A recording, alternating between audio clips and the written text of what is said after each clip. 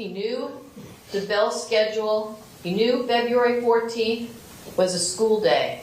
The defendant got there and at 2:21, and shortly thereafter, the carnage began. He didn't say he was going to shoot just students or particular students. He went after anyone he could on the first, second, and third floor of that school. Fortunately, nobody was killed on the second floor, but he was indiscriminate in who he shot. Anyone who got in his way, anyone he could target, anyone he could hunt, he killed. And so it makes no difference that Athletic Director Hickson, Teacher Scott Beagle, or Coach Weiss were not students, Your Honor. They were there because they were employees of Marjorie Stoneman Douglas High School. The state put in certificates showing that they were employees of the school. The state's response details how they are public employees. They were there because they had a job to do. The defendant went there to hinder and disrupt the school day. These gentlemen were there to perform an official duty, and the aggravating circumstances that the state has proven beyond any reasonable doubt are properly submitted to the jury, and the state would request that this court deny the defendant's motion for any directed verdict as to any of the aggravating circumstances, Your Honor.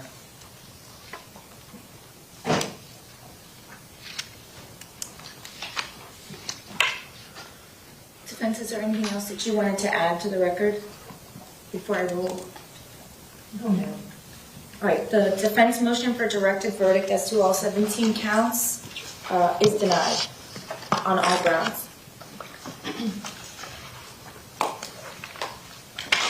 Okay, are you ready to bring in the jury?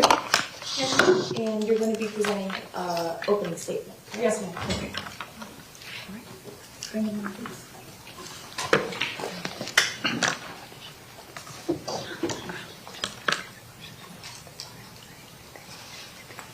Yeah, can I move to the podium and then I'll just move right into it? Sure.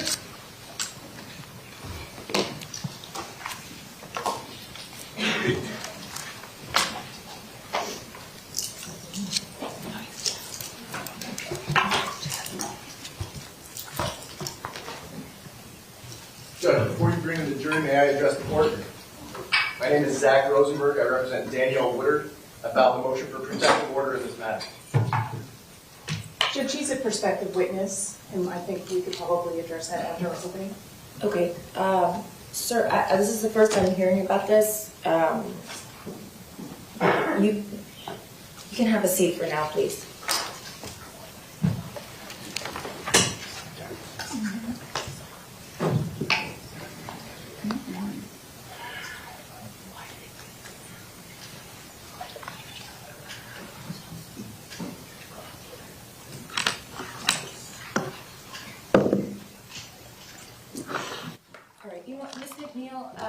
And the state, so that I don't have to bring the jury in and out. Okay. More than once. Let me hear from this gentleman. I don't know why I'm being presented. Counsel, come on up. I don't know why I'm being presented this on the morning of the testimony when this has been planned for weeks or months. But good morning. If you could just briefly tell me what it is that you want to say. My name is Zach Rosenberg. I represent Danielle Woodard. I was appointed on the 12th of August. I met with her on Friday. After that meeting, I filed 2 subsequent motions, one in the Miami-Dade case and one in this case, Judge. This morning, I was advised that she has hired prospective other counsel. A notice of appearance has been filed. Substitution of counsel has not been filed, Judge. Okay, but what does this have to do with my case? My case is the state of Florida versus Nikolas Cruz. Your client is listed as a witness. What does this have to do with me? This should be presented in the Miami case. There was a motion for protective order e-filed in this matter on Friday, Judge. I have a copy for the court. It was provided to counsel on both sides. Counsel, if you're appointed to her on the 12th, why did you file it on Friday? I was only made aware that this hearing was happening due to an act of God, Judge. It was through God that my YouTube algorithm let me know that this was happening. I never received any notice of any sort. What was happening? That Ms. Woodard would be testifying. I was appointed on the 12th, went to meet with her on Thursday. I was informed she was in Broward County. Counsel, it was in the newspaper a couple of weeks ago. In fact, I believe that's why her prior counsel withdrew. I was not privy to any of that. I received no notice to be here, no subpoena myself, Judge. I did what I could as soon as I could to put the court and counsel aware of the situation. On notice. Okay, so what are you asking me to do? To grant my motion for protective order. It's not in the court file. I did not receive a courtesy copy. I haven't even seen it. I tried to put this on your radar as soon as I could this morning.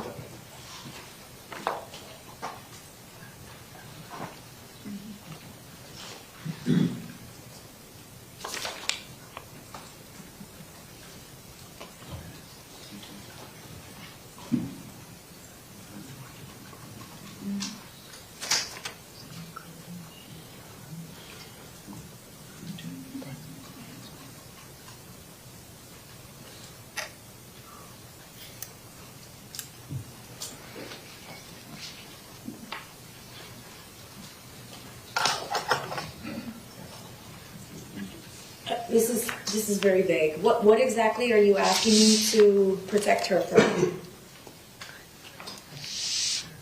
Judge, when I met with her on Friday, I had a specific conversation and plans with her. If she has hired other counsel, that's another issue that I think needs to be resolved prior to her testifying. Not by me.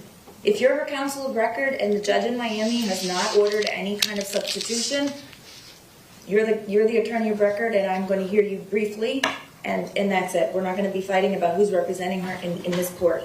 So, Judge, competency was raised in the Miami-Dade case. So first and foremost, I don't know whether or not it's proper for her to testify at all in this matter. I question the decision to call her. Okay, Furthermore, competency to testify as a witness is a much lower standard than competency to proceed as a defendant and an accused, and I'm sure you're aware of that. Furthermore, Judge, she has significant Fifth Amendment issues at hand, and due to the issues raised in the protective order, they're more complex than the typical Fifth Amendment issue. Wait, well, if she wants to assert her Fifth Amendment privilege, that's her prerogative, and if you've advised her of that, then I'm assuming she knows when to assert that privilege under your advice. Yes, Judge, and I will be asking to speak with my client as she's asked questions to advise her on her Fifth Amendment rights. Procedures are going to be heard as to that issue. The questions in that protective order regarding, he's asking that we not be asking her any questions about any specific mental health diagnosis she's been given and any medications. I do not intend to ask her any of those questions. He was presented, and I know the court doesn't want to deal with this, but I do want the record to reflect that he was presented with a stipulation and he refused to sign it, regardless of what the judge in Miami would or wouldn't do.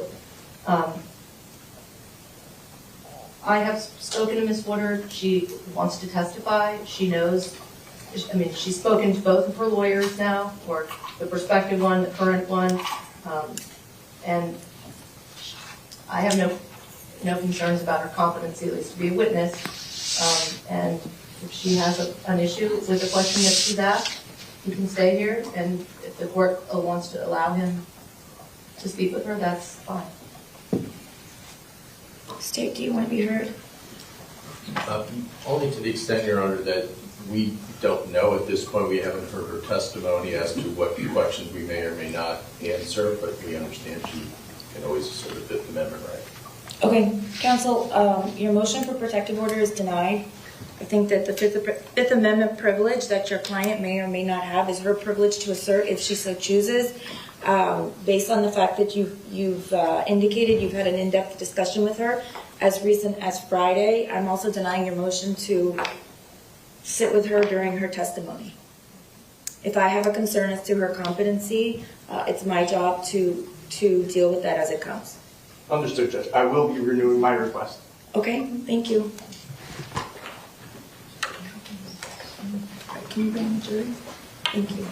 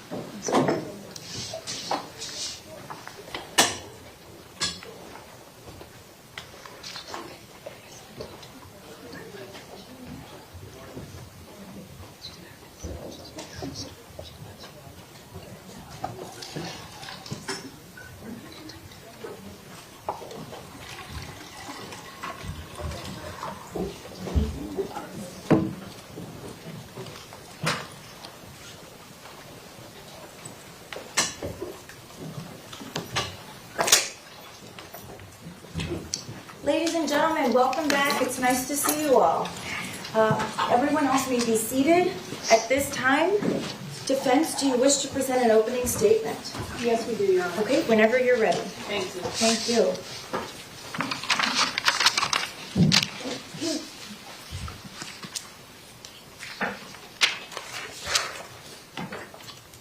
I stand before you today in a space filled with overwhelming sadness, painstaking grief, anger, and trauma. We have all seen and heard things that no one should have to see or hear. Things that will haunt us forever. And every one of you sitting here and in this courtroom knows that there is one person responsible for all of that pain and all of that suffering. And that person is Nikolas Cruz. And on October 21st, 2021, Nikolas Cruz pled guilty to all of the charges. And when he did that, he guaranteed that he would be punished. The question that now remains with each and every one of you is how he will be punished. Each of you will make an individualized moral decision about whether or not Nikolas Cruz should live or die. This is an individual decision. It is not a collective decision. Each of you has to make that decision only after you have heard all of the evidence, only after you have taken into consideration everything.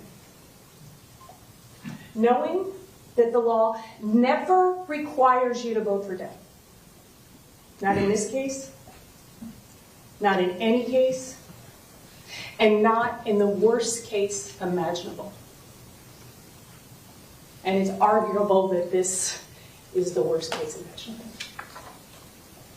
During jury selection, every member of the defense team got up here and told you the things that we thought that you might see or hear. Why did we do that? First of all, we wanted to be honest with you. And second, we needed to make sure that after you heard all of that stuff, all that aggravation that the state of Florida presented to you, reasons for death,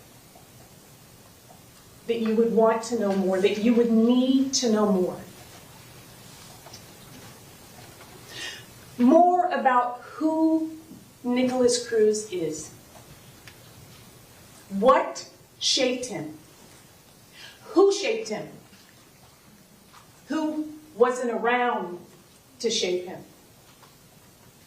And each of you said that you wanted to know every single detail. You said that it would be absolutely necessary for you to have all of the information before you made a decision about whether or not another human being should live or die.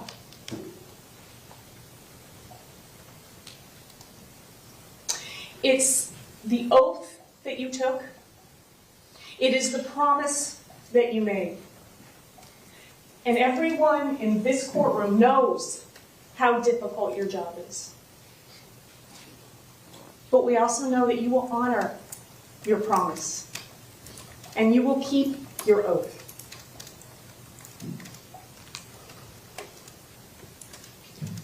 People are not crimes. People commit crimes. But we must understand the person behind the crime. What is the root cause? Some people say that the crime itself is enough to impose sentence. You are not those people. Those people that said the sentence can be imposed based solely on the crime were excused. Each and every one of you is here because each one of you said that life without the possibility of parole could be an appropriate penalty for somebody who viciously murdered 17 people. Each of you said that life without the possibility of parole could be a severe enough punishment for those crimes. If each of you only had to make a decision about whether or not Nikolas Cruz lives or dies based on the crime, your job would be very easy. But you see, that's not how the law works. The state of Florida described to you what Nikolas did. The defense will tell you who he is. That's our job. And for the last 4.5 years, we have painstakingly dug into every part of Nikolas's life. Where he came from, who was around him, who raised him, who carried him in utero, who influenced his life, who shaped him, and what contributed to that horrible decision that he made on February 14th, 2018.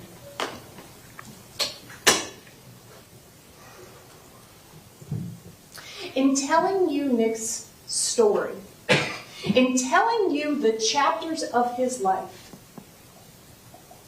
we will give you reasons for life. And that is called mitigation. Mitigation is any reason that you believe that the death penalty is not an appropriate penalty in this case. And each of you, individually, gets to decide what is mitigation to you. It is not limited to the facts of the case. It is not limited to Nikolas's background, his character, his life. It can be anything that you see or you hear in this courtroom. And it can be anything that you feel in your heart is mitigation. Please understand that mitigation is not a defense. It is not an explanation. It is not a justification, because there is no defense to these crimes. And I cannot impose that upon you enough. We would never get up here and do that. When I met Nikolas Cruz on February 15th, 2018, I knew that he was a damaged person. Objection. Sustained. But I also know that wounded and damaged people wound and damage other people because they're in pain. But we don't excuse the horrific acts of damaged and wounded people. We punish them.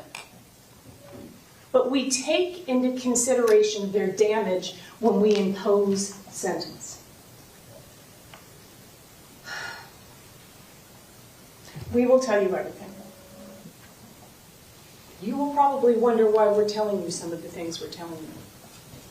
But we want you to be honest. We want to be honest. We're going to show you the good, the bad, the sad, the horrible, the gut-wrenching. You're going to hear that Nikolas has said a lot of really bad things. The evidence will show you that he draws a lot of bad things. And that he continues to do that stuff over at the Broward County Main Jail. You will hear about conversations that he has with other people. Sounds like a kid. You will hear that he talks and has video visitations with a woman by the name of Scarlett Lewis, whose 6-year-old son Jesse Lewis was murdered in Sandy Hook. And you will hear through those conversations that together her and Nick are trying to find a way to prevent this from ever happening again. You'll hear that one day he wants to live and one day he wants to die. And you will also hear that throughout his life he has had obsessions, tigers, video games, guns, exercise, bowel movements, vegan diets, and most recently, demons and Satan. And you will hear that with an atomic fireball candy, he'll write on his cell wall, 666. Those are the things he does in isolation. You'll hear that he writes disturbing things like a school shooter manifesto. Horrible things. We're not hiding that from you. But his brain is broken. He's a damaged human being. And that's why these things happen. Nikolas Cruz's decision to take an Uber to Marjorie Stoneman Douglas High School and kill as many people as he could possibly kill is not where Nikolas Cruz's story starts. We are all profoundly affected by the places. Objection to personal stories. Individuals are profoundly impacted by the places that they came from. An Irish poet, John O'Donoghue, once said, "The beginning often holds the clue to everything that follows." And that couldn't be more true in the case of Nikolas Cruz. You've all already heard a lot about choices. You heard that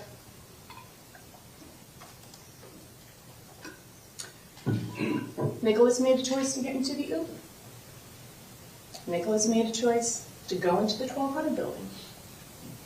Made the choice to load his AR-15 and pull the trigger over and over and over again.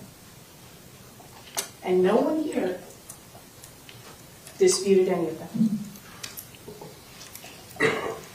But you see, Nikolas's choices don't start there. They start with the choices of a 41-year-old woman, homeless, mentally ill, drug-addicted alcoholic by the name of Brenda Woodard. The evidence will show you that Brenda was also a wounded and damaged human being. Excuse me. And you will hear that she had suffered a lifelong trauma and pain and suffering. And like a lot of people, she self-medicated with drugs and alcohol. And at the peak of her addiction, in 1998, supporting her drug and alcohol addiction by prostituting and boosting, which means she would go into grocery stores and she would steal steaks. She would take the steaks to her drug dealer, and her drug dealer would give her crack. It was during that time that she found herself pregnant on the streets of US 1.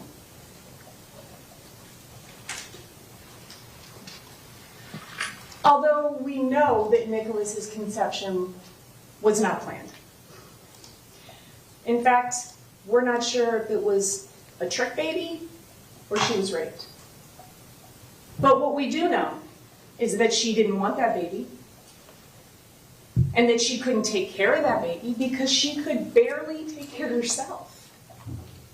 Or her 11-year-old daughter, Daniel Woodard, who was mostly being raised by Brenda's own mother or by the foster care system. We know that Brenda chose to keep that baby, and that she chose to give that baby up for adoption. And we know that she got paid to do it. And after confirming that she was 12 weeks pregnant at a local health department here in Broward County, she contacted a private attorney who advertised private adoption in the weekly flyer and in the Broward County Jail, right next to the phones where the inmates could make calls. She was 12 weeks pregnant. Just finished her first trimester. And she had had no prenatal care. And at the time that Brenda Woodard signed her notice of intent to give her baby up, she was living on the streets. Sometimes she found a couch. She was drinking. She was drugging. She was smoking cigarettes. And she was selling her body. As desperate as Brenda was to give her baby away, there was someone just as desperate to adopt him. And that someone is Linda Cruz. As Brenda was doing drugs, prostituting herself, roaming the streets of US 1, about 25 miles away in Parkland, Florida, was Linda Cruz, a 48-year-old woman who had recently moved from New York with Roger Cruz. And what she had wanted more than anything in the world was a baby. She had already suffered multiple miscarriages and even a failed adoption. And Linda Cruz, for all appearances, had the ability to give Nikolas everything that Brenda couldn't. And despite not legally being married to Roger Cruz, she changed her name from Seda to Cruz. She wore a ring, and she told everybody that they were married. When they adopted Nikolas Cruz, Roger was 62 years old. Linda was no stranger to creating her own reality. Although Linda and Roger did eventually get married after they adopted their second son, Zachary. 2002 they got married. They had met in 1977 when Linda was Linda Seda and Roger Cruz was married to another woman to whom he would remain married until 1991, which made Linda his mistress. And from Roger's first marriage, there were 4 children. There are 4 children. Adults, they're grown now. And they would become Nikolas and Zachary's brothers and sisters. And you will hear that after Linda Cruz died, Roger was already gone. They were parentless. Both Zachary and Nikolas would pick up the phone and call their brothers and sisters in New York. They were 17 and Nikolas had just turned 19. And they asked for a place to live. They asked for help. And they got nothing. They were parentless and they got nothing. But you see, Linda was used to keeping secrets. She had waited a long time for her perfect family, for her perfect husband, for her perfect child. She had suffered many miscarriages and she had even suffered a failed adoption. And just when she had almost given up on that dream of becoming a mother, she got a phone call from the adoption attorney. We have another baby for you. Do you want him? Absolutely, Linda Cruz said. What's important for you to know is that this is the same adoption agency, same private adoption firm that Linda and Roger had used before with the failed adoption. And what's important for you to know is that when Linda filled out the paperwork, the intake paperwork to adopt a child, she was very specific about the type of child that she wanted. And she was very specific about the type of child that she didn't want. She didn't want a black baby. She didn't want a biracial baby. And she didn't want a special needs baby. But that failed adoption made Linda very desperate for a baby. And when that private attorney called her, she jumped at the opportunity to adopt that child.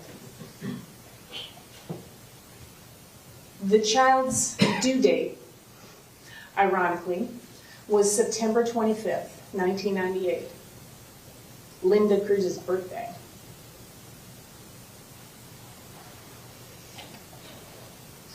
Unlike the state of Florida adoptions through the Department of Children and Family, this was a private adoption, which meant there were not as many rules and regulations.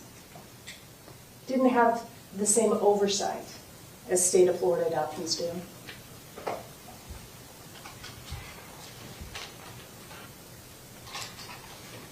After that phone call where Linda said, "We'll take that baby," Linda and Roger Cruz had just finished building a 4,000 square foot house in Parkland, Florida. And in that house was a room just waiting for a baby.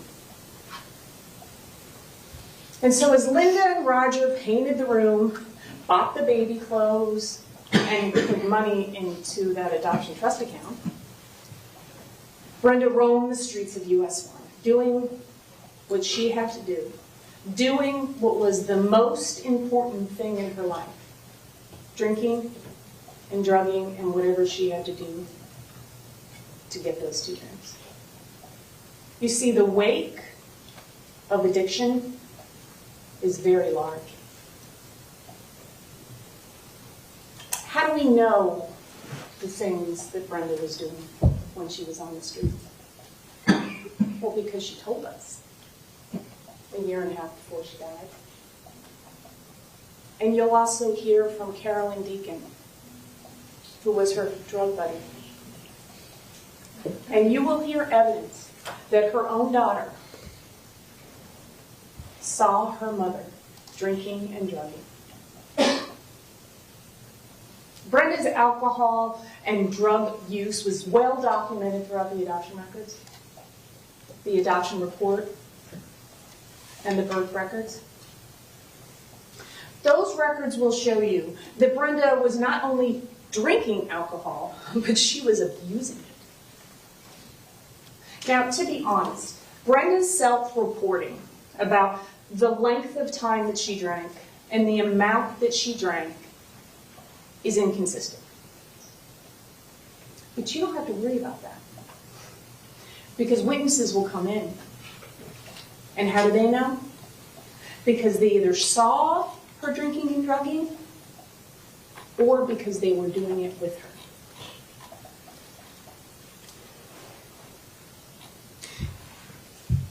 You will hear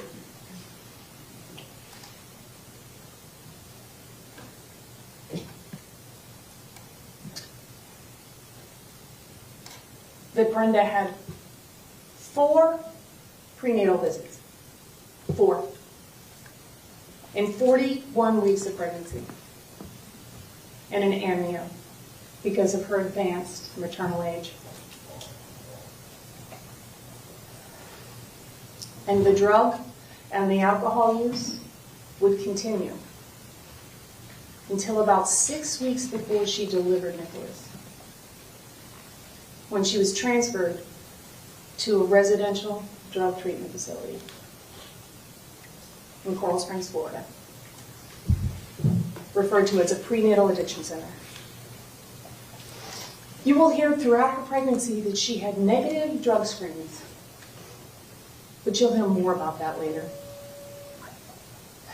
And you will also hear the testimony from Carolyn Deacon, who is Carolyn Deacon? Carolyn Deacon was Brenda Woodard's drug buddy.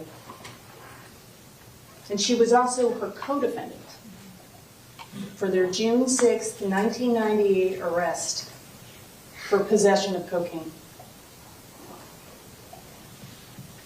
Brenda was 6 months pregnant with Nikolas when that arrest happened. And Miss Deacon will tell you the drugs that they would do, the alcohol that they would drink, and she will tell you what the streets of US 1 and A1A were like in the late 90s. And she will tell you that despite both of them being mothers, the most important thing was them getting high and getting drunk and doing whatever they had to do to be able to do that. But you see, everything changed for Carolyn Deacon on June 6, 1998. She changed her life. She got clean. And she went to Florida State Prison. And when she got released from Florida State Prison, she never spoke with Brenda Woodard again. And she never stepped foot in Broward County again until yesterday. Too many demons, too many ghosts. It's too hard to be here. But she's here today, and you will hear from her.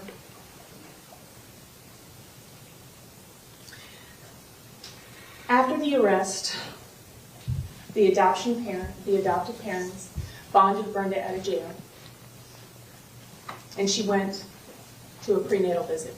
It was her first prenatal visit in almost 4 months. And the records will show you that she actually lost weight, and that the measurements of the baby had not increased.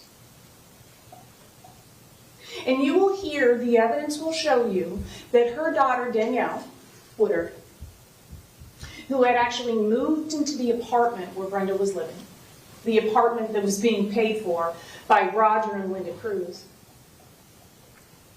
she will tell you that she saw her mom drinking Colt 45, Cisco bum wine. One bottle is the equivalent of 5 shots of vodka. Smoking crack, smoking cigarettes, and renting the apartment out by the hour so that other crack addicts would have somewhere to smoke. And she will also tell you, and the evidence will show you, that Brenda had her pee in a prescription pill bottle. And then Brenda would take a piece of tin foil and put it over on top of the prescription pill bottle to keep the urine warm. And then the two of them would go and get Brenda's drug tests.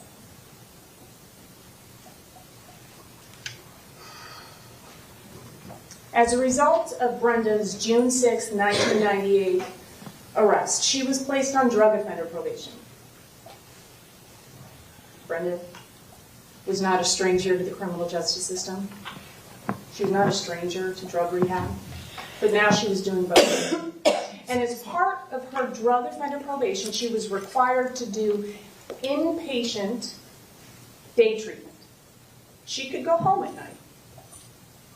And when she got there at BARC, which is a local addiction facility, treatment facility here in Broward, the supervisor says to her, the records, the adoption records, will be, you'll see them, it's all over there, we'll introduce it into evidence. 1 dirty urine, Brenda, 1 dirty urine, and you're done. You're going to the prenatal addiction facility. Shortly thereafter, Brenda ended up in the prenatal addiction program, where she remained to a residential treatment facility. She was not going home until she delivered Nikolas Cruz.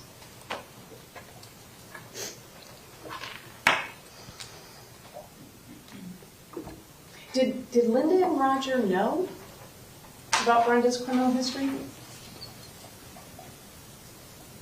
Well, we know that Brenda wasn't asked those questions in her adoption intake form, and she didn't volunteer it.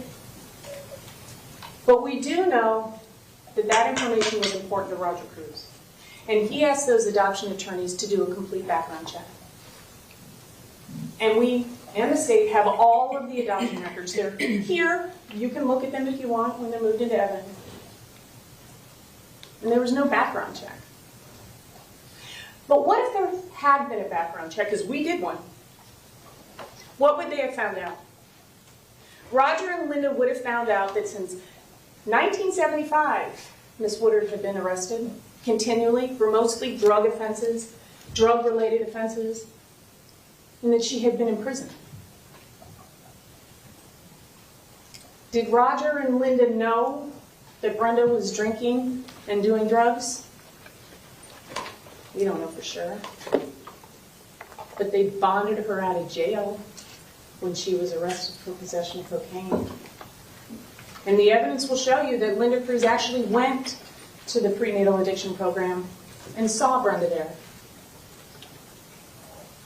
It's hard to know exactly what they knew or what they didn't know. But I think it's reasonable to assume that Linda didn't want to know everything.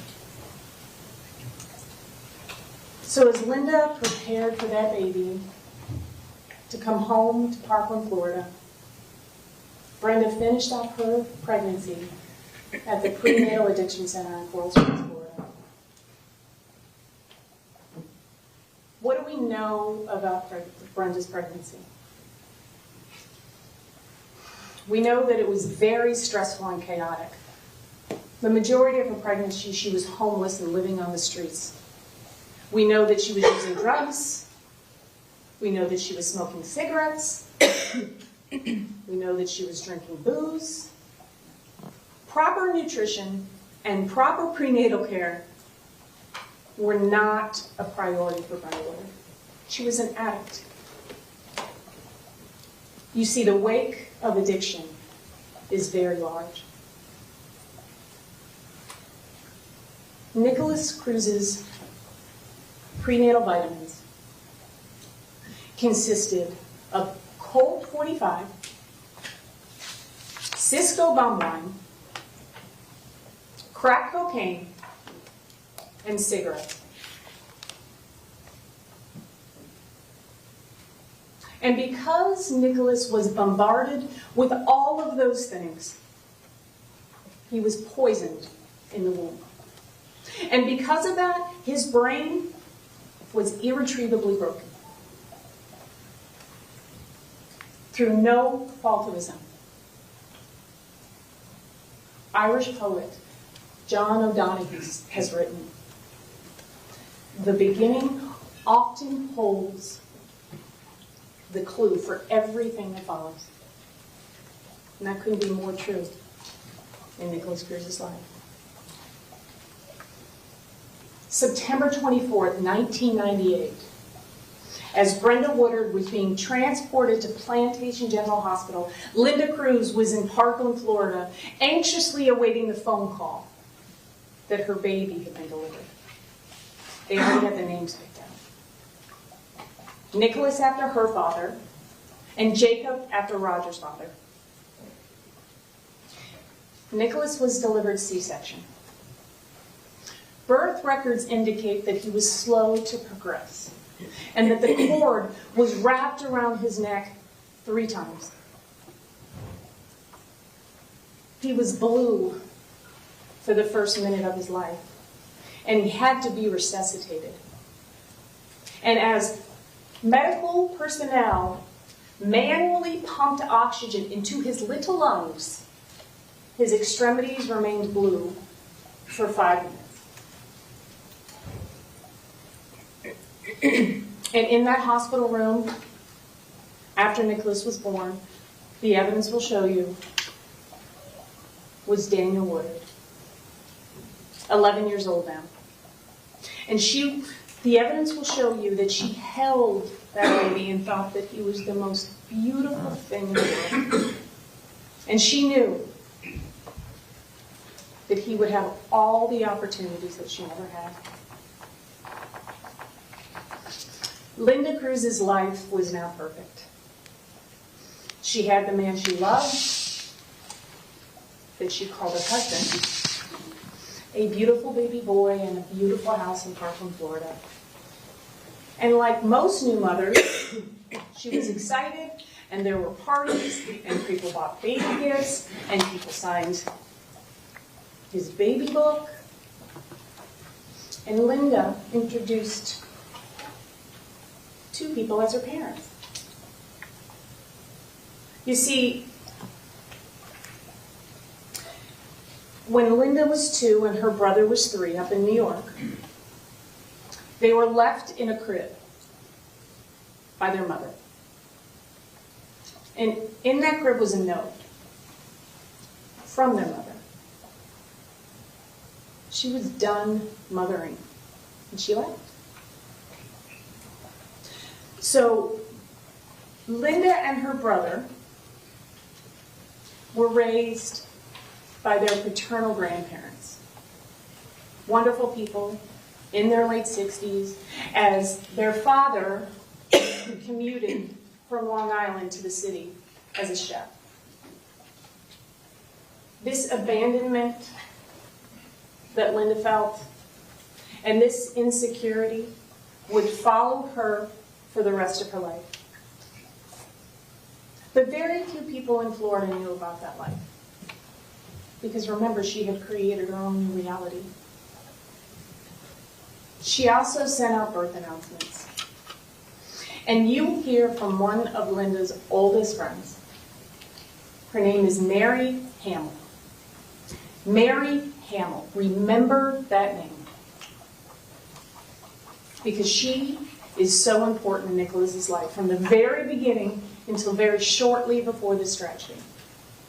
So Mary goes to her P.O. box, she gets her mail out, she gets in her car, she's driving down, opening the mail as she's driving, and then she sees a birth announcement and she almost gets in a car accident.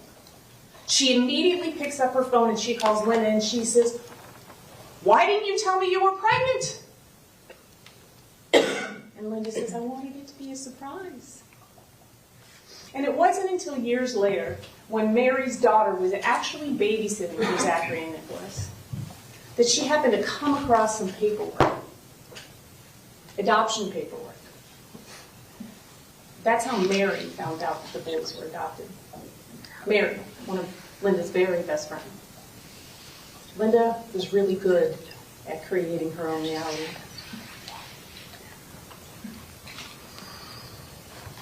So what happens to Brenda? She does what she only knows how to do. She goes back in the streets, doing the exact same thing, because she's not tired enough yet. She's not done. And she's drinking, and she's drugging, and she's selling her body, and within 1 month, she's arrested again. And then she's released. But 9 months later, when Nikolas is 9 months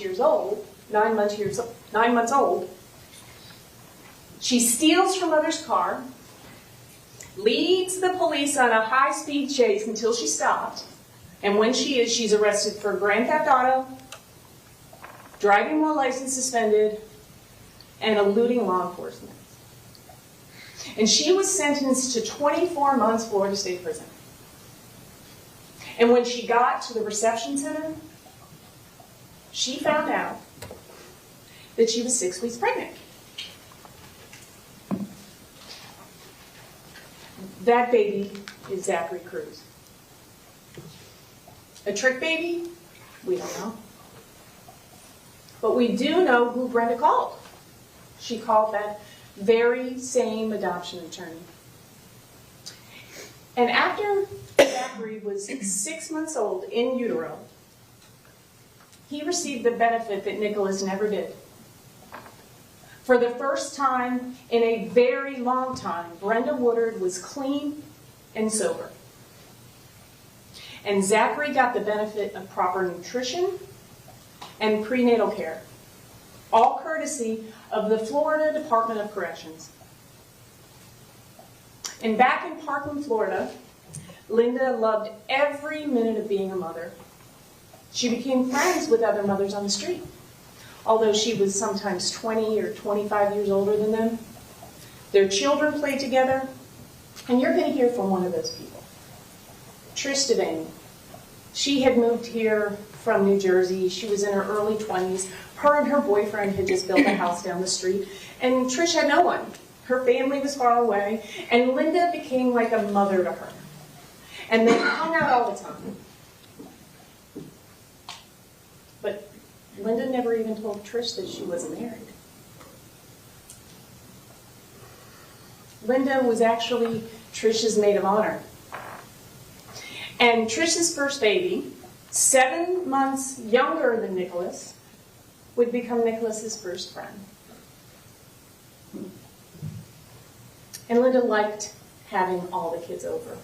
She had this beautiful house. She was proud of it. Swimming pool. The kids would play. And Nikolas grew. And he played with all of those other kids. And despite being smaller than everyone, everything was fine.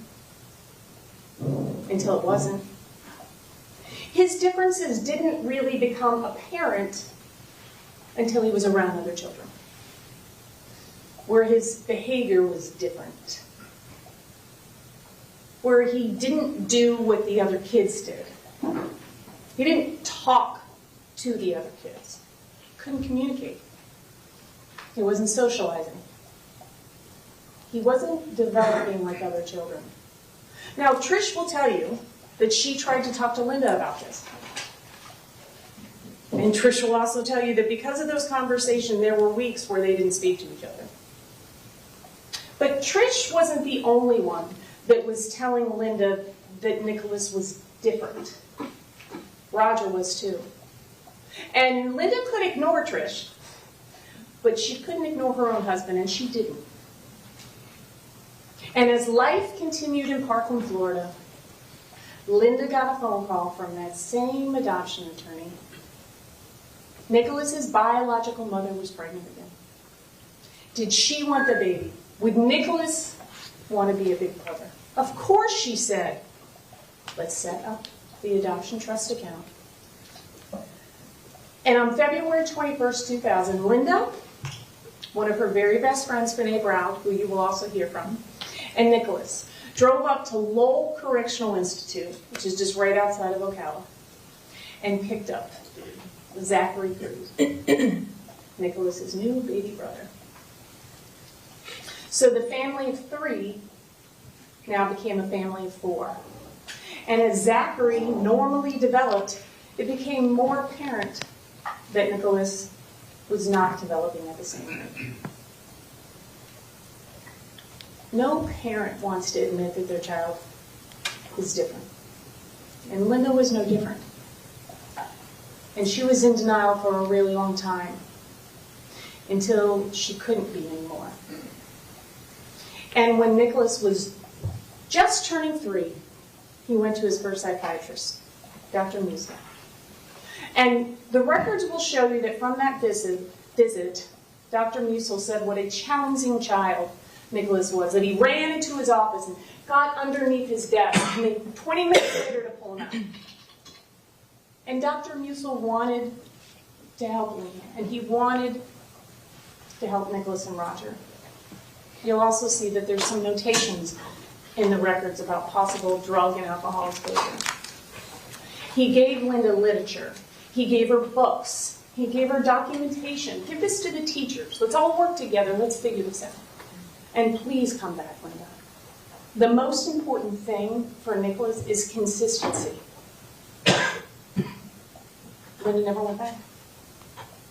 Having a developmentally delayed child was not part of Linda's perfect story. And at the same time Nikolas was having all of these developmental delays, social skills, communication, emotional, behavioral, gross and fine motor skills, adaptive function, sensory issues, you will hear from Ann Fisher. Ann Fisher was the director of Young Minds Learning Center, who noticed all of those developmental delays. and finally convinced Linda to get help. She will tell you that Nikolas's body wasn't proportioned. His head was too big for his body. His ears were too big for his head. He didn't play with the other children. He didn't talk to the other children. He was aggressive. She thought maybe he'd been exposed to drugs and alcohol in utero. And for months, Linda didn't want to hear it. Oh, he's young. He's going to grow out of it. All kids act like this. But Aunt Fisher was persistent. She wanted to help Linda Cruz. She wanted to help Nikolas Cruz. And she wanted to help Robert Cruz. She wanted to get them the help that they needed in order to parent a developmentally delayed child. And she wanted to get Nikolas the resources that he needed so that he could be as successful as he could be. So finally, Linda let go of some of her secrets. She tells Aunt Fisher Nikolas is adopted. We didn't know that before. And that his mother was a drug addict. And finally, Linda agreed to get help. And because of Aunt Fisher's referral, Nikolas was evaluated by the Florida Diagnostic and Learning Resource Center. It's also called Fiddlers. It's a government-funded program that helps all children with any type of issues. Usually early intervention. Let's catch them up. Let's get them early. And as a result of that evaluation, you will hear evidence that Nikolas was observed by teachers, by parents. Evaluations were done. And you will hear that as a result of the evaluation done by the Broward County School Board, Nikolas was classified with an eligibility of developmentally delayed in all areas and a language impairment. The documentation shows that Nikolas acted more like a child that was just turning 2, and he was 3.5 years old. From that point on, 3 years old, Nikolas would be classified as an ESE student in the Broward County school system, what we used to call a special needs child. Knowing how important early intervention is and was, Nikolas went to a language-based preschool. He had an individual education plan. It's called an IEP, and you're going to hear all about that, where he had certain eligibilities, and he had certain services and goals and all this stuff, as well as behavioral interventions. And you will hear that Nikolas received a lot of services. A lot. Some of them actually worked. Nikolas would experience short periods of success, followed by unbelievably inappropriate behavior and academic struggles. But you see, all of those people that tried to help Nikolas, all of those teachers, all of those programs, didn't know what you now know. That Nikolas was poisoned. He was brain damaged. Now, no one ever really figured out what was wrong with Nikolas until he's in his current situation. Some people speculated they were spot on. Fetal alcohol spectrum disorder, FASD, has often been referred to as an invisible disorder because it's often misdiagnosed. And what does it mean when somebody is misdiagnosed? Not just for Nikolas, but for anybody. It means you don't get the proper treatment. In some cases, you don't get the proper medicine. You don't get the proper interventions. You don't get the proper support. You don't get what you need to deal with your illness or your disorder. You will learn a great deal about Nikolas and about FASD, and the invisible will become visible to you. It will be frustrating and maddening to you about all the opportunities that were missed in Nikolas's life, things that he so desperately needed. Sadly, we can't undo those harms, and we can't undo the harms done to Nikolas, and we can't undo the harm that Nikolas did to others. FASD describes a range of effects that occur when an individual's brain is exposed to alcohol during pregnancy. Now, we're not talking about a mom having a glass of wine. We're talking about use and abuse. The effects of this disorder include physical, mental, developmental, academic, communication, every area. And it has lifetime implications. It's a disorder. It doesn't go away. Teachers and therapists, case managers, police, friends and family will tell you how it impacted Nikolas's life. And we will present experts who specialize in FASD that will tell you what alcohol does to a developing brain.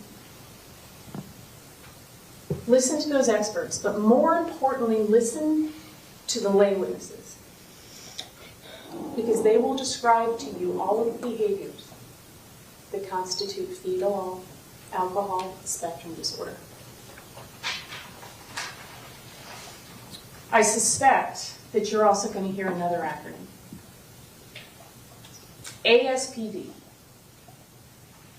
Antisocial personality disorder.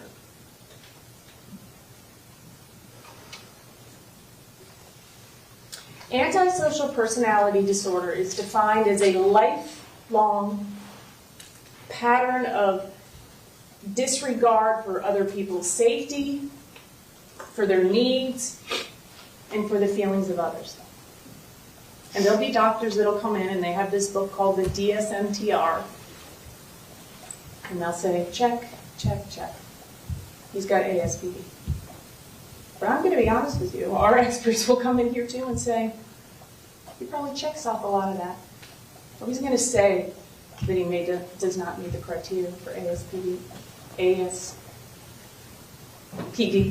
Too many acronyms. But that's the easy thing. And this isn't supposed to be easy. And what you now have is the information that nobody else ever had. And you will hear that Nikolas's lifelong developmental delays, his communication and language disorders, his emotional and behavioral issues, his impaired motor skills, those are not explained by ASPD. Those are explained by FASD. But you see, you get to make those decisions individually. And you will hear that at Riverglades, which is that language-based preschool I just talked to you about, a special education center, he was receiving early interventions with the hopes that it would catch him up, but it didn't. Nikolas's disabilities were global. And when you don't know what causes something, it's really hard to figure out how to treat it, because you can't fix it, right? But we can treat disorders. You will also hear from one of Nikolas's special education teachers in preschool. She's going to describe to you a child that was terrified, filled with anxiety, stress. He didn't know how to communicate. He didn't understand when people were talking to him. And he was unsafe. And you'll hear her testify that she brought in a sheet. She put it over a table, something like this. And Nikolas had a safe spot. And he would go in there and he would do his work. And then you will hear later on she brought in a box. She cut windows out, put stuffed animals in there, and Nikolas would go in there where he felt safe because he couldn't really get along with the other kids. And you will hear that that teacher would go in there to teach him. You will hear that Nikolas did not communicate at all. He acted out and he acted like a tiger. You see, his behavior was his form of communication. He would bite, he would spit, he would kick, he would punch, he would pounce. Nikolas, use your little boy hands, was often heard in the classroom. And as he slipped further and further behind developmentally, his behavior got even more challenging. And another psychological evaluation was ordered. And you will hear testimony about that evaluation. That Nikolas had limited abilities. That he had a very low IQ. Now I'm going to be honest with you. The experts will tell you that when you get an IQ score from a very young child, it's a baseline. You use it cautiously. But what you will hear is that he was very impaired intellectually. And that would remain through his life. You will hear from that evaluation that Nikolas had a difficult time communicating and expressing himself, and that he often had misperceptions because he didn't understand what people were saying to him, which led to stress and anxiety and fear. The school psychologist described him as a youngster that was overly stressed and anxious. He was fine. What is most interesting about that school psychologist's evaluation is what she did next. This school psychologist had been involved in the Broward County school system for 38 years. And in those 38 years, she had made 2 recommendations for psychiatric evaluation on children as young as Nikolas. And that's what she did. She contacted Student Services for the Broward County School Board and made a recommendation that Nikolas get a psychiatric evaluation. We've got to find out what's going on with this kid. The school board never did that psychiatric evaluation. And on August 16th, 2014, 5 days before Nikolas was supposed to start kindergarten, he watched his father die in front of him. The family of 4 was now once again a family of 3. And Linda would become a single mother for the rest of her life to 2 very challenging young boys. And you see, throughout Roger and Linda's relationship, Roger controlled everything. Took care of the bills, took care of the house. So what Linda didn't know is that Roger had refinanced the house over and over again, and they were in deep financial trouble. You see, not only was Linda abandoned by the death of her husband, but she was betrayed by her husband. People will tell you that she never got over that. For kindergarten, Nikolas went to what is referred to as an ESE cluster, Special Education Cluster. And you're going to hear a lot of information about what is a cluster.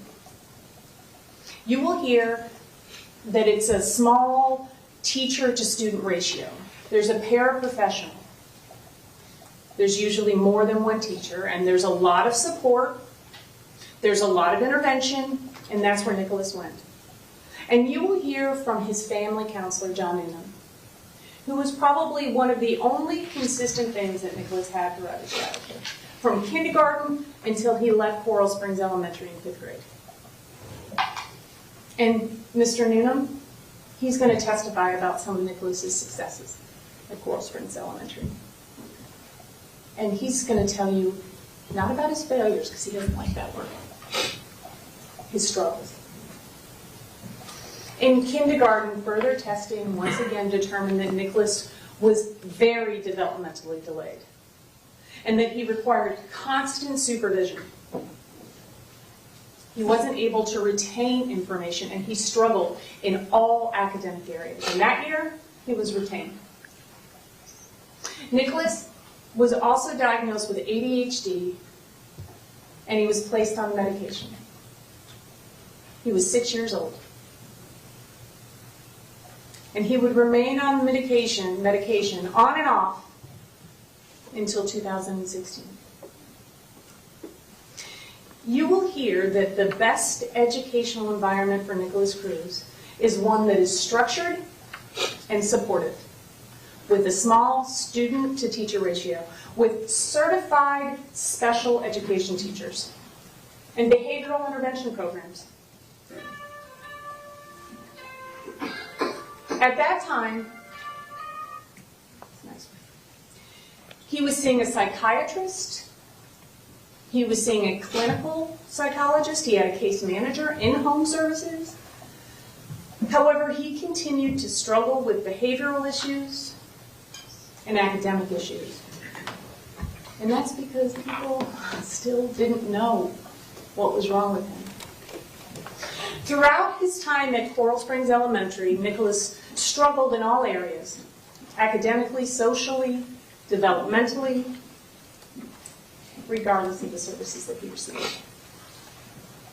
But despite all of those struggles, despite being below grade level almost every year, he was continually promoted.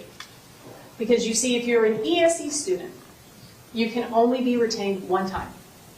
And then you get what's called good cause promotions. Also during this time, throughout elementary school, Nikolas's medication was being changed frequently. They were trying to give him something for his aggression, something for his attention. So it was always on and off. And Linda, mom, would stop the medication sometimes. It was too expensive. Put him back on it, take him off of it, and sometimes she would even divide the medication between Nikolas and Zachary. And as Nikolas's peers moved on, Nikolas continued to row his boat in circles. Despite these continual struggles in ESE, throughout Coral Springs Elementary, those services changed very little. Except, of course, when most of them were removed when he went to West Glades Middle School. He was 13 years old, moving into 6th grade. He was leaving a school with 650 students and moving to a school with 1,500. And back at home, there was no structure. The train was off the track. Not only were the police now responding to the house, but so was the YES team. And the YES team is the Youth Emergency Services. They're through Henderson Behavioral Health. It's a mobile crisis unit. You can pick up the phone and say you need help, and they come out. You see, Linda's perfect world, her facade was crumbling. On the outside, everything looked really good. This beautiful house. But inside, she was overwhelmed, she was exhausted, and she had no support system. And Linda fell deeper and deeper into a depression. And her overwhelming anxiety about money led to locks on the fridge, timers on showers, and her unplugging all of the appliances at night. And Linda started using local law enforcement and the YES team as co-parents to help her control her 2 boys. And that glass of wine that she had every night would turn into 2 glasses of wine, 3 glasses of wine. West Glades Middle School. When kids go to middle school, they are thrown to the wolves. It's a completely different environment.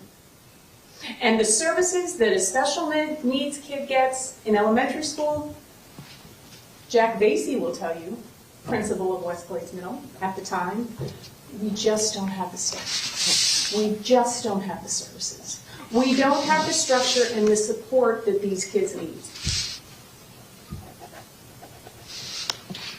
So what everybody knew Nikolas needed, which was structure and support, it was gone.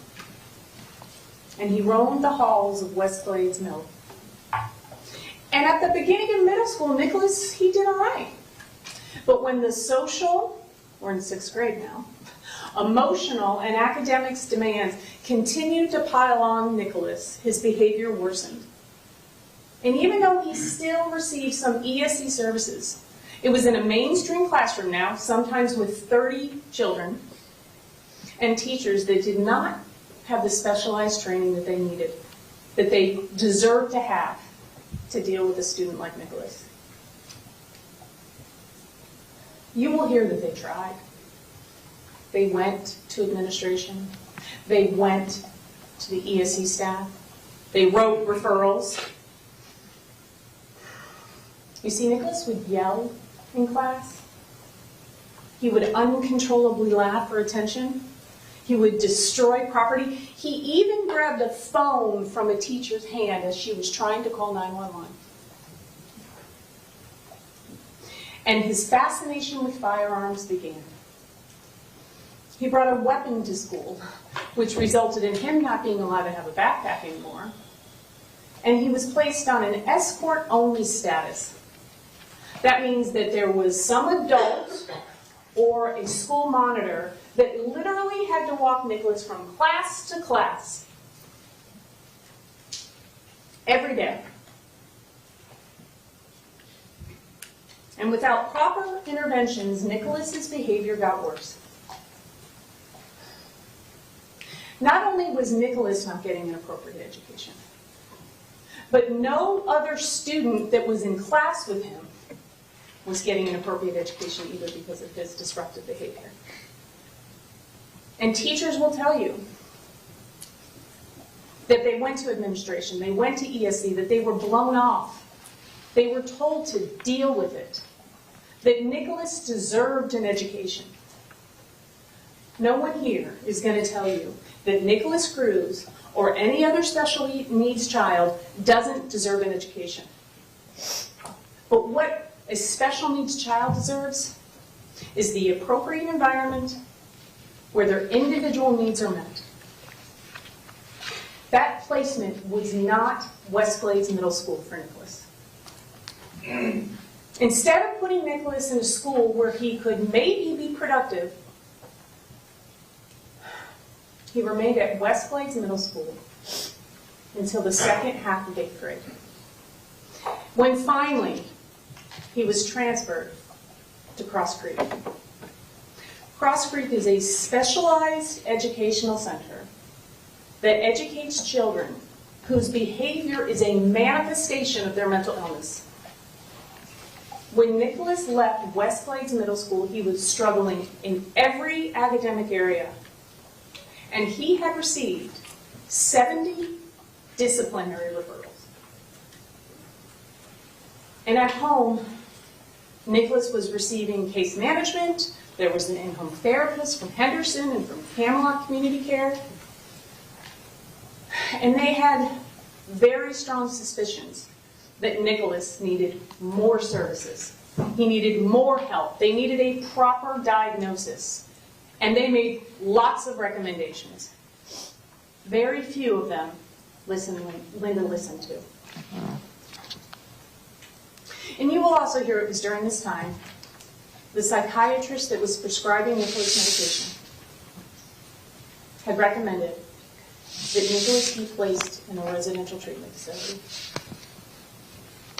But you see, if that happened, then Linda would lose his Social Security benefits.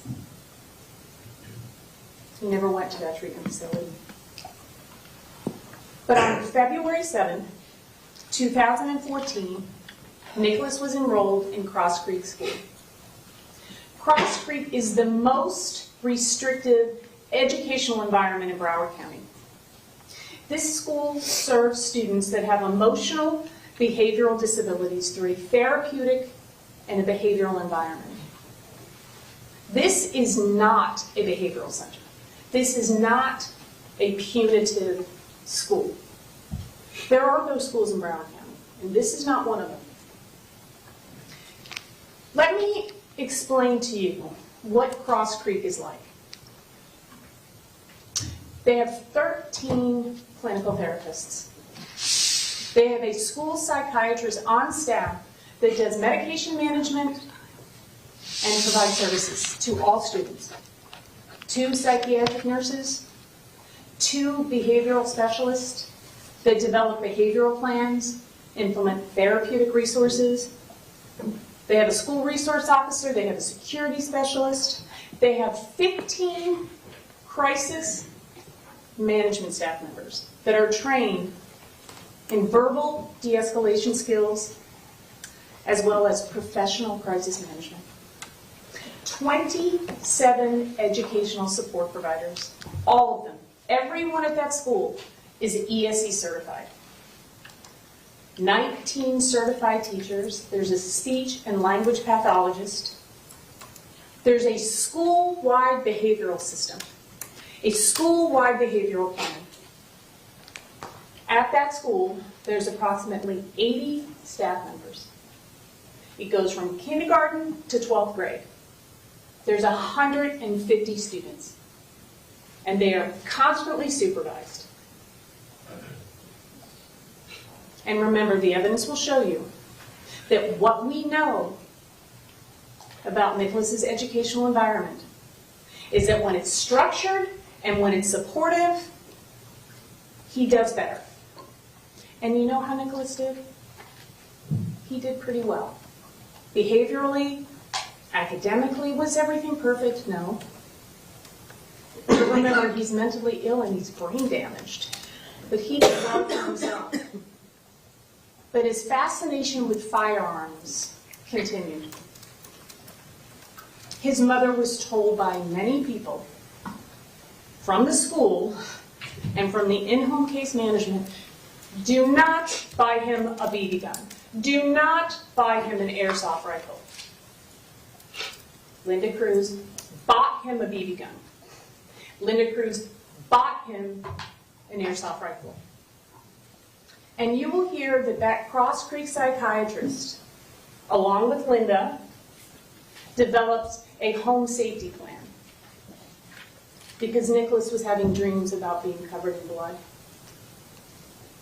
And you know what you will also hear from that Cross Creek psychiatrist? As they're trying to partially mainstream Nikolas to Marjorie Stoneman Douglas High School. Junior ROTC is not recommended for this child. Nikolas was partially mainstreamed to Marjorie Stoneman Douglas High School. 2 classes they enrolled him in. One of them was junior ROTC. And Cross Creek, like they do for most of their students, hold a carrot.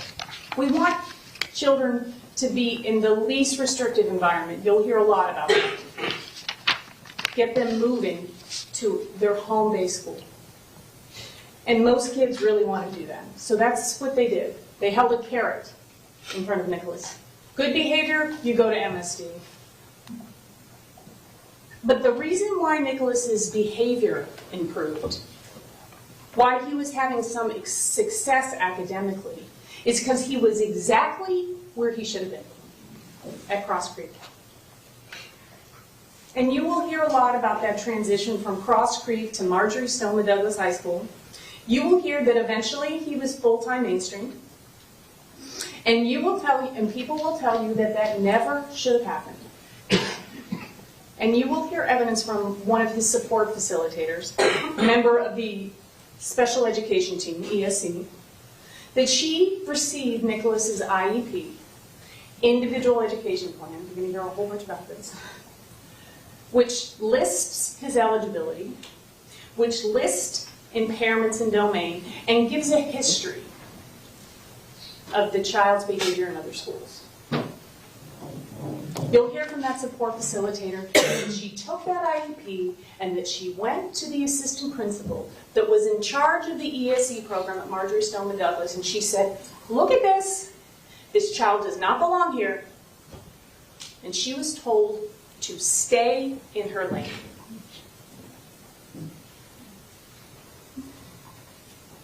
So Nikolas went from a school with 150 students, all those resources I just explained to you, constant supervision, the most restrictive educational environment in Broward County, to Marjorie Stoneman Douglas High School, with a population of 3,333 students. And at Marjorie Stoneman Douglas High School, Nikolas struggled. Behaviorally, socially, and academically. He started cutting himself. He even drank gasoline. And he talked incessantly about how he wanted to buy a firearm when he turned 18. It was so concerning that a behavioral threat assessment was done, because the school social worker and the school therapist were terrified. They were concerned about Nikolas, and they were concerned about the other students.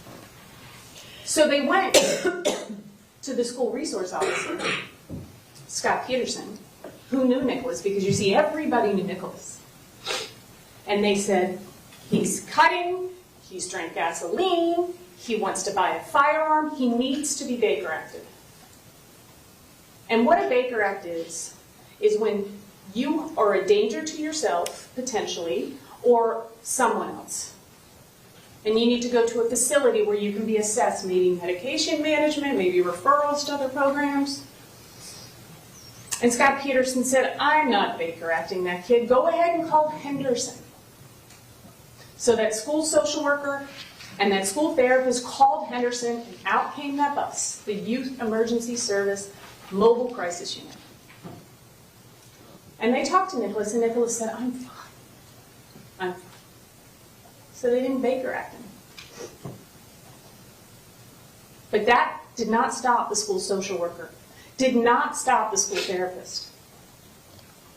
They called Henderson again, and then they called the abuse hotline through the Department of Children and Family, which sparked an investigation where Nikolas was classified as a vulnerable adult due to mental illness.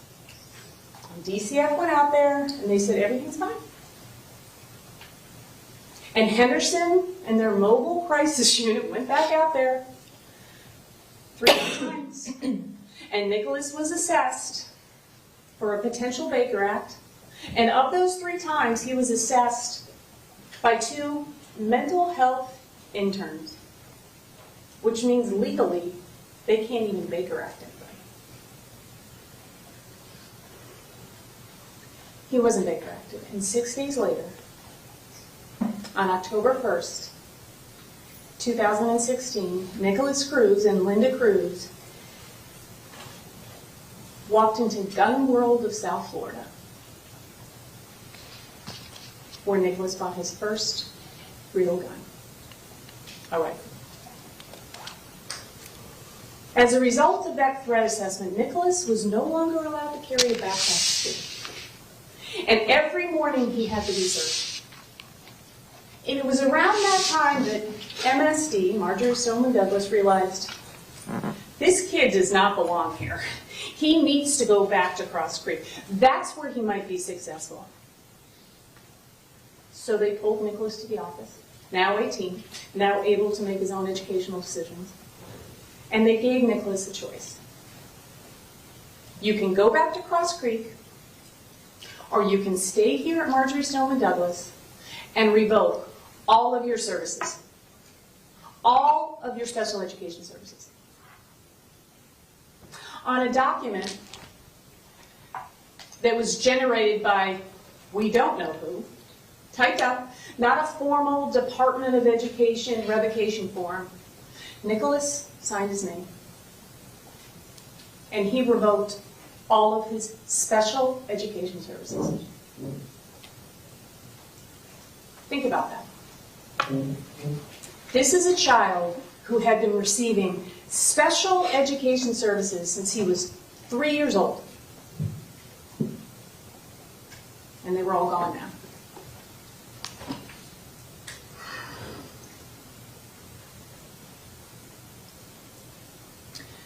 So Nikolas remained at Marjorie Stoneman Douglas until February of 2017, when he had a meeting and they told him, "You're never going to graduate. You don't have enough credits. You need to leave." So Nikolas left. He literally ran off of school campus. And when he did it, one of those school monitors, as he was watching Nikolas run off the campus, said, that kid is going to come back and shoot this school up. So now you have a child who has no ESE services, no support. He didn't stop being brain damaged. He didn't stop being emotionally handicapped. He didn't stop having a language impairment. He didn't stop needing services, but they were all gone. And you're going to hear a lot from those teachers that tried to do something.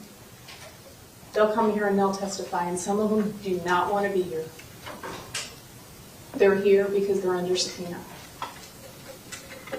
But we had to bring them in so that you get all of the information that you need.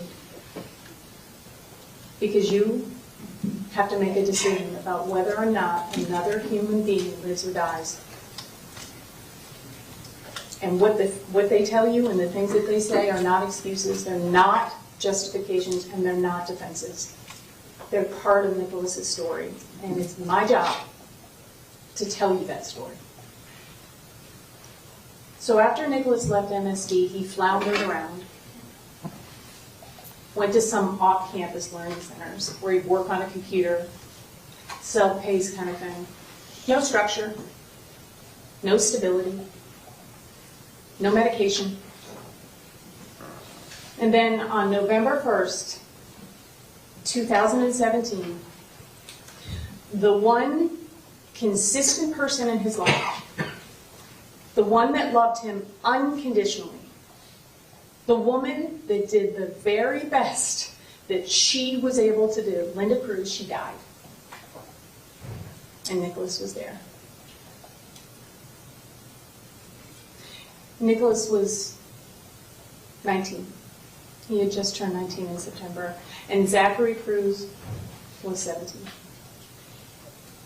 And by the time of the shooting, law enforcement had gone to the Cruz's house over 40 times. And by the time of the shooting, the YES team had gone to the Cruz family house over 14 times.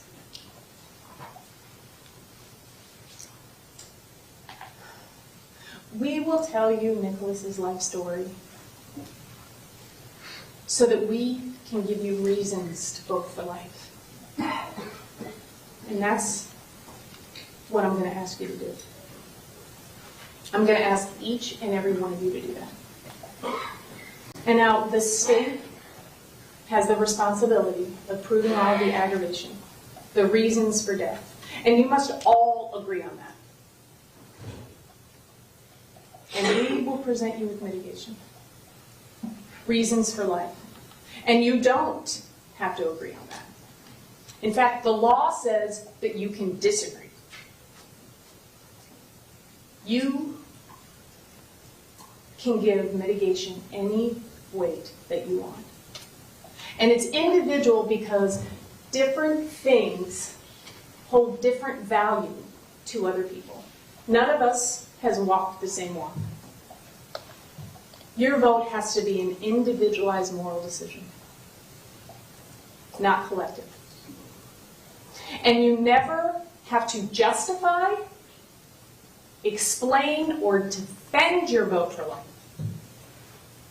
You can deliberate, and everybody here will encourage you to do that. But you don't debate it. And I know that each of you will be respectful to your fellow jurors and respect their vote, even if you don't agree with it. You are never required to vote for death. Even if the state of Florida approves every single aggravator, you can still vote for life. And there's something else I have to remind you of. You are confined to the statutory aggravators that the state approves to you beyond a reasonable doubt. And that does not include those victim impact statements. They were heartbreaking. They were beautiful to hear those people talk about what they had lost in their beautiful children. But you're not allowed to consider it in the verdict. The law requires you to put it aside. And you are here because each of you said that you could do that. It's hard, but you said you could. And we know that you will. We all agree, everyone here agrees that Nikolas deserves to be punished. Without a doubt. But life without the possibility of parole is a severe enough penalty, is a severe enough punishment. When you not only look at the crime, but you look at the person that committed it. I'm confident that once you hear Nikolas's story, that you will know in your heart that a vote for life is the right vote, and that justice will be served with that verdict. Your life verdict can come from all of the things that Nikolas did not show those 17 beautiful souls. It can come from compassion. It can come from grace. And it can come from mercy.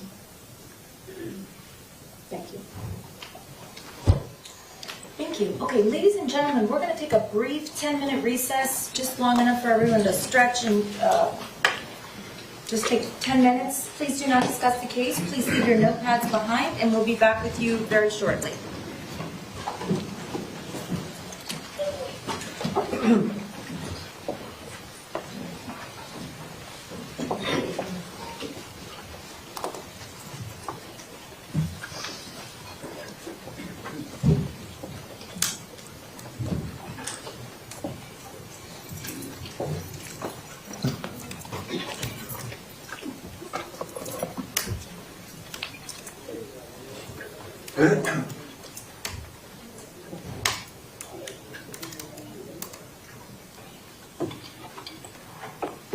Okay, the jurors have been excused. We're in recess for 10 minutes, just long enough for everyone to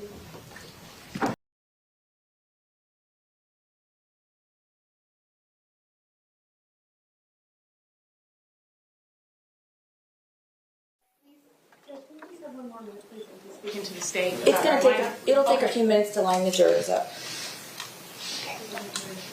And I'll let you know before we bring them in case you're not ready.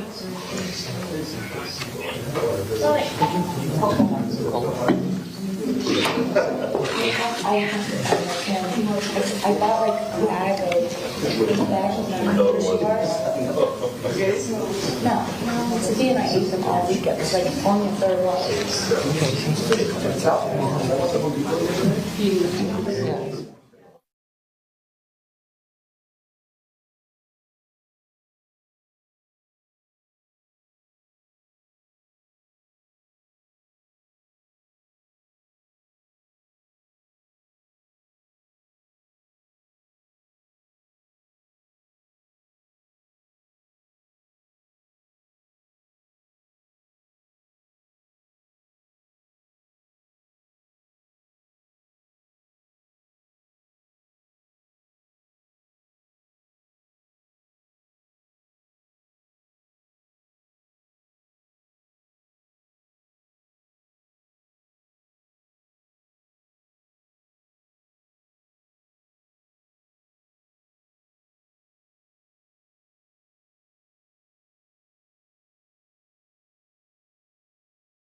Send it to my sister.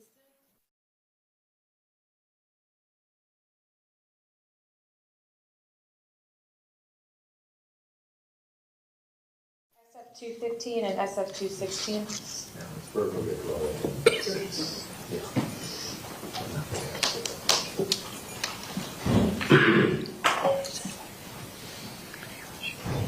Can you forward it to me again? I don't have it. Sure. And can you send it to my email, please? You have it? Oh, if it's on Odyssey, I can print it. I'll just get it off the computer. Thank you. I wrote on it. What is the motion? There are two motions, Judge. One is to redepose a handful of defense experts based on information that we received late on Friday afternoon regarding additional information that had been provided to Does those this have anything experts. to do with any of the witnesses that are being called? Not today, Judge, but for tomorrow. So that's why I just wanted to make the court aware of it. And if we want to, Okay, I don't want to address it now. Okay. I want to get to the next witness. We will address it before we leave today, and I will make sure to review them over the lunch break so that I'm familiar with the issues. Okay? Thank you very much. I just need 1 minute with the witness judge to go over her conditions.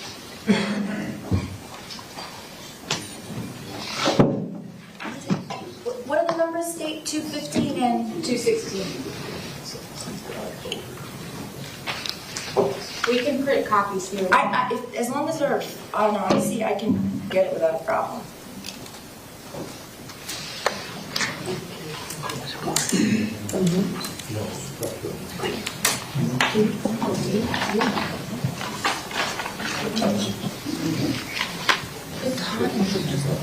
Come on, 68. I can. So that's like 75. It's hot, right? My eyebrows are burning. Look at that tattoo. It's a tattoo.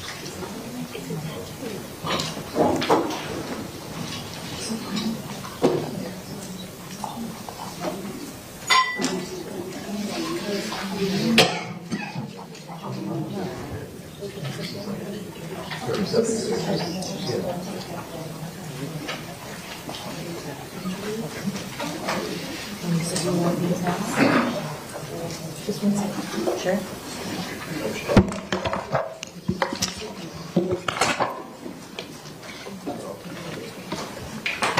Mr. Simmons.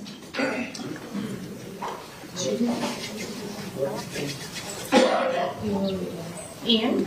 Could you just show me how to turn this on, please?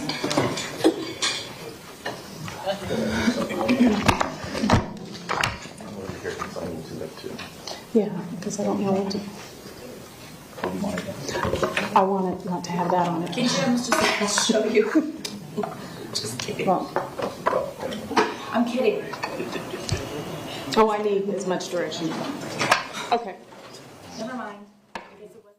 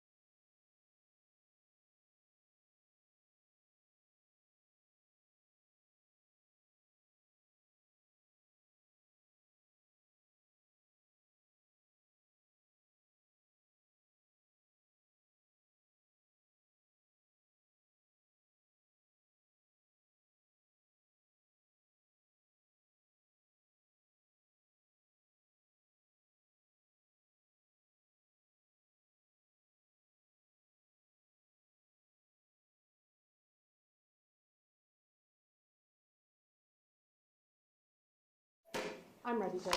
Thank you. Both sides ready? We're going to bring in the jurors.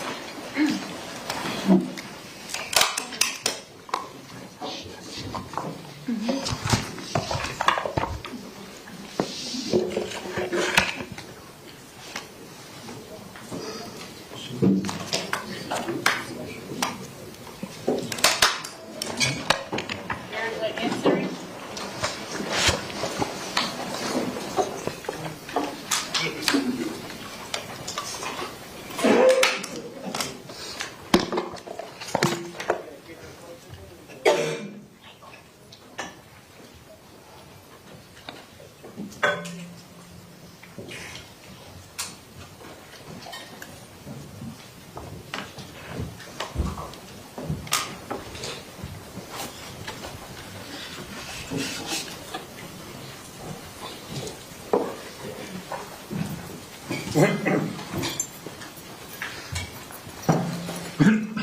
the jurors are present. Everyone else may be seated. Ms. McNeil, when you're ready, you may call your first witness. The defense calls Carolyn Deacons.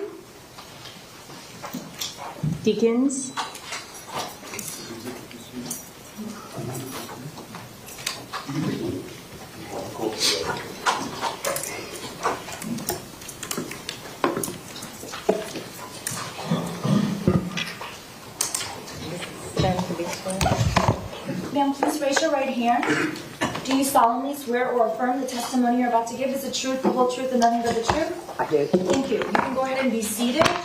And when you're seated, please speak into the microphone. Please state your full name and spell your last name for the record. My name is Carolyn Louise Deacons, Grimes Hill, Gilda Carey Deacons, and it's Deakins. Ma'am, what was the last part of what you said?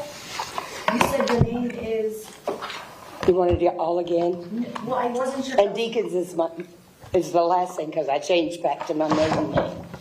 So the last part of what you said after Deacons, that's part of your name, or that was something else? Yes. My name is Carolyn Louise Deacons. Okay, and how do you spell Deacons? Deakins, Judge. Okay, thank you. You're welcome.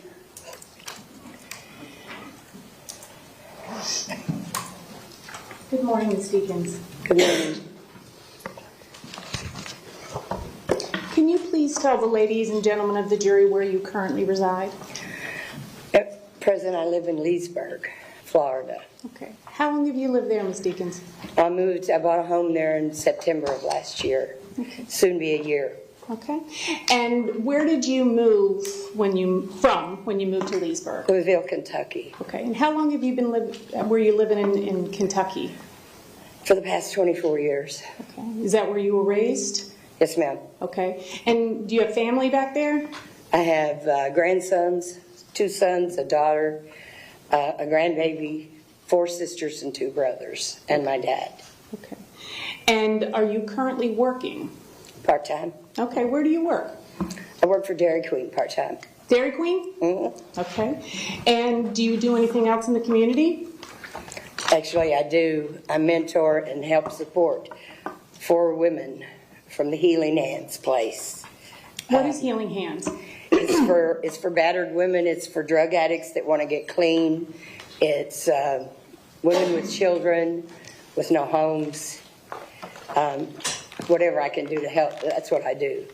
And why do you do that work? Because a long time ago, somebody did that for me. I'm sorry. Ms. Deacons, you don't have to apologize. It's Just some tissues. I'm just grateful to be alive because the kind of life we led back then, I shouldn't even be here talking to you people. Okay. Well, now we're going to get to that, okay? Is this the first time you've lived in Florida? No. Okay. I lived in Fort Lauderdale for many years. Okay. You remember when approximately you moved down here? 1982. Okay. And how long did you live here that time? Up until 1998. Okay. I went back and forth to Kentucky a couple of times, but my primary residence was in Fort Lauderdale, Florida. Why did you move back to Kentucky? Actually, it got to be monotonous, and I got tired. I just wasn't done, you know what I mean? I would go back home, try to get clean, try to get my head right, but nothing seemed to work, and I always winded up right back in Florida. Now, Ms. Deacons, when you say it was monotonous and you weren't done, what were you not done with? Drugs and alcohol. Okay. You can't help somebody that doesn't want to be done. You know, you have to be willing to be over it and not want that kind of life anymore. Okay. So, at some point, did you come back down here in 1998? Yes, I did. I came back here, and it was winter up there, but it was spring down here in February and March. February and March of 1998 is when you came back? Yes, I came back here. Okay. Do you know a woman, or did you know a woman by the name of Brenda Woodard? I knew Brenda Woodard very well.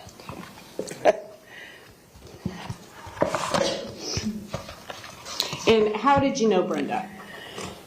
Brenda and I were introduced through some mutual friends who were gay, and so we met, we hung out a few times.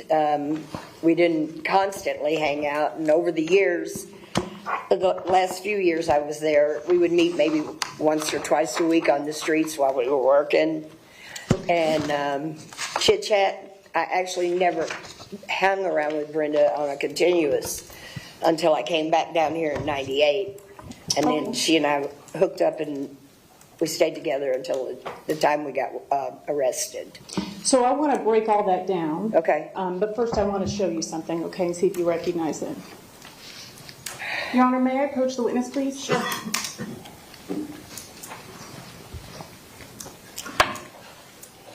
Ms. Dickens, do you recognize this photograph? That's Brenda. And does this photograph accurately reflect the woman that you knew back in the 1990s? Yeah. Your Honor, at this time, the defense would move into evidence what has previously been marked for identification as M. Defense M, any objection? No, Your Honor. Defense M will be received without objection as defense M for identification will be received without objection as defense 1. Do you want to mark it? Sure.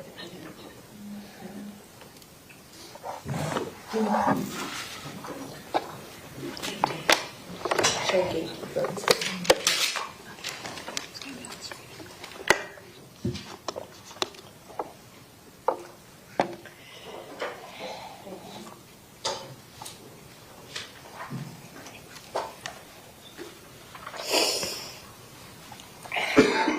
Can you see that, Ms. Deakins?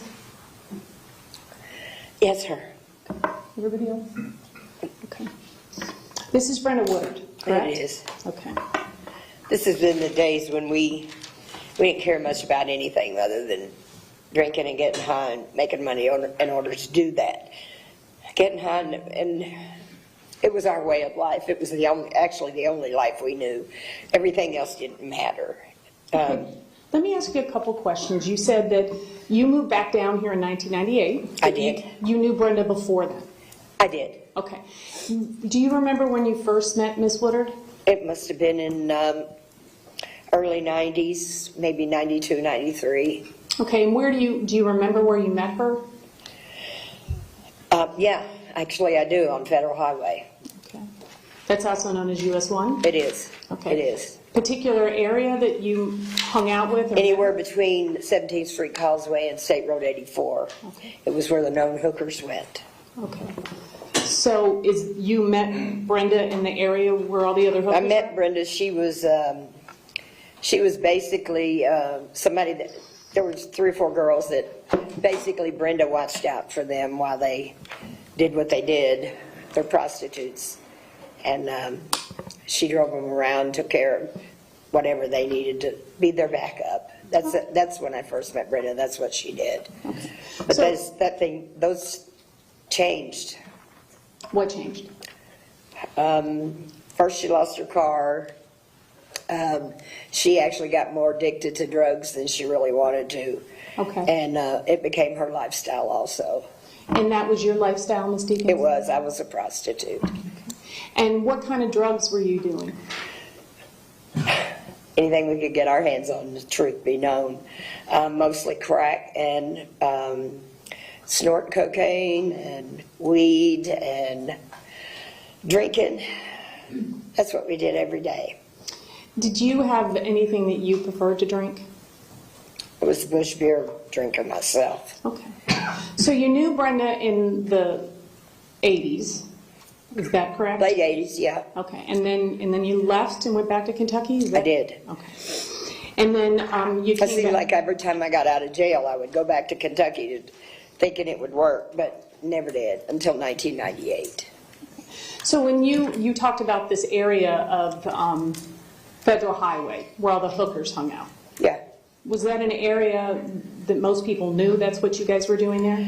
Oh, absolutely. That's where the known hookers were. And that main street and 1 block over, to stay off the highway as much as possible.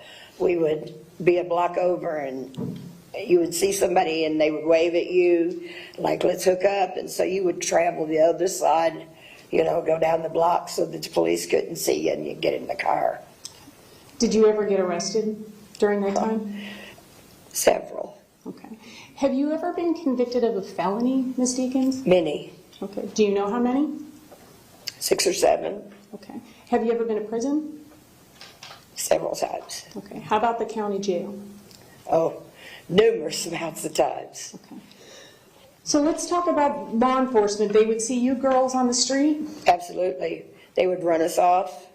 And now, don't get me wrong, there were a couple of cops that they did nothing but watch out for us because, you know, we'd been in jail so many times, I think they got tired and they watched out for us. And at some point you left and you came back. Did you, in 1998, you think February or March, did you meet up with Brenda again? It was a couple of days. No, from March to, I guess, the end of May, probably the end of May, because I didn't even know she had an apartment or anything. I just happened to run into her on US 1. And she said she needed to go to the store, and I said, well, I'm headed to the drug dealer. So she said... You're headed where? To the drug dealer. Okay. Why did she want to go to the store? I guess she needed to get meat. Brenda was a booster. What's a booster? Yeah.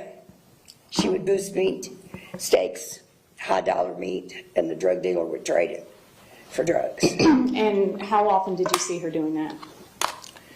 Numerous amounts of times. Okay. You know. We never actually hung out, per se, all the time. We would see each other on the street. We would speak.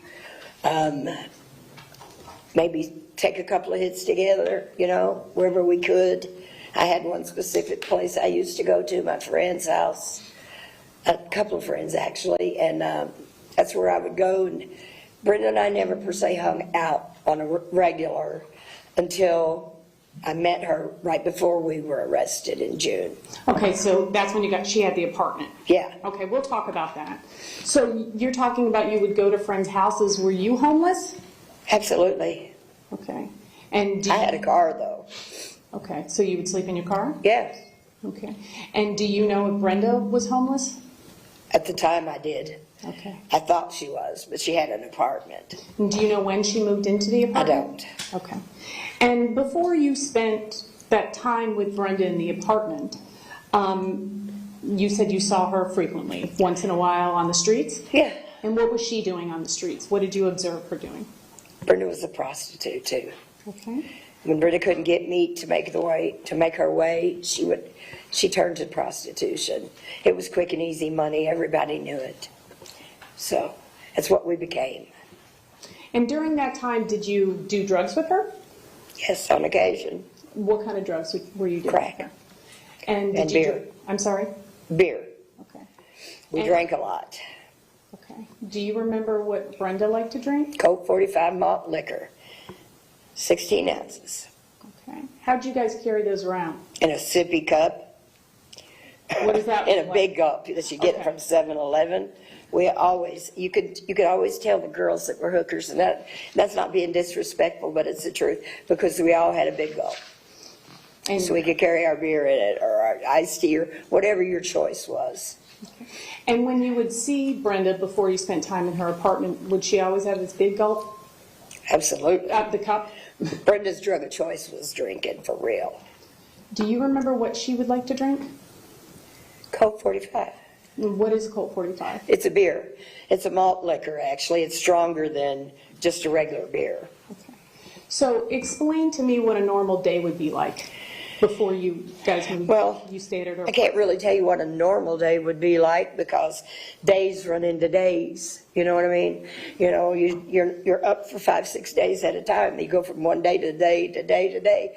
And your main objective is to make money to get the drugs or get the drink, whatever it was you were accustomed to. And these So I can't not pinpoint for you day after day what day we did this or what day we did that because my mind doesn't work that good anymore. And did you and Brenda ever talk about, I mean, you said you had children. Did she ever talk to you about her daughter or her family? Never knew Brenda had any children, period. You didn't have those? I didn't know she had an older daughter. And I just found out Brenda was pregnant at the apartment. Okay. So at some point you find out that Brenda has an apartment, right, in Fort Lauderdale? Yeah. Okay, how did you find that out? Because Brenda came down the street, I was getting ready to get into my car, and because I'd been out working for about 3 hours, and she said, I need to go to the store.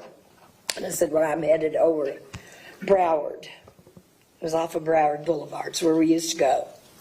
And everybody used to say they're going to Broward. So I said, I'm off to Broward. She said, well, let's make a stop and I'll go with you. Okay, so off we went. When we got back in the car, when Brenda got back in the car, I asked her, I said, because I was tired, wore out, I told her, Brenda, you drive. And she said, okay, I'll drive. So we went to drug dealers, and she bought dope.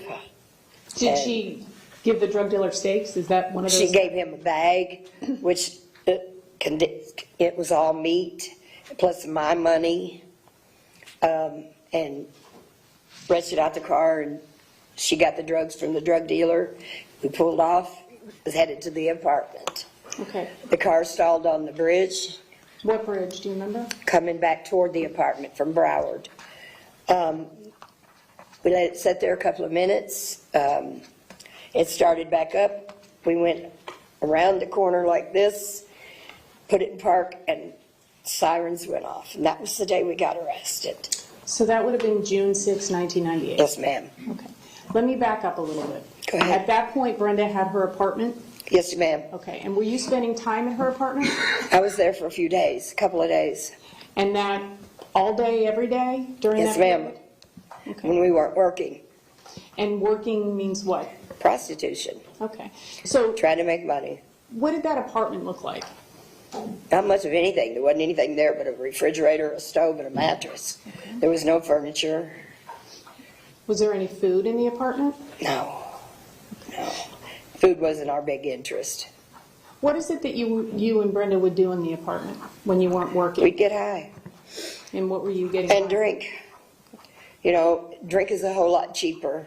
So we would buy at least a 12-pack so we could sit down and relax for a little longer. You It mean was- if you had the if booze? we had something to drink, we wouldn't have to be out so many times. Okay. And you said a 12-pack. Is that you would have a 12-pack or you would split a 12-pack? Oh, I don't drink the kind of beer she drinks, so I had my own. Okay. So she was drinking the Colt 45? I was drinking Bush. I always drank Bush beer. Okay. I don't And drink anything anymore.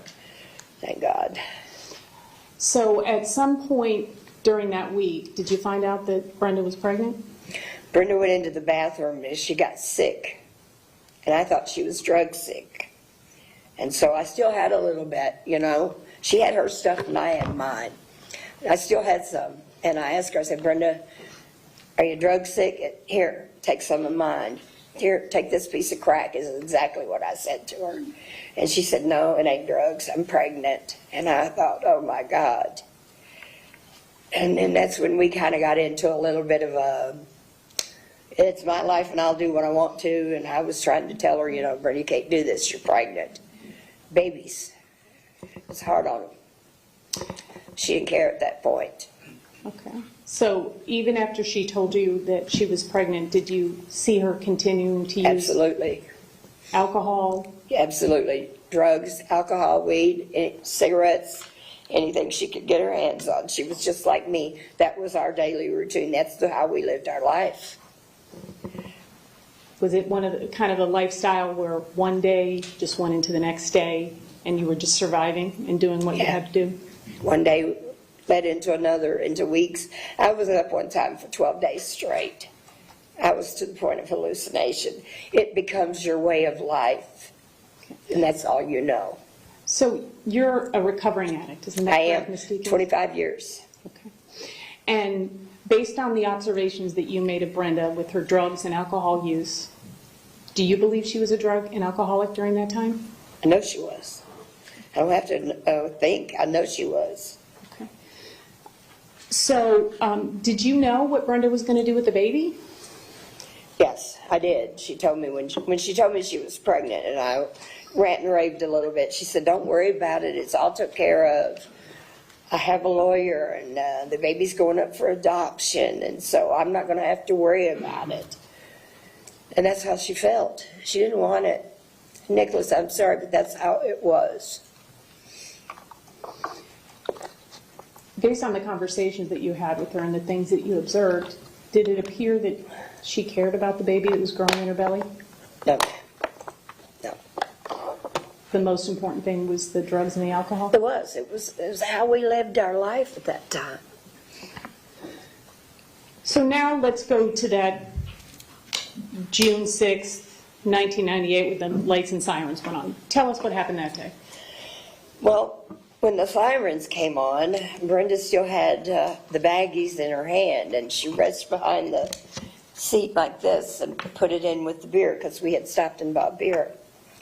And the lights went on, and they get out of the car and told us to get out of the car. We're being arrested because they know they saw us just buy drugs at the drug dealer's house. And I told them, "You didn't see me buy shit. I'm sorry.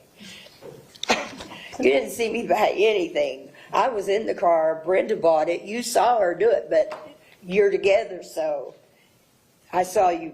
You're under arrest for drugs." And I'm like, "I'm sorry." I went to the police just like this. Oh, I think we're getting a little off topic here. Let's ask her. Well, no, she's talking about the arrest. Yeah. And I showed him that I didn't have anything on me. So I didn't understand why I got arrested. So, Ms. Deakins, you just stood up and you were pulling I your pulled out pockets my pockets and showed him that I didn't have any drugs. Okay. Did you guys get arrested? Absolutely. Okay. And what happened after you got arrested? I went to jail. Okay, how long were you in jail? I'd done another year and 4 months. I didn't get out. So you went to jail and I then went to court the next morning and they sentenced me up to a year. Okay. And what were you convicted of? Possession, Of what? cocaine. Okay. What was it that you and Brenda were going to do with that cocaine?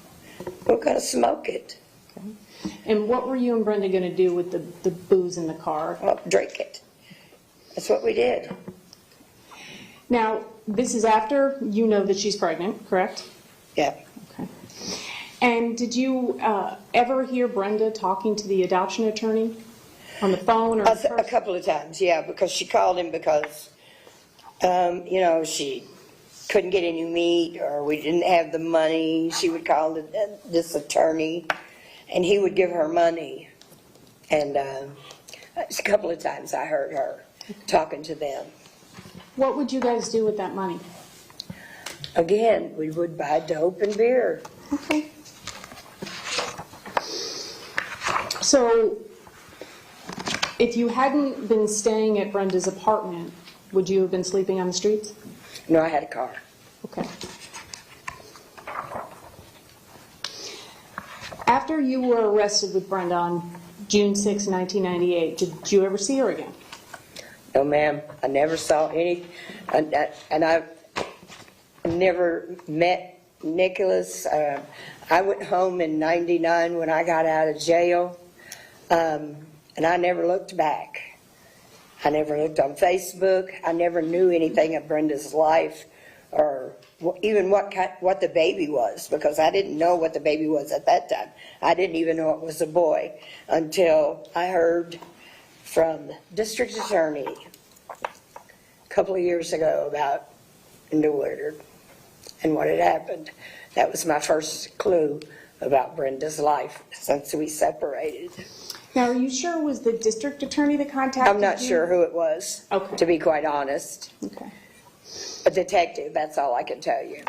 Okay. Now, while you were in jail, did you ever contact the adoption attorney? Yeah, I did. How did you have the number for the adoption? Well, because when girls are running together, they always give each other numbers, in case something drastic happens so we can get in touch. But I was mad at her, so yeah, I called the attorney and told him everything. The drug dealer, where it was, the whole shop. Why were you mad at her? Because I got arrested for something that wasn't even, actually it was mine, but at that time I wasn't going to admit it. You know? And do you know what happened to Brenda? Did she get out? I found out later, yes, she did get out.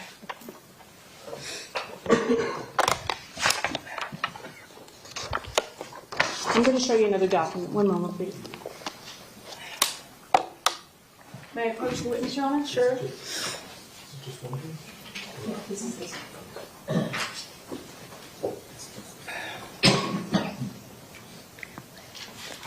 Ms. Deakins, who is Carolyn Carey? Me. Okay. So, I had 3 different aliases. okay. I had Carolyn Carey, Carolyn Deakins, Carolyn Gilda, but they were all my name because I was married that many times. So I want to show you a document. Do you recognize this document? I have my glasses on, so I have to hold it way out here. Yes, I do remember this. I did call. So tell me what this document is. It's when I called the attorney and told him that Brenda was drugging and that she took my car, she hotwired my car, she stole my car. Your Honor, at this time, the defense would like to move into evidence that has previously been marked as for identification, defense N, and then I would also like to tender to the court business record certification. This document is from the adoption records. So this is the certification, and this is the document. No objection. You said no objection? No objection. Are you going to mark the certification? Yes. Ms. Bashman, we're going to just give you one. I'm sorry? She's going to turn. Yes. Without objection, defense N will be received as defense 2. And 1 second, Your Honor. The certification, Your Honor, would be marked for V as in Victor. Defense 4, V as in Victor. All right, defense 4V will be received without objection as defense 3.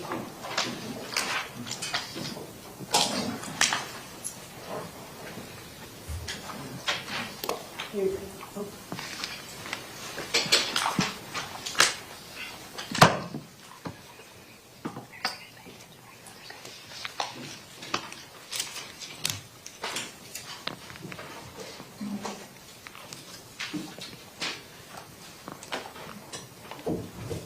Permission to publish, Your Honor? Sure. Ms. Deakins, can you see this document in front of you? Yeah, it's the same document you just showed me. Okay, and it's identified you as the caller, and your name then was Carolyn Carey? It was. Okay.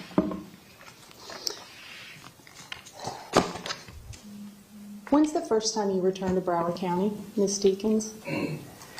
The very first time? No, Or since your arrest in 1998. yesterday?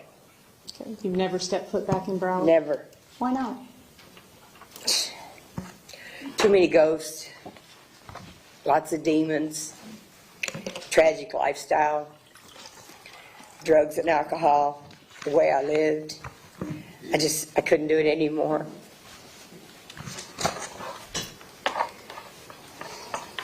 Can you have a moment, please, Your Honor? You may.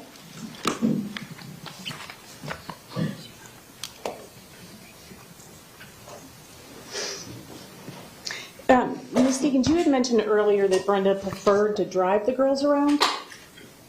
Yeah. Okay. Do you know why? Oh, yeah, it's quicker than walking. I mean, just seriously, most of the girls out there didn't have a pot to pee in, a window to throw it out of. They were on foot. Brenda had a car. Everybody was going to hang out with Brenda because they could get back and forth quicker. Okay. Did I know those people? I saw them on the streets, but I never knew them. Okay. And they were just working girls. did she prefer to boost as opposed to Absolutely. That was the main thing she did. Do you know why she preferred to boost stakes as opposed to prostitution? Brenda was gay. She didn't like men. Did Brenda ever tell you who the father was of the baby? Brenda didn't even know.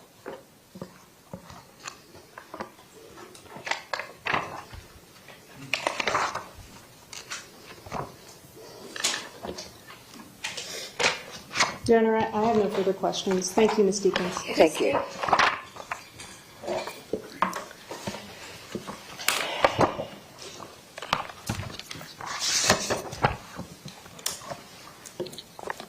You want to do that?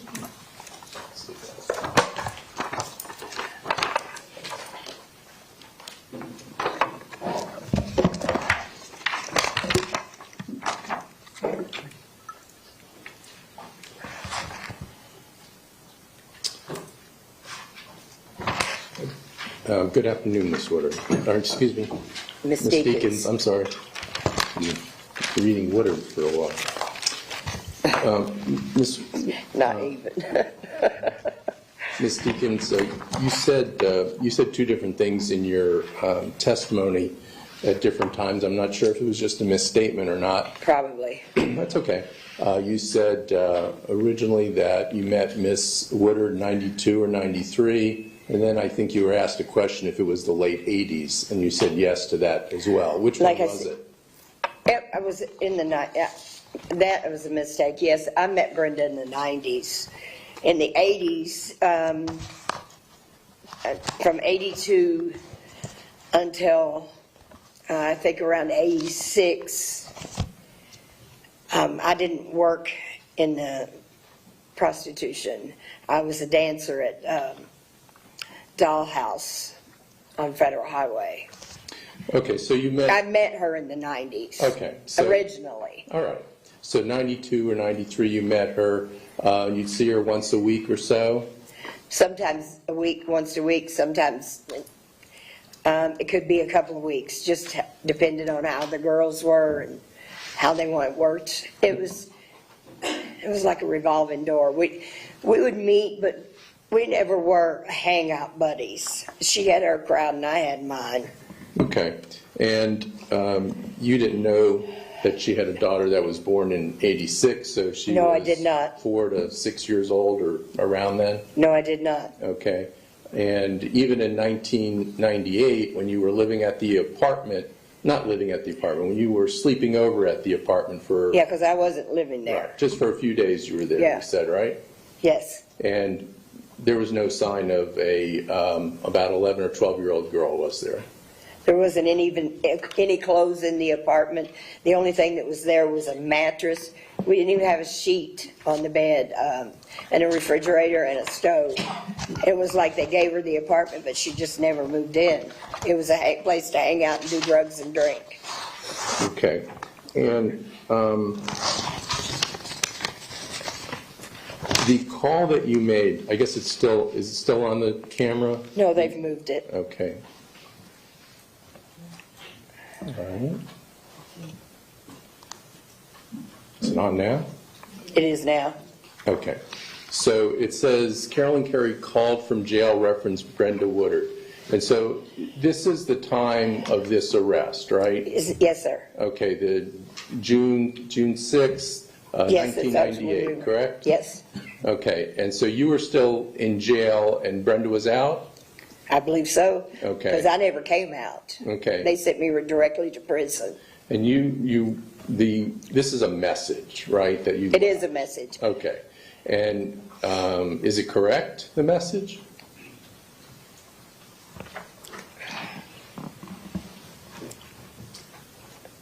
Yes, Brenda broke into my car, and the car actually was in my husband's name because I was married at that time, And when did she do that? after she got out of jail. Well, the message is that she advised she left her car across the street from Brenda's, and Brenda took it upon herself to break into it and wire the ignition and use the car. Was that for using the car to buy drugs? No, Okay. no, because I was already in jail, and I called my husband, who was Patrick Carey at that time, and I told him that I was in jail, and so he put an APB stolen thing out on the car.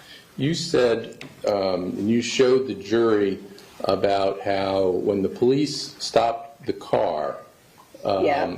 They asked you if you had any drugs, Yes, they did. and you pulled out your pocket to show that there was nothing in there? Yes, sir. Isn't it true that you pulled out that you actually said you couldn't lie to the police, and you pulled out the plastic baggie from your right front pocket. No, sir. Okay. You know why the police report says that? It might say that, but that's not what happened. Okay. So what the police report says is not accurate? To be quite honest with you, that day is kind of a blur, but I know where the drugs were. They were in the paper bag and behind the seat. And like you said, the day was a blur, or? Every day was a blur, if you want to know the truth about it. So it could All have we been did that was way. drink and drug. It could have been that the police officer was right when he said that you said you couldn't lie, and you pulled out the plastic baggie from the right front pocket, right? It could be. Okay. And when you called the lawyer's office, was it a male lawyer or a female lawyer? It was a man.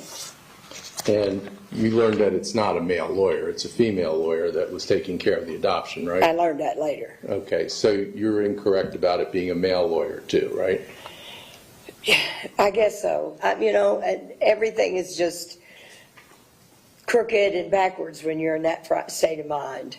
Okay, and I honestly thought it was a man. when you were in the jail, does the jail let you keep your phone numbers that you collect from other women? It all goes in your property, and yes, you can ask for certain things out of your property. And you asked for the phone number to this adoption lawyer so you I could did. call up and say, Brenda is still using drugs. I was mad. Okay. And you were mad because weren't you buying drugs? Yeah, of course we were. Okay, so you got caught buying drugs, right? We both did. But why are you mad at her? Well, I think we both should have been in jail. Well, you both got arrested, didn't you? Yeah, but, if I'm going to have to do a year, why didn't she have to do a year? To be quite honest with you, I think she turned over on the drug dealer. So did she ever tell you what the circumstances of her pregnancy were? What do you mean? What's the circumstances? She's pregnant. Okay, all you knew. Did I know if it was rape or if it was a trick baby? Is that what you're asking me? Yes. No, she didn't. Well, didn't you tell me something differently before in deposition? It was a trick baby. That's what I thought. Yes, that's what I told you. So that's different than what you're telling me now. It's not different. No, it's not different. I considered it a trick baby because that's what we did.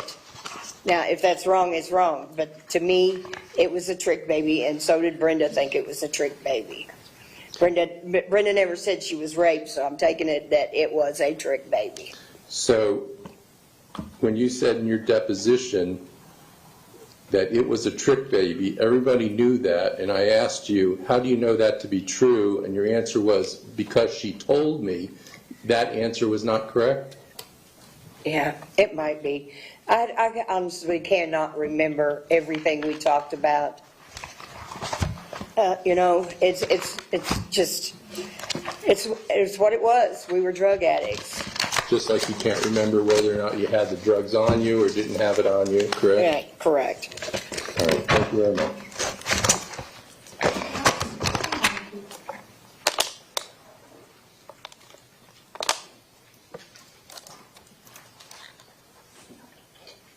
Can I go now? I'll let you know, ma'am. Okay, thank you. Ms. Deacon, in the late 1990s, were you a drug addict? And an alcoholic. I was a dedicated drug addict, dedicated every day to getting high. And is that what you were doing with Brenda? Absolutely. That's the only reason Brenda and I hung out, Now, was to get high. We were not personal friends, per se. so you didn't go to the movies? We didn't go to movies, we didn't go to dinner, we didn't buy pizza together, we didn't take walks on the beach. We were drug addicts. So I know that you said you've been convicted of 7 felonies, I have. but you have been arrested how many times? I don't, Do you even know? probably 40, 45. It could be even more.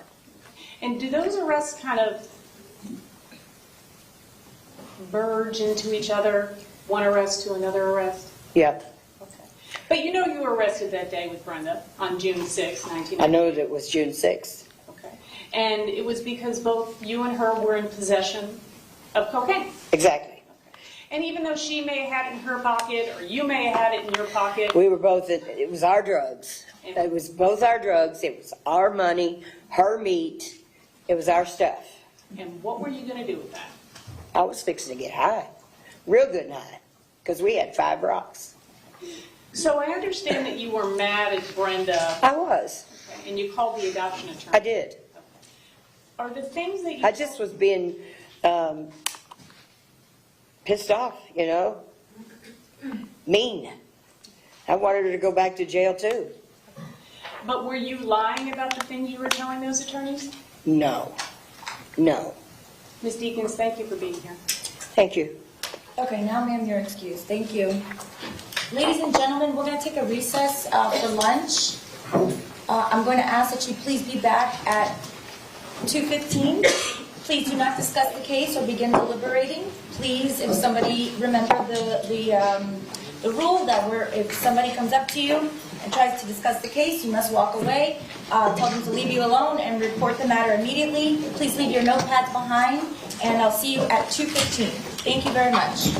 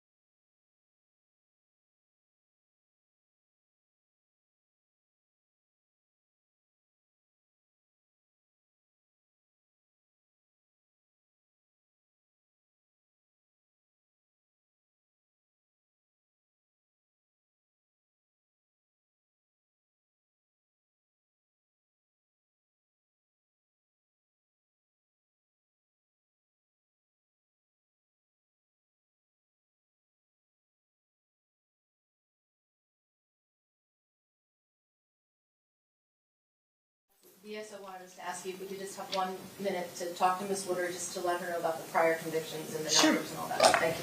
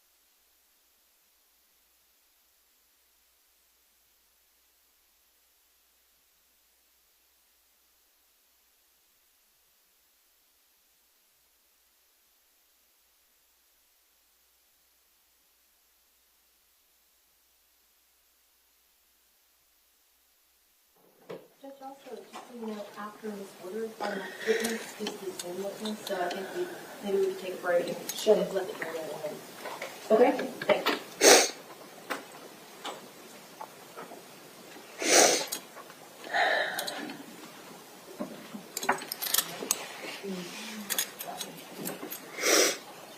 Are they ready? Yes, Judge. Are we ready to bring in the jurors? Yes, sir. Yes. Defense, are you ready? Yes? Yes, ma'am. Okay.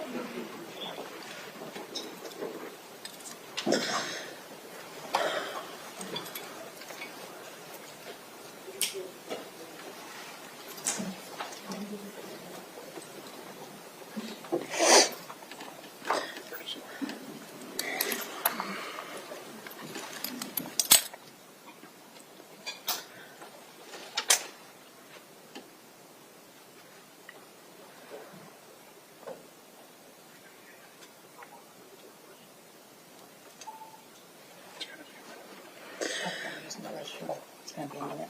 A couple of them are using the restroom. It's going to be a minute.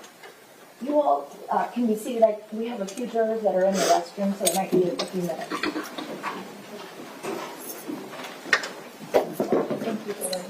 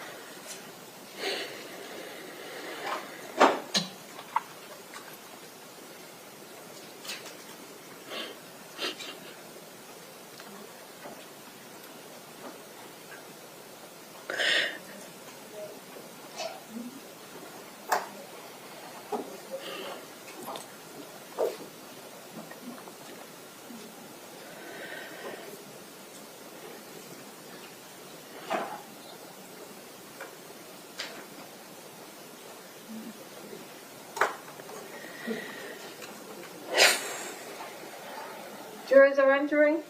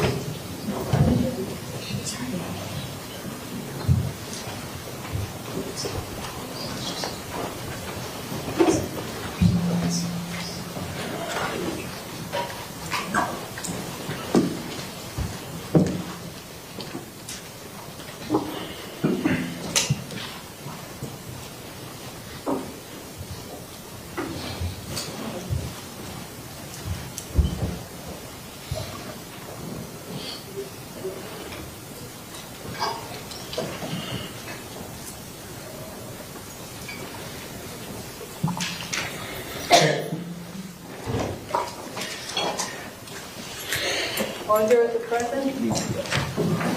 Okay. Everyone else may be seated. The jurors are present. Ben, can you call your next witness? Danielle Woodard. Please raise your right hand. Do you solemnly swear or affirm the testimony you're about to give is the truth, the whole truth, and nothing but the truth? Yes, sir. Thank you. You can put your hand down. Please speak into the microphone. State your full name and spell your last name for the record. My name is Danielle Woodard. My last name is Woodard.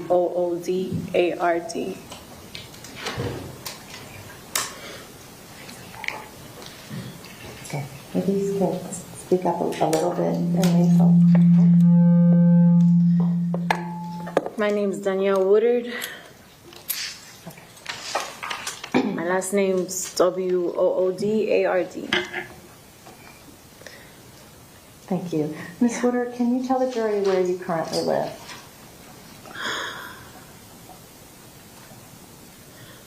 In Turner Guilford Night.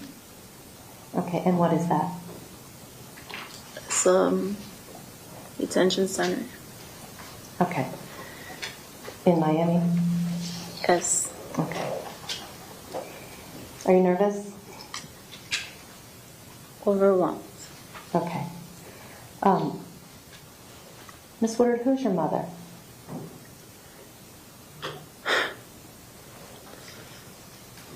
Brenda Woodard. Okay. I'm going to show you a couple of photos that have been marked as defense O and T for identification. May I approach? We can't hear you. Can't hear me? No. Okay. May I approach the witness?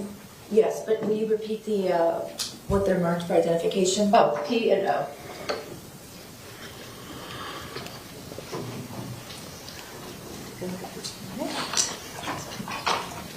Do you know who it is in these photos?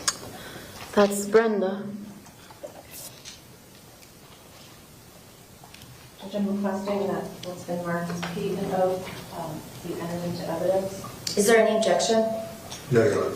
Right. Defense Exhibit PO for identification will be received as Defense 4. Defense P for identification will be received as Defense 5.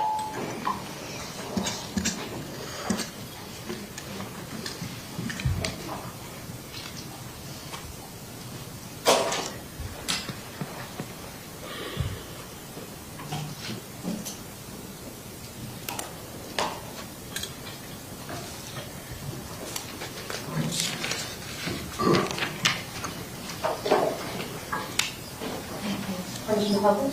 You may.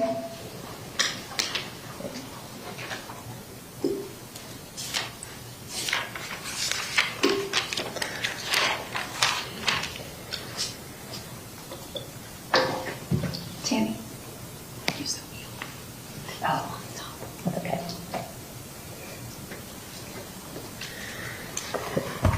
Is your mother still alive? She died last year. Okay.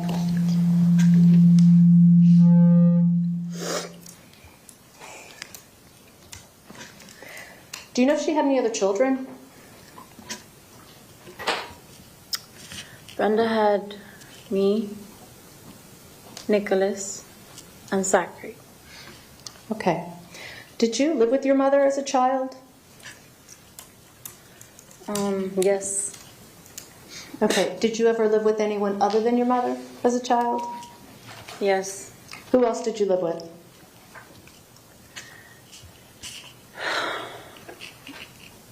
Numerous people. Okay. Who were they?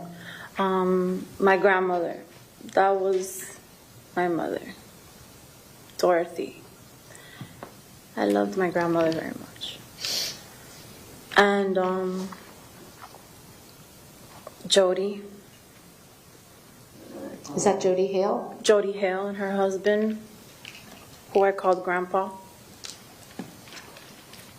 Okay. Did you ever live in foster care?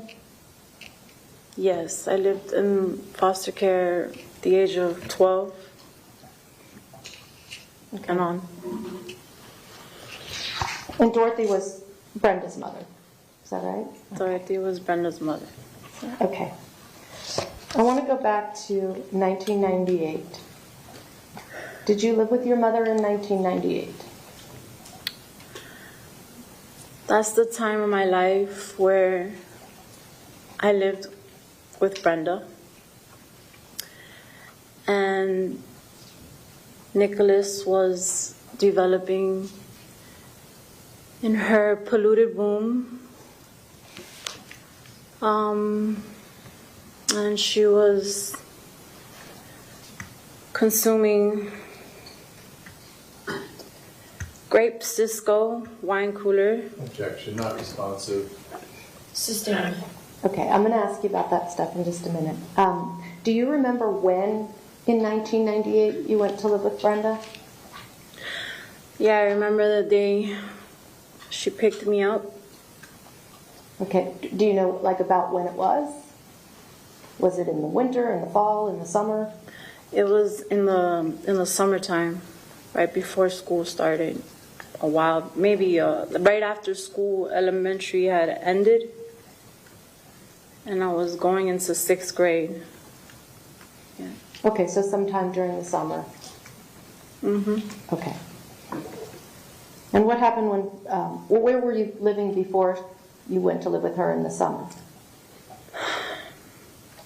Before I went to live with her, I was living with Jody. Okay.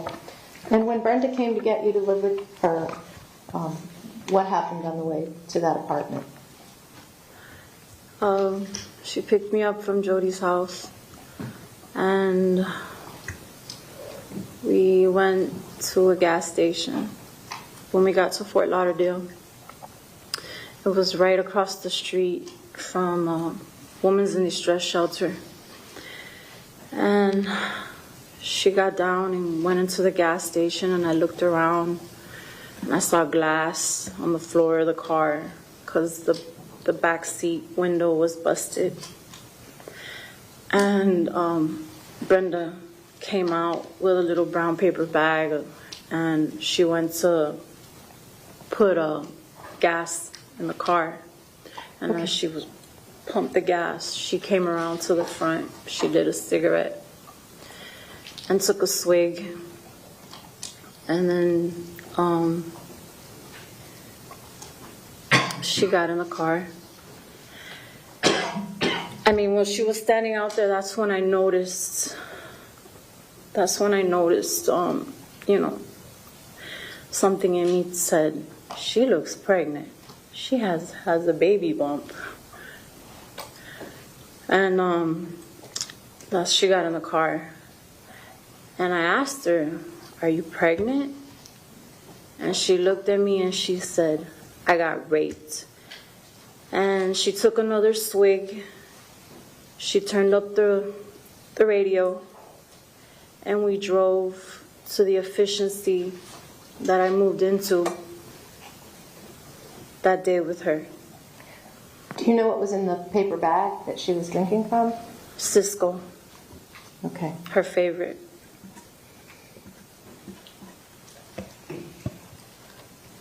Did anyone else live in the apartment with you? No, at that moment it was just me, her, and Nikolas. Okay, did anyone else come to live with you in the apartment? I begged my grandmother to come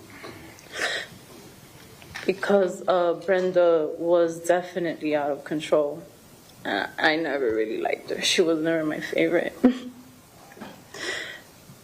But my grandmother came like 2 weeks later.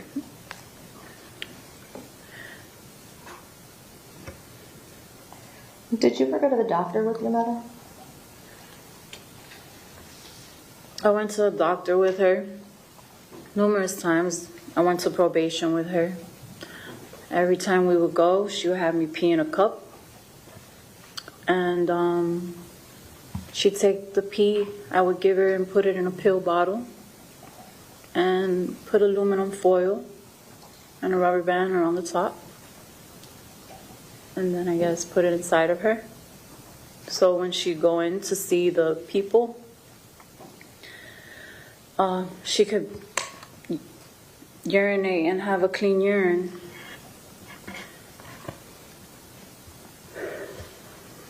Do you know if your mother had a drug problem? Brenda definitely had a drug problem. What kind of drugs did she use? Crack cocaine. Do you think she had a problem with alcohol? Major problem with alcohol. How often did she drink? All the time.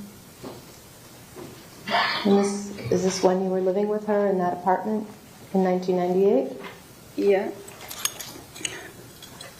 Did your And mom? after and before and all the times I can remember, the majority of the time when I would be with her. Unless we were going to Alcoholics Anonymous. But later on that night, she probably ended up having a drink or two. She would have to do it for probation or something. Did your mother smoke cigarettes? Like a chimney. And she did this while she was pregnant? Yeah. Did you ever go with her to buy alcohol and cigarettes? Yeah. There was, from where we lived, Las Olas, right here, right in this area. Right down the street there was a corner store. And I used to take trips with her. And we would go to the corner store and she would buy food. She would buy soda for me.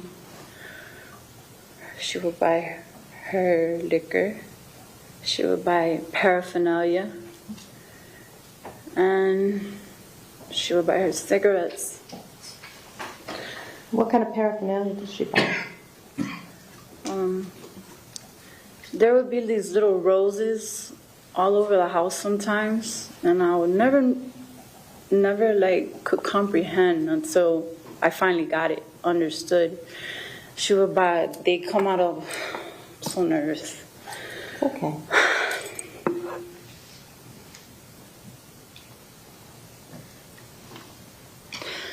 She would buy these pipes. I guess they were pipes, but they would like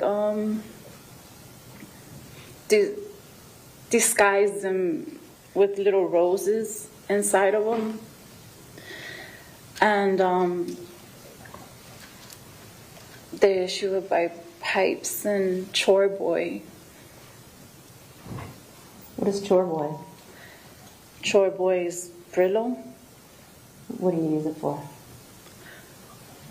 You use it to smoke crack. Okay.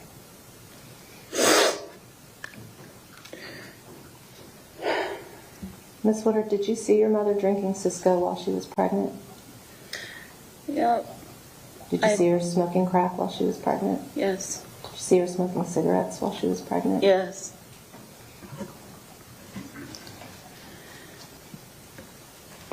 And when you moved in with her, you stayed with her up until the time Nikolas was born. Is that right? Yeah. Okay. Did you notice her belly getting bigger and bigger? Oh, she always wore those same darker shorts with the baggy t-shirts. That's how I know Brenda. Did she ever get arrested while you were living with her that summer? Yeah, she did.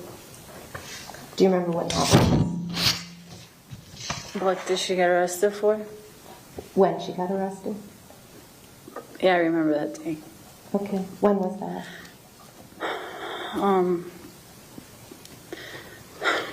That day, Brenda came in looking for money. Me and my grandma were at the efficiency. And she demanded my grandmother to give her money, and my grandmother didn't have money to give her. So she made my grandmother strip naked, and my grandmother stripped naked. But my grandmother kept her shoes on. That's where the money was hidden. That was the money for the rent. And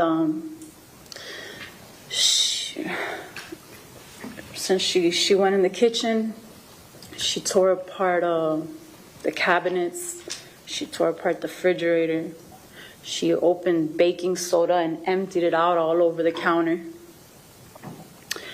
And then my mother turned to my grandmother and said, "You don't want to give me the money? Come on, let's go." She grabbed me, and I started like trying to fight back for the first time. And she pulled me to the door, and I don't remember how, but somehow the door ended up closing on my hand.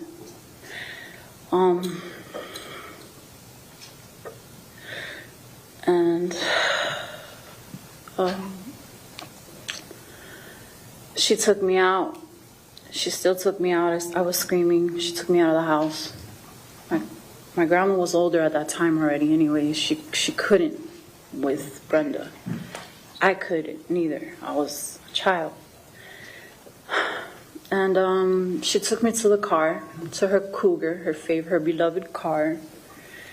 And she sat me in it. And when she went to get in, I thought there was weed in the car, but I was still like, I didn't know, but it wasn't weed, it was cigarette opened up inside of the car in the console or whatever. I thought it was weed, but it wasn't. When she went around to get in, I looked at her and I said, "I hate you." And I opened the door and I started running. And I ran upstairs to the neighbor's house where there was this big, beautiful dog I always used to go play with. And he wouldn't let Brenda in. He wouldn't let her in over the gate, and the dog wouldn't let her over the gate either. So we called the police. The police came, made her leave. And it was calm then when she left. When she came back, she came back. Now, do you remember if that was an incident that happened before Nikolas was born or after Nikolas was born? This happened, I can't remember. It's okay if you don't remember.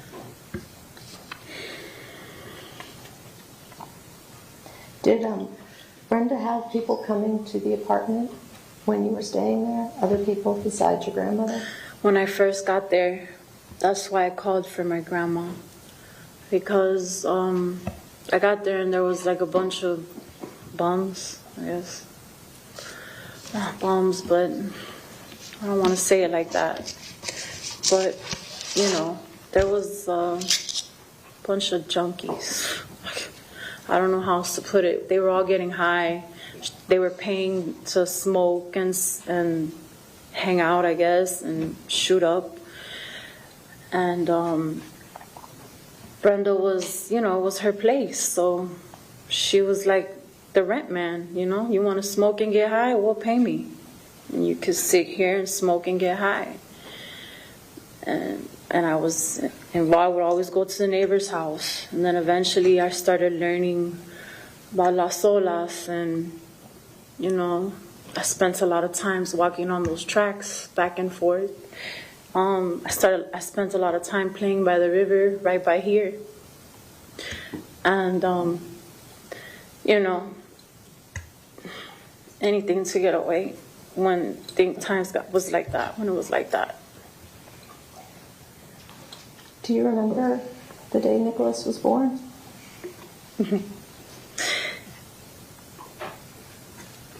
Yes, I do. Did you see him? I held him. He was full of life. Very, moving around a lot.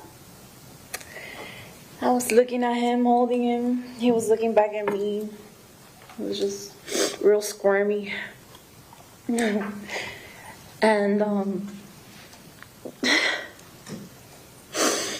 I looked at my mom and I said, "Can we keep him?" What did she say? At that moment, my grandma, I didn't know that Linda was the lady. I didn't really understand too much. I tried not to. But my grandmother was talking to Linda at that moment. And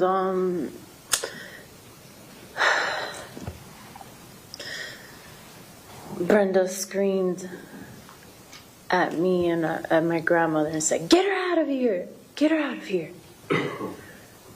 Because I asked if we could keep him. Did she ever tell you why she wasn't going to keep him?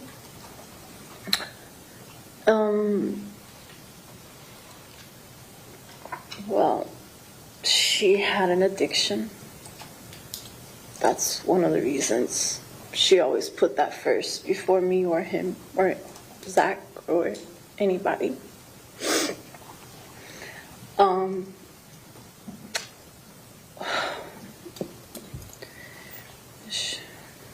What was the question again?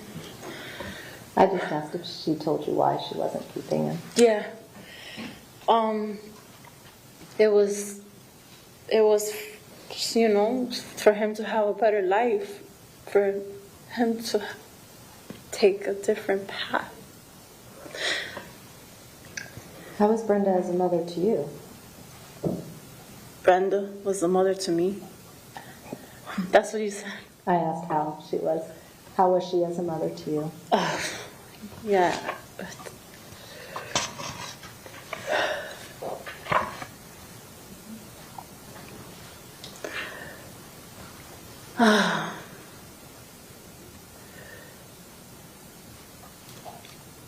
Horrible. Poor. How did having Brenda as a mother affect your life?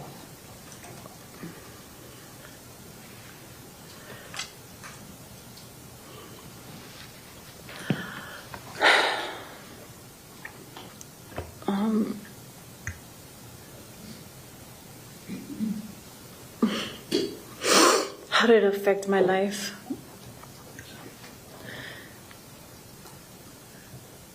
In many ways. In many ways.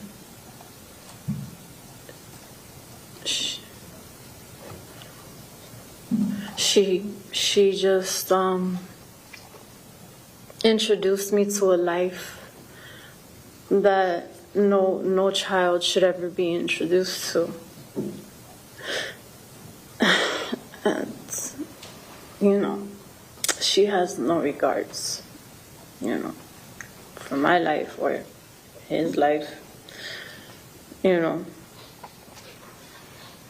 So. Ms. Willard, have you ever been convicted of a felony? Yes. Sorry, Ms. Curtis, would you mind speaking up? Oh, yeah, I'm sorry. Have you ever been convicted of a felony? Yes. How many times? 16. Have you ever been to prison? Yes.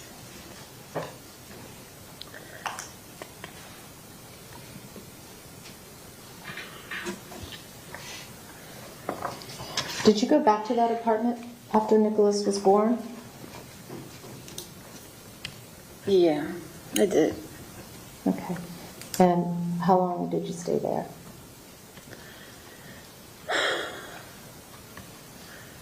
I stayed there. It didn't last long. Why did you move out?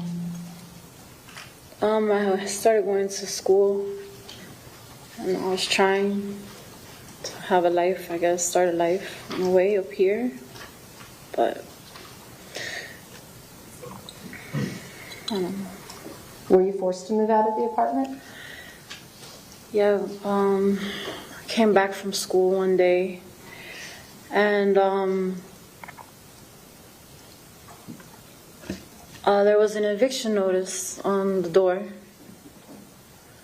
and it said you have a certain amount of time to leave.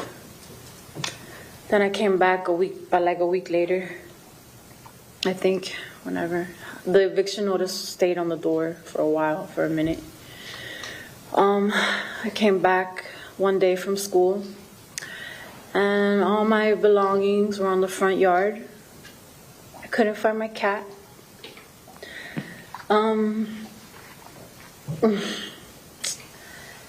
And Brenda was waiting for me, like she always is when I get back from school. And she's like, come on, pick up all this stuff, put it in your grandma's car. At this time, my grandma had already left. The abuse had got really bad.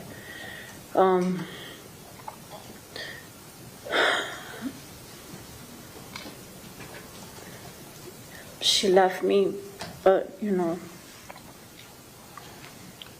So then I helped Brenda pick up all my stuff from the front yard, the front lawn.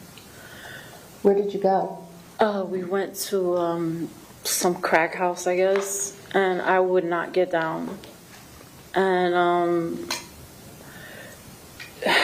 that night we ended up sleeping in the car. And the next day we went to a friend's house of hers, and the lady she had a house. It was all right. She was like acting really crazy in the house, and Brenda was sitting, we had put all our stuff inside, some of our things, and Brenda was sitting at the table when we were finished unloading a few things. She sat at the table, and I sat across from her, and she smoked crack. She took out a pipe and she lit it. She was about to light it, and she was like, "You're not gonna turn your head?" And I said, "For what? You're still gonna smoke that shit." And she cocked back her hand and slapped me. I got up. I didn't cry. I went and sat on the porch, and I made up my mind that I was gonna run away. And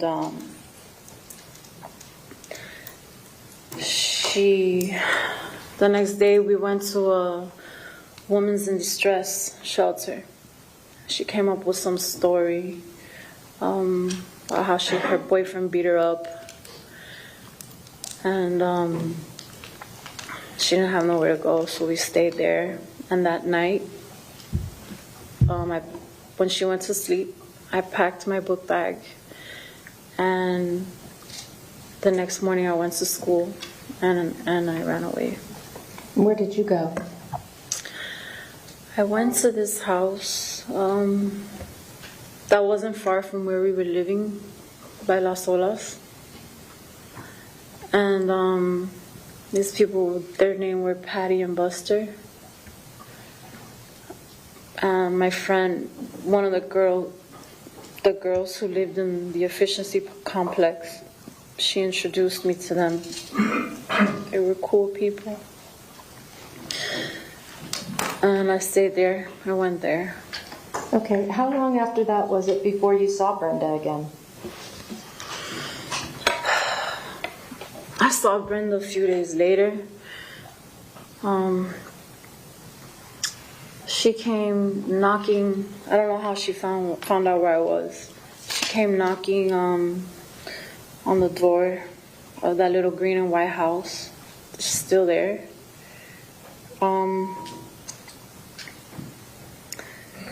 And she was demanding for her daughter, demanding for me. And I was looking at her, but she didn't know that I saw her. And the people that had me, they were like, no, her grandmother says she's gonna stay here for right now until they find out what they were gonna do with me. Okay. And then after that, when was the next time that you saw your mother? I saw her when I was 16, and I hated her. So it was a long time later that you saw her? Yeah. Okay. Do you know where she had been during that time?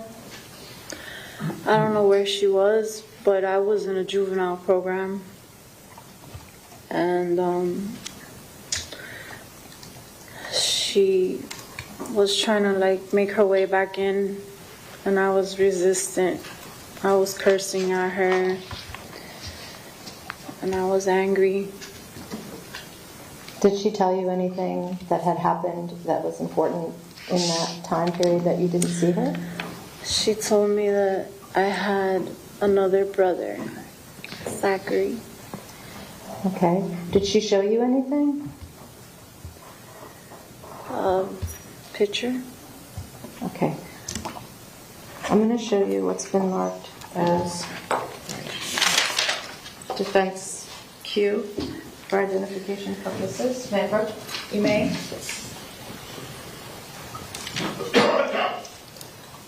Yeah. Do you recognize that? And what is that? Yeah. That's my baby brothers. Is that the photo she showed you? Yeah. Yes. Judge, I'm asking that what's been marked as defense Q for identification be entered into evidence. State, do you have any objection? No, Your Honor. What's been previously marked for identification as states defense Q will be received as defense 6.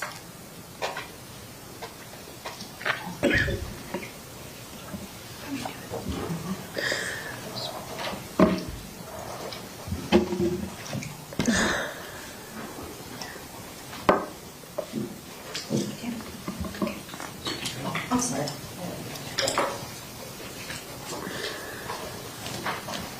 Permission to publish? You may.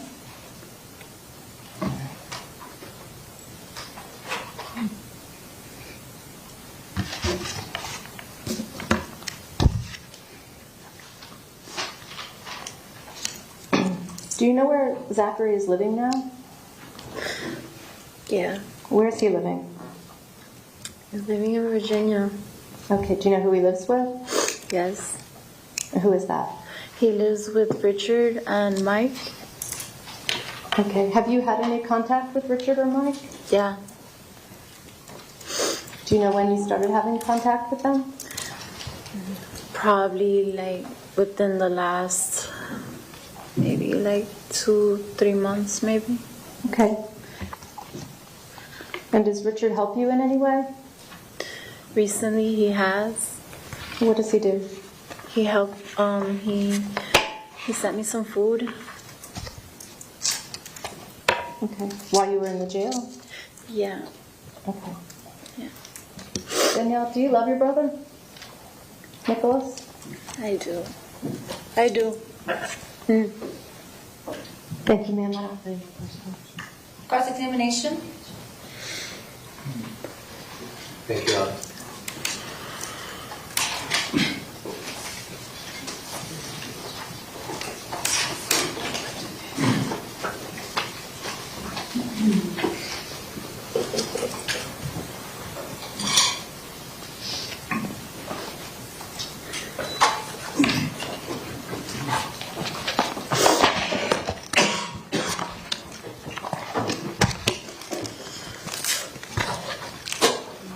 Good afternoon, Ms. Woodard. Good afternoon, sir.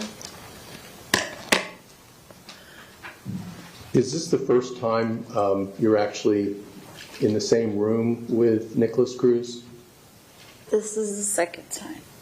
What? This is the second time. Oh, the first time was when he was born? Yeah. Okay. And when he was born in September of 1998, you were almost 12 years old, correct? Yes, sir. Your date of birth is what? October 7th, What year? 1986. Okay. So approximately 2 weeks later, you turned 12 after his birth, correct? Yes, sir. Okay. And at the time of the birth, where were you living? With Brenda in the efficiency. And it was somewhere in this neighborhood where the courthouse is? Right by Short Tail Charlie's. Short-tailed Charlie's. Short Tail Charlie's. Okay. And was anyone else living there? My grandma. Okay. And you kept referring to Brenda Woodard as Brenda. Is that what you would call her? Brenda. You called her that even when you were young? Yeah. Okay. And Dorothy Mayer, is that how she pronounced her name? Dorothy Mayer? Dorothy, yeah. Yes, sir. And so I was having a little trouble hearing you. Your voice was a little low. So you said she's your grandmother? Yes, that's my grandmother. That's our grandmother. And that's not Brenda's mother, though, was it? Yes, Was it her mother or stepmother? that was her mother. Her mother? Okay. And where did Dorothy Mayer usually live? She lived in the Gables, and we had our own place in Hallandale, but Hurricane Andrew blew it away. Okay. So I think that might have been 30 years ago today, Hurricane Andrew. Yeah. Okay. At least that's what the paper said. So you went to school in Miami a lot of your childhood, didn't you? Yes. And where were those schools? I went to, in Dade or Broward? Dade. In Dade, I went to Henry M. Flagler Elementary. I went to, What grades were you there? I was there from 2nd to 5th. And were you living with Grandma Dorothy at the time? Yes. Yes? Yes, sir. And your mother wasn't living there? No, she Okay. was not allowed there. Only to pick me up and leave. Okay. And so you were in elementary school in Miami, and then you started middle school in Miami, didn't you? Yes. What middle school was that? I went to Kinlock, and I went to other middle schools as well. Okay. And when you were in middle school, 7th grade, 6th grade, 7th grade, 8th grade? Mm-hmm. Is that a yes? 6th and 7th, I was there. Yes. And 8th grade, where were you? I was, I think I ran away or I got in trouble. I don't remember. Okay, and when did you go into foster care? I went into foster care when I was 12, and then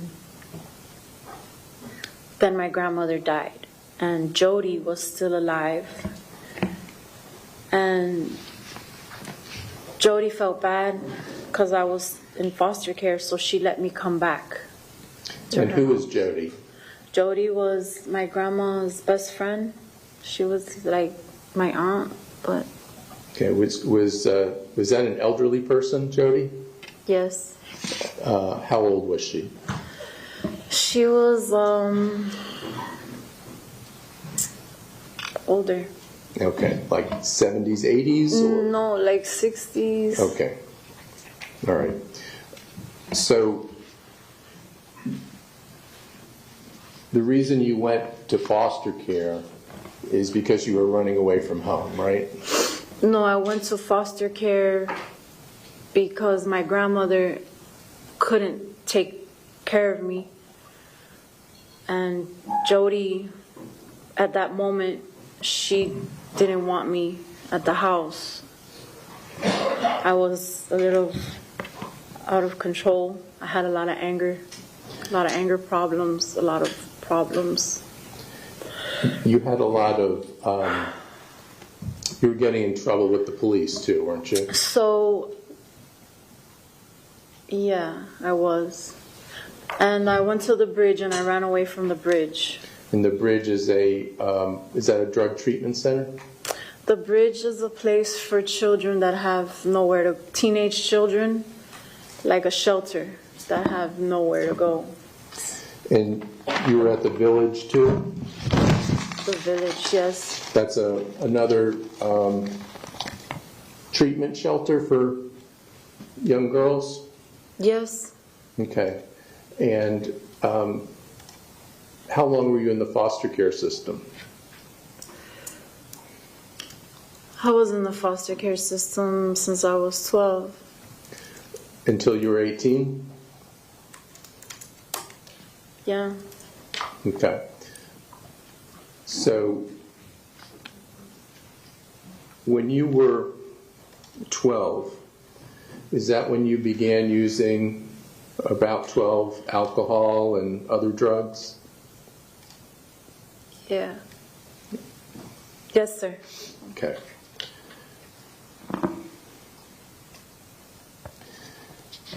You were asked before if you'd gone to prison. How many times have you gone to prison? I've been to prison twice. Okay, and you're in custody now in it's like the Dade County Jail for Women? Yes. Okay, and are you pending new charges? Yes. Okay.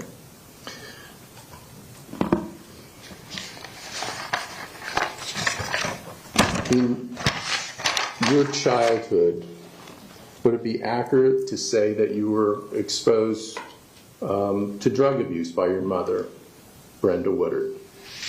Yes, sir. And did she expose you to stealing?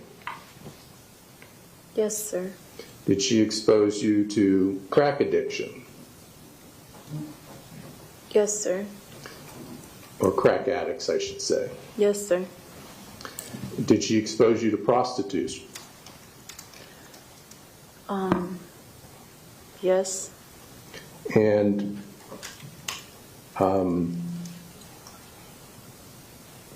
you hated her as a child, didn't you? Yes, sir. And your mom wasn't the type of mom who was going to school like meetings where they discussed problems you were having, did she? She showed up one time to my school with a hard hat and embarrassed me. Okay. Was your grandmother coming to the school when you were having problems? My grandmother, yes. Okay, but not your mother, right? No, no.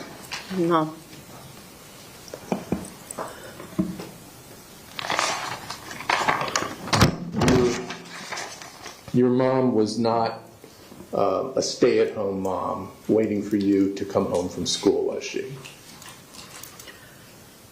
Some days she'd wait for me to come home from school. But mostly she was working the street? Yeah, yes, And your mom was stealing? yes. And your mom was prostituting? Yeah. Yes? Yes. I'm sorry to talk about these things. Your mom wasn't taking you to a psychiatrist, was she? No. She wasn't picking up any prescriptions that you might need? No. And your mom never helped you get a job, did she? No. You weren't living in a 4,500 square foot house on 2 acres with a pool, jacuzzi, and a basketball court, were you? It was a dream, but no. That would be a dream for you, wouldn't it? Yeah. Yes, sir. And you weren't having therapists coming to your house several times a week to try and help you? I do remember seeing therapists quite often, numerous times. Would you go to them or at the school? I went to them. Okay. You were not going to summer camps, were you? Yes, I've been to summer camp. Yeah, which one? Red Berry's Baseball World. Okay. And no rich couple paid your mother money to adopt you and give you unconditional love, did they? Paid my mother, you mean? To adopt you. No. No. In fact, that would have been a great thing if it happened to you, wouldn't it? I would have thought that back then. Well, you would have fought it if you were a kid, but not if you were a baby. You couldn't fight it, could you? No, I said I would have thought that back then. What the question you just asked me? Yes. I said I would have thought that would have been a great thing. Oh, okay. Even when you were an older child, you would have welcomed that.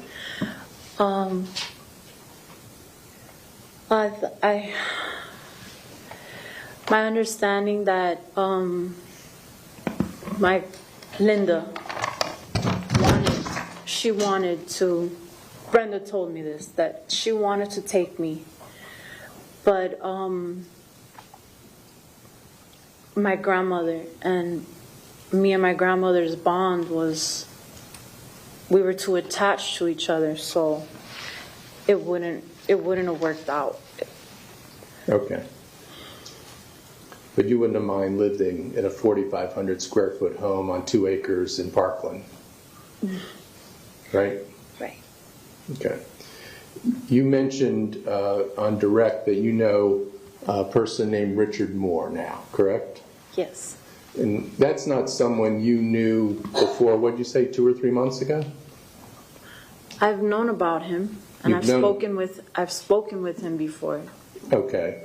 But you didn't know him from your childhood, correct? No.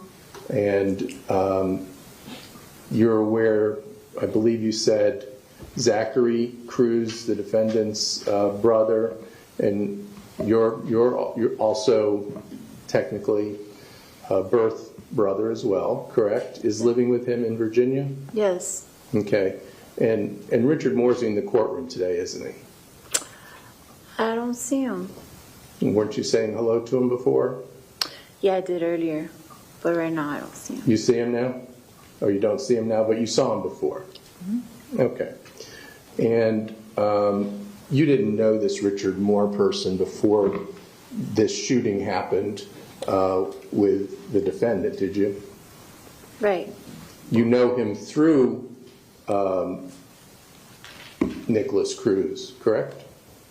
Right, yes. Okay. And did you learn that him and his spouse, Michael Donovan, picked up Zach after he was bonding out from the jail without ever having met him before, and took him up to Virginia? I heard. Okay. He didn't know Zach Cruz before then either, right? Richard? Yes. I don't think so, no. Or Michael Donovan, his spouse. Okay. And Richard Moore does send you money, correct? He has. Okay. And have you met, did you get a new attorney today? I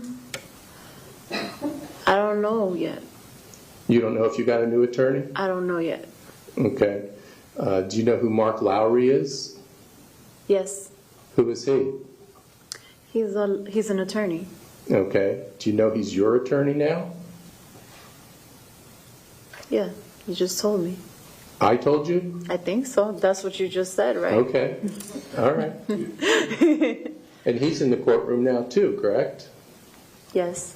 And your old attorney is also here, correct? Yes, he is. Okay, and so Mr. Lowry replaced Mr. Rosenberg today, correct? Yeah. Okay. And did you know that Mr. Lowry represented Zach Cruz in the past? Yes. And Mr. Moore arranged for Mr. Lowry to represent you, correct? No. No? No. Who did? Zach. Zach did. Yes. Who's living with Richard Moore, correct? Yes. Okay. Are you aware that Richard Moore and Michael Donovan produce a reality television series? Beyond the scope. Overruled. Are you aware that Richard Moore and Michael Donovan produce a reality TV show?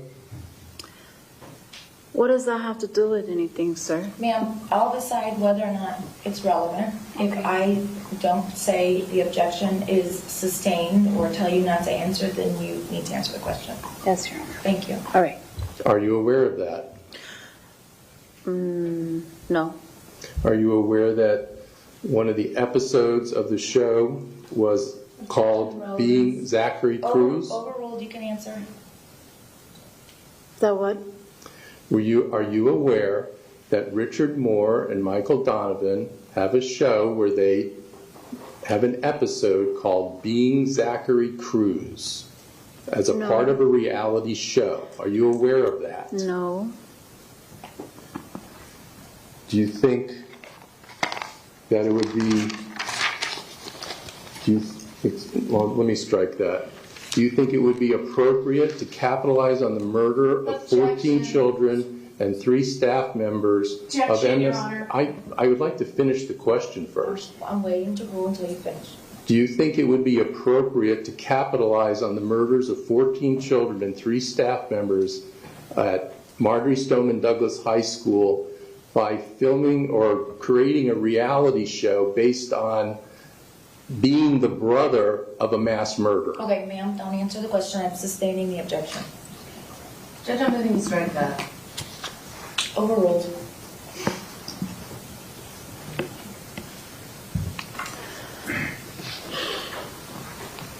Are you aware that Mr. Moore has sent thousands of dollars to Nikolas Cruz to his commissary this year alone?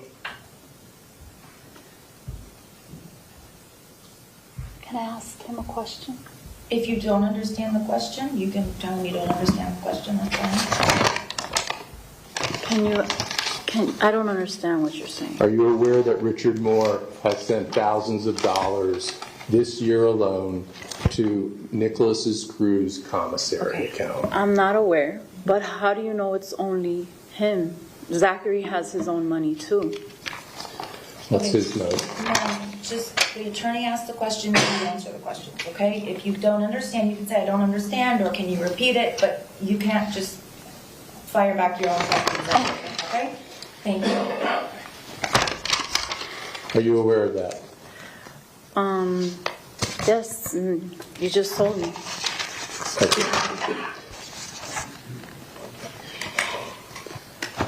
All right, thank you very much, Ms. Woodard. All right, sir. Okay, anything else, Ms. Curtis?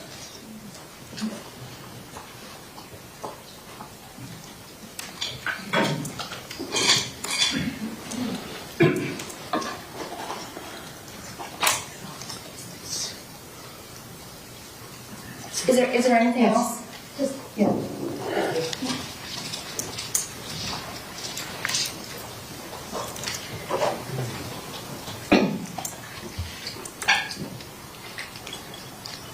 Before Nikolas was born and you were living in that apartment, did Brenda have to go somewhere just before, for a few weeks before Nikolas was born? Objection, outside the scope.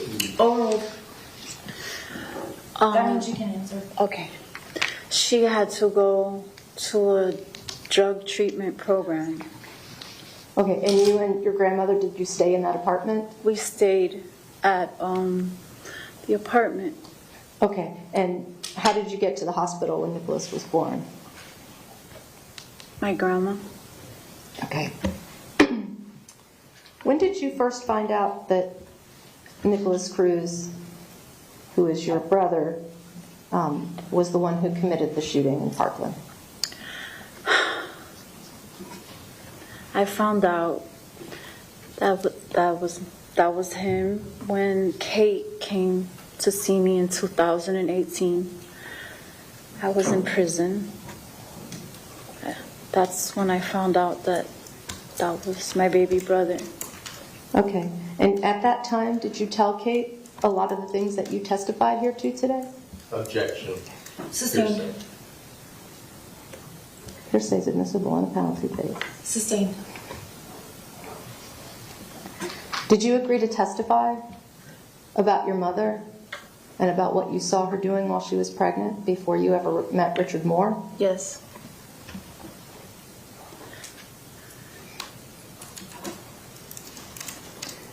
And you told Mr. Marcus you have charges pending against you, right?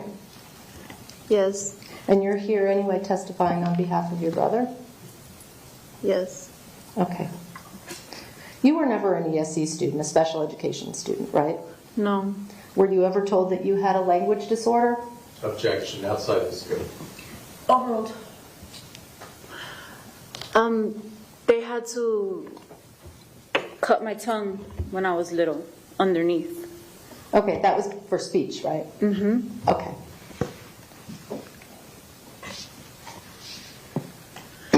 Mr. Marcus asked you a bunch of questions about whether you would want to live in a 4,500 square foot home, right?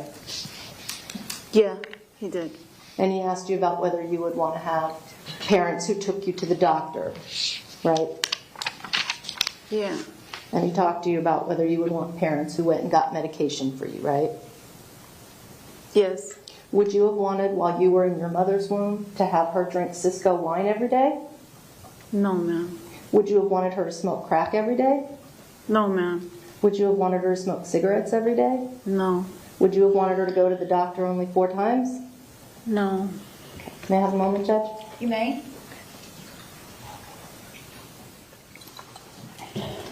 Thank you very much. Okay. Okay. Ladies and gentlemen, at this time we're going to take a brief recess so we can set up the next witness who's going to be testifying via Zoom. So we just need to set the equipment up. Please do not discuss the case. Please leave your notepads behind.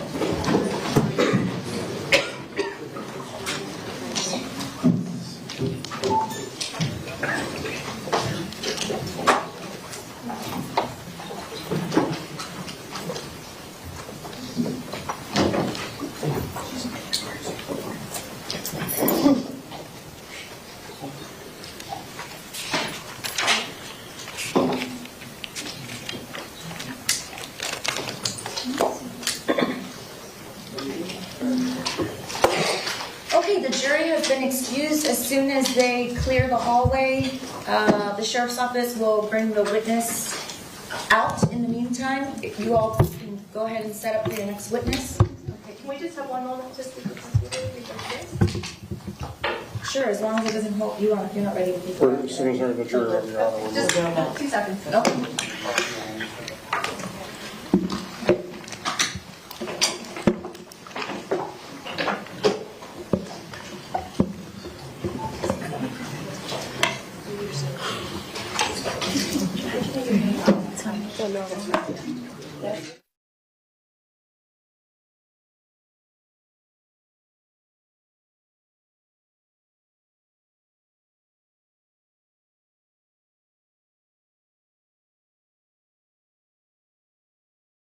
Yes, ma'am. Okay, and I have a copy of the witness's driver's license here so that I can identify her and swear her in when the jury comes back and the jury is present. Ma'am, you're able to hear me? Yes, ma'am. And Ms. McNeil, do you want to do a test to make sure she can hear you? Ms. Lubar, can you hear me? It's Melissa. Yes. Okay. Sure. Ms. Lubar? Yes. Watch me as I walk, okay? Okay. You see this gentleman right here that has a mask on? Yes. Do you recognize him? I recognize him. It's just from seeing him on TV. I wouldn't know him from when I had him when he was 3. Okay, but you can see him in the Zoom? Yes, I can see him. Okay, Nicholas, can you see Ms. Lubar on the screen in front of you? Yes, I can. Hi, Ms. Lubar, this is Jeff Marcus. I'm waving now. Can you see me? Yeah. I Can't hear you very. It's kind of low. Okay, it's probably I'll speak up louder. I'm just going to ask you that if at any time during this presentation you cannot see the defendant, to let us know. Okay? Okay. Thank you. Okay, is there anything else before we bring in the jury? No, ma'am. All right.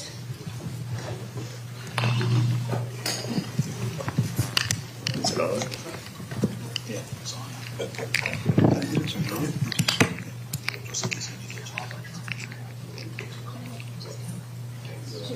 Jurors are entering.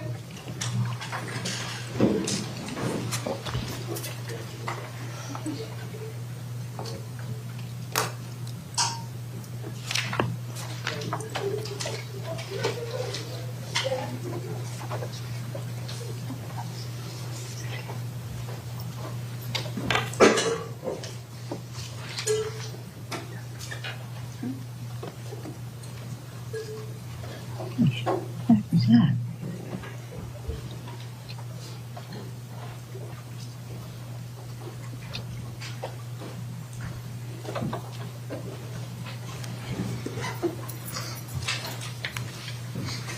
Okay, the jurors are present. Everyone may be seated. Ms. Lubar, please raise your right hand. Do you solemnly swear or affirm the testimony you're about to give is the truth, the whole truth, and nothing but the truth?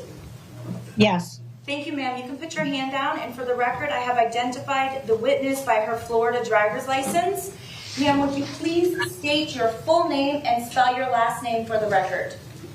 Susan Hendler Lubar, HENDLER, space LUBAR. Okay, thank you. Ms. McNeil, you may inquire. Thank you, Your Honor. Good afternoon, Ms. Lubar. How are you? Good. Okay, thank you for being here. If at any time you can't hear me, please let the court know or raise your hand, and then we'll take care of that, okay? Okay, thank you. Ma'am, where are you currently residing? In Pearland, Texas. Okay, and how long have you been living there? 3 years. Okay. Are you still a resident of Broward County, Florida? Yes. Okay. So you live with someone in Texas, but you still maintain a home here in Broward? Correct. Okay. Are you currently employed? Yes, I take care of my grandson. Okay.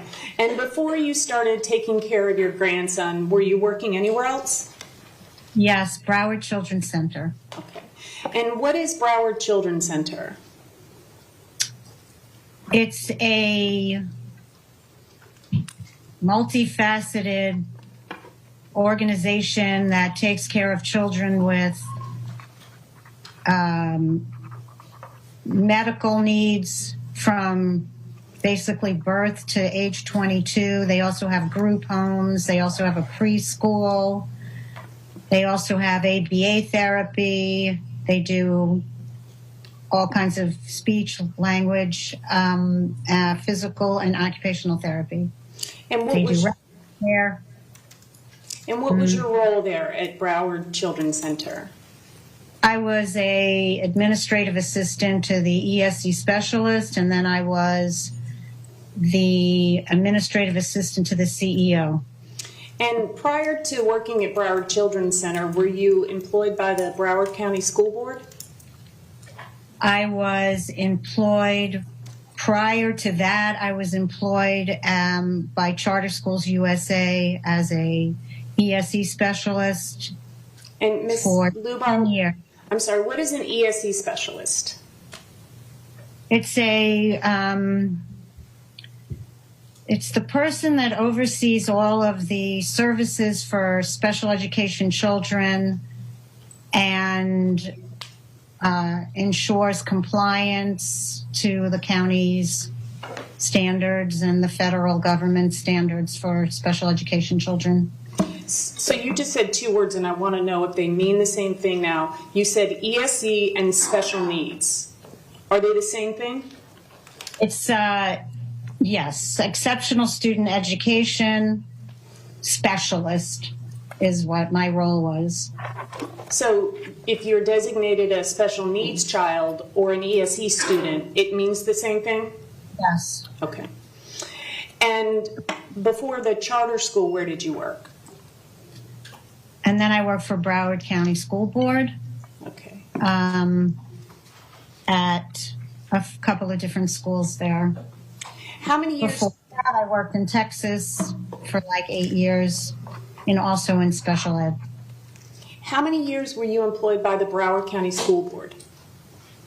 From 2001 to 2007. I'm not going to hold you to the exact dates. And you said you worked in Texas as well? Yes. And that was with the... From 93 to 2001.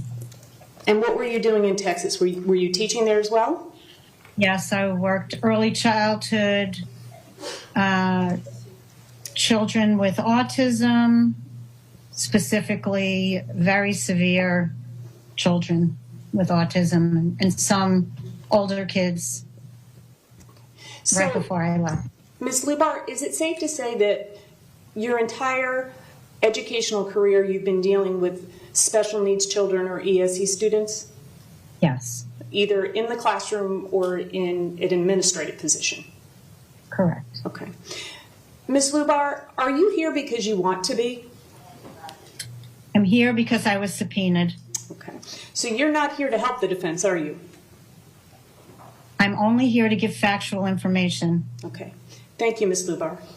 So what I'd like to talk about is the time that you work for the Broward County School Board, okay? And also a little bit about your education. Can you tell us about your education and what your primary focus was or your degree was in?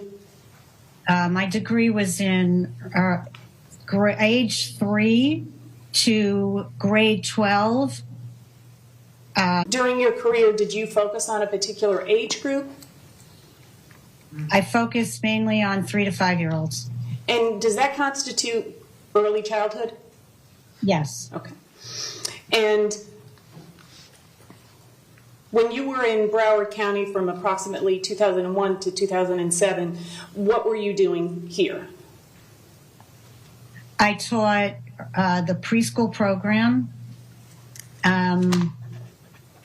I taught in an autism cluster program as well.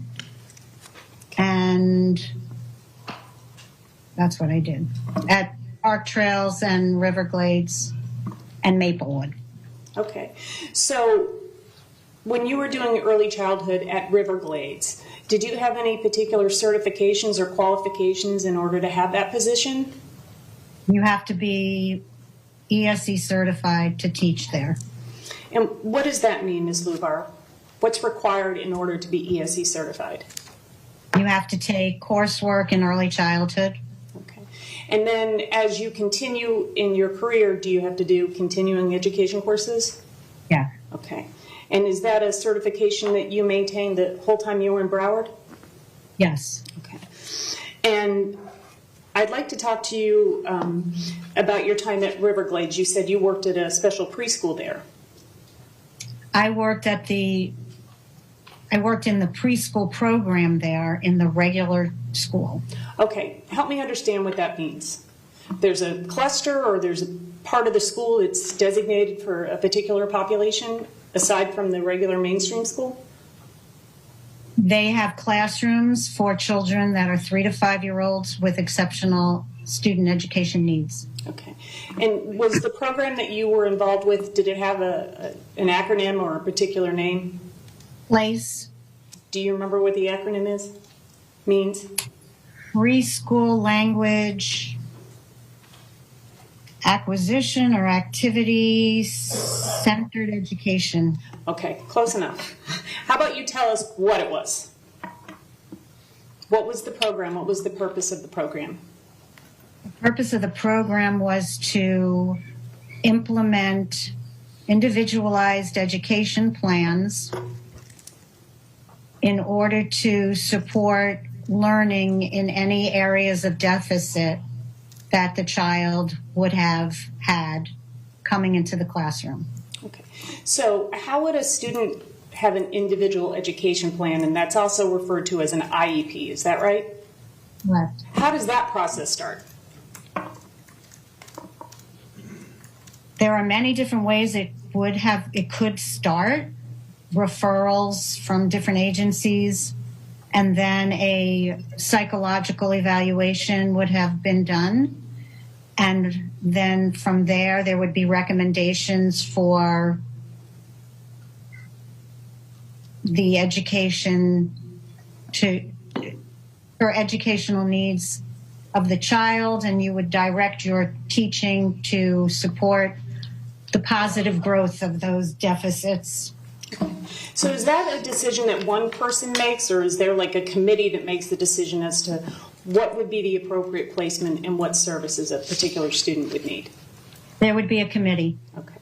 So the students that were at the PLACE program, would they all have gone through that process that you just discussed? Yes. And would all of those students have had an individual education plan? Yes. Okay. And all of the prerequisites, for lack of a better word, for the ESE designation, that was all done through the Broward County School Board?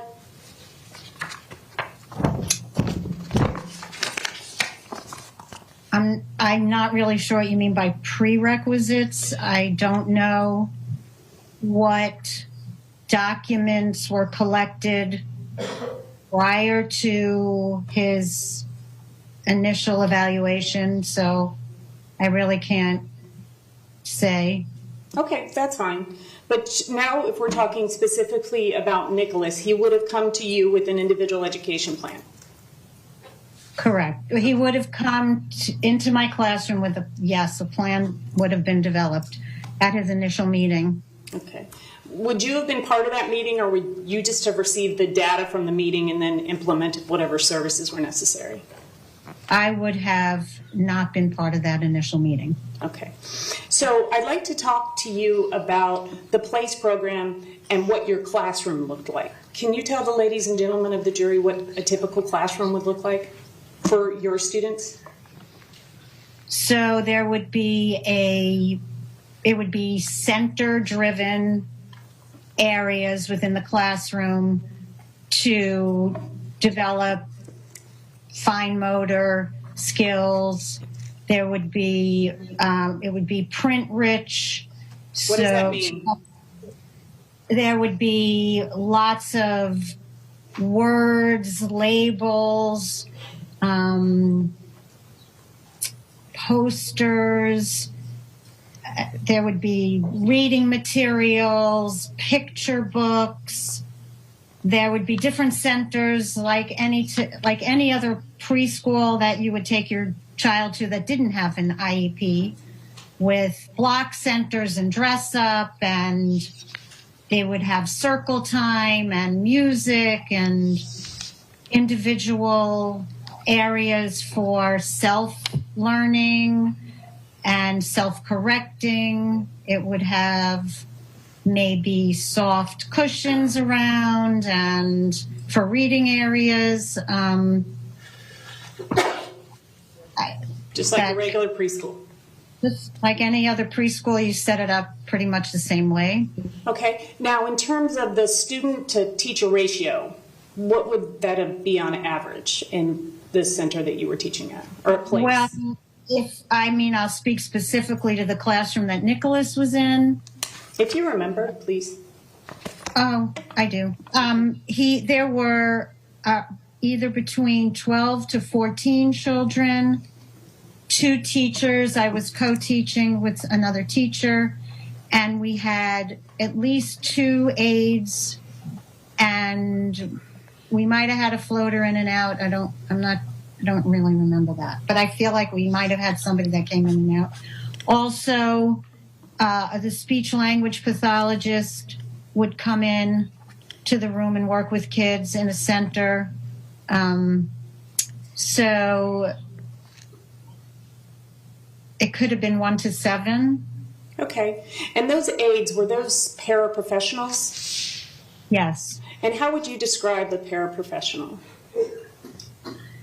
What would their role have been? Their role would be to support the teacher, implement any goals that were that the children needed, take data on that would have been monitored by the teacher, to support children's learning. Okay.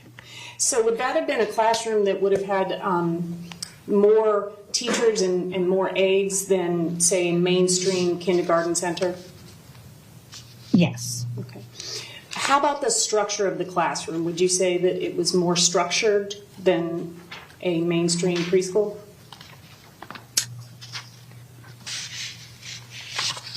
The structure of the classroom, I would say, would be like a typical preschool classroom. Within that, different children would have had may have had a more highly structured, monitored system within the classroom. It just would depend on what the child's needs were. So each of the students in the classroom would have had their own individual education plan? Correct. So when you say it would depend on the structure, it would depend on what the needs are of the child and their IEP. Right. Does that sound accurate? Right. The physical structure stayed the same, but each Understood. child, depending on their needs, may have had more support in one area or another. Okay. Was this a behavioral placement? No. Okay. Were there students that had behavioral needs? Yes. Okay. Do you recall teaching Nikolas Cruz? Yes. And do you recall that would have been around 2003, 2004? Correct. Did you finish that? I'm sorry, ma'am. Go ahead. No. Go ahead. No. Did you finish that school year there at Place? No.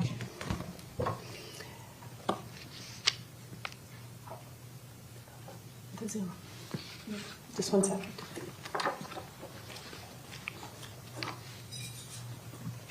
Your Honor, Yes. I'd like to show the witness an exhibit. Okay. And I don't know how you want to do it before it's published, because she's on Zoom. I have no objection. Oh, okay, thank you. Thank you, Mr. Marcus. Ms. Lubar, I'm going to show you a picture of Nikolas Cruz, who was 4 years old at the time. I'm going to show it to you, and can you let us know if you recognize that photo? If you do, great. If you don't, not a big deal. And for the record, it's previously been marked for identification as 1F. Yes. So Is one F Yeah. different than just F? Okay. Yes. No, sorry, hold on just a minute. Okay. So it'll go through the alphabet, then one, and the alphabet, then two. Same way the state did it for their presentation too. Okay. And state, you don't have an objection, is that what you Okay. indicated? Defense, one, F as in Frank, will be received as defense 7.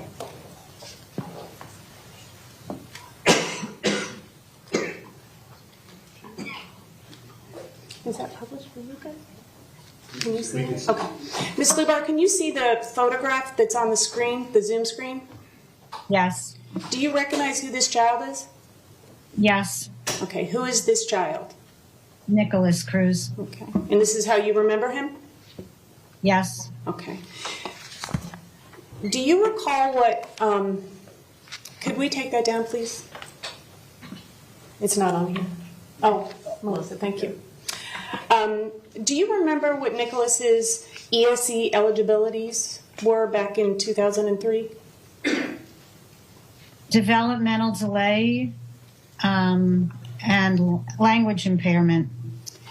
Do you recall what it meant when a student had an eligibility of developmentally delayed?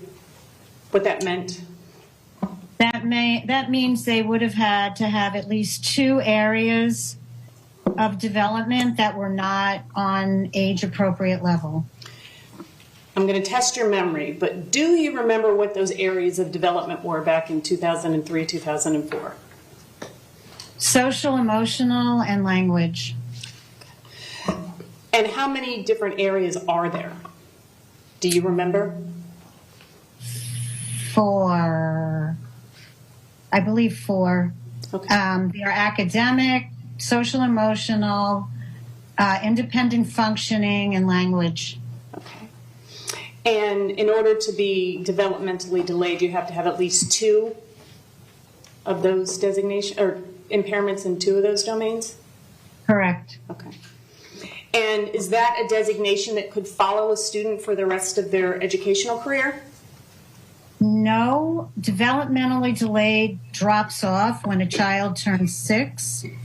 Either they are reevaluated at some point, or the data proves that they have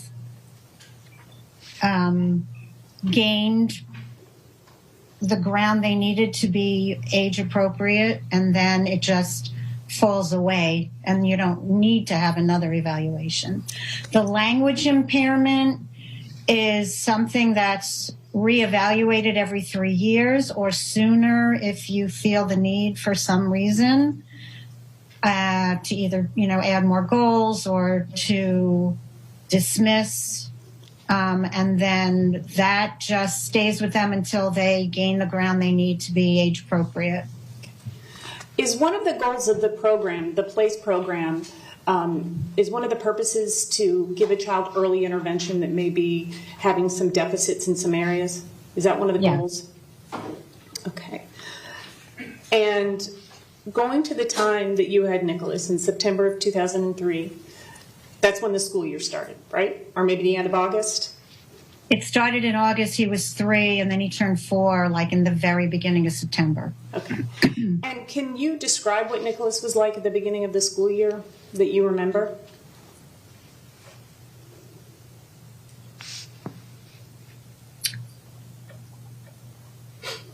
Nicholas had a lot of aggressive behaviors, and he had limited expressive language. He also had some fine motor problems, and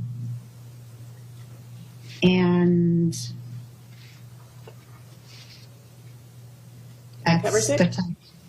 I'm sorry? That covers it? Yep. Okay. So did you, you mentioned aggression, so that would fall under behaviors. Is that right? Correct. Okay. Not a behavioral center. PLACE is not a behavioral center, right? Correct.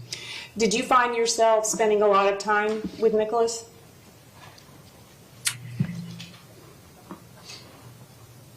I did a lot of interventions to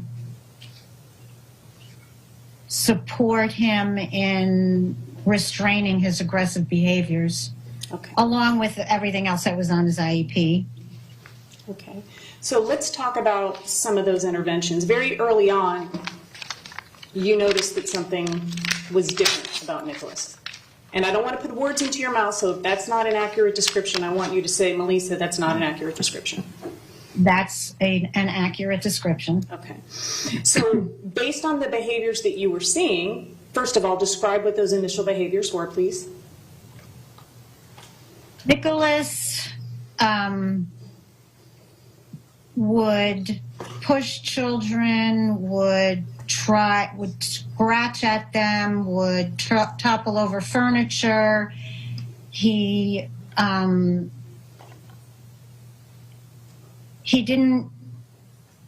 would stay away from other children, and if they got too close to him, he would basically pounce. That's what a lot of his aggression looked like. And you said he also had an expressive language issue. What does that mean? Is that unable to express his feelings, or help me understand what that means? Initially, he didn't communicate at all verbally. And over time, he did. Probably half a year in, he was able to do a lot more expressive communication, but not initially.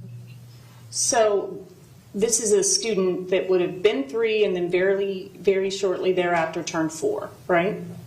Correct, like within 2 weeks of school or so.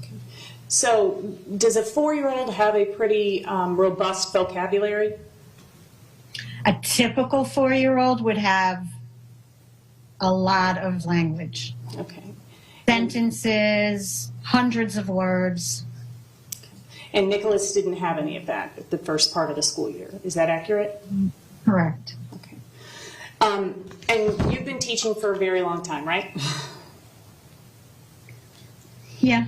Would you agree that a behavior can be a form of communication?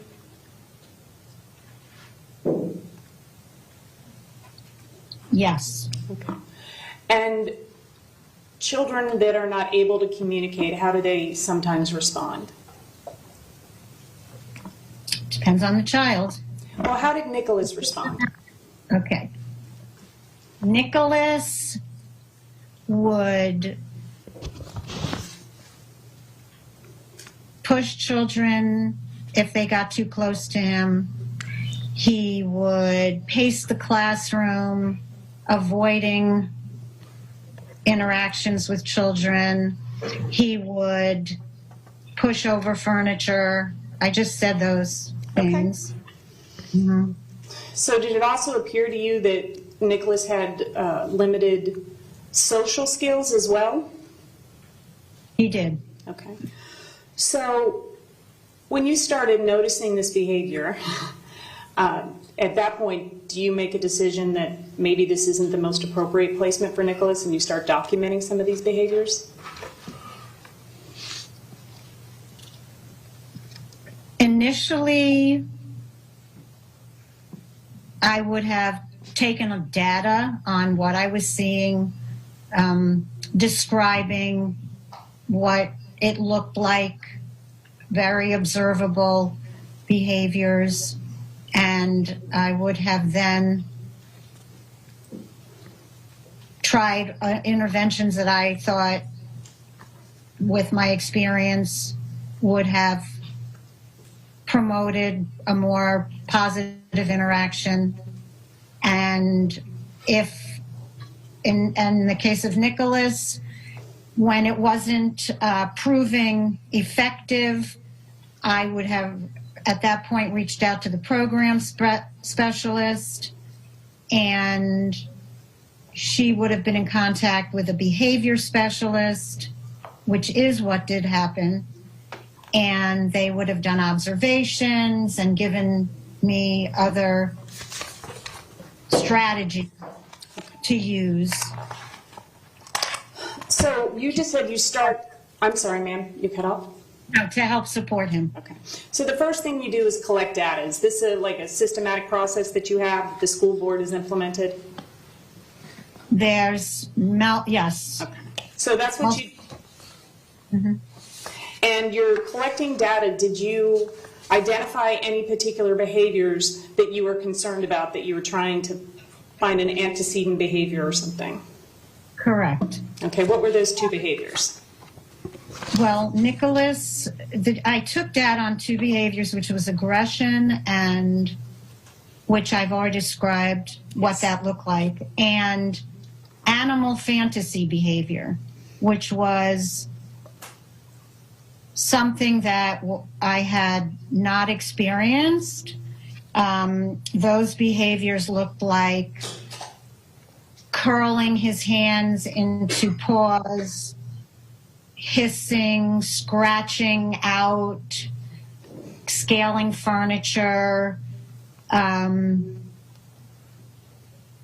so that was pretty unusual to see that. I did try a lot of things I already knew what to, because a lot of interventions are certain behaviors would require certain interventions and a lot of reinforcement and creating an avenue for Nikolas to be able to engage in those behaviors since they were preferred, where it wouldn't affect other children. And when these animal fantasy behaviors were not reducing and the aggression was continuing, that's when I would reach out. That's when I did reach out. So before you reach out, you collect a lot of data, correct? And you did a frequency chart? I did. What is that? Many things. I took anecdotal data, like scripting what was going on. I took ABC data, which would be antecedent behavior consequence data, which you look at the behavior, you try to find an antecedent to that behavior, and then what happens next is what they call the consequence. It's not like what most people would probably generally think a consequence is, but it's just the very next behavior that happens after. I took the frequency data. I also engaged the paraprofessionals, the other, to also take data on these different behaviors. So you collect all this information, and correct me if I'm wrong, but the goal is to find out if there's something that sets him off, and then you try and work on whatever the behavior is, or whatever the issue is before the behavior? Is that one of the goals? So the goal of taking the data collection is to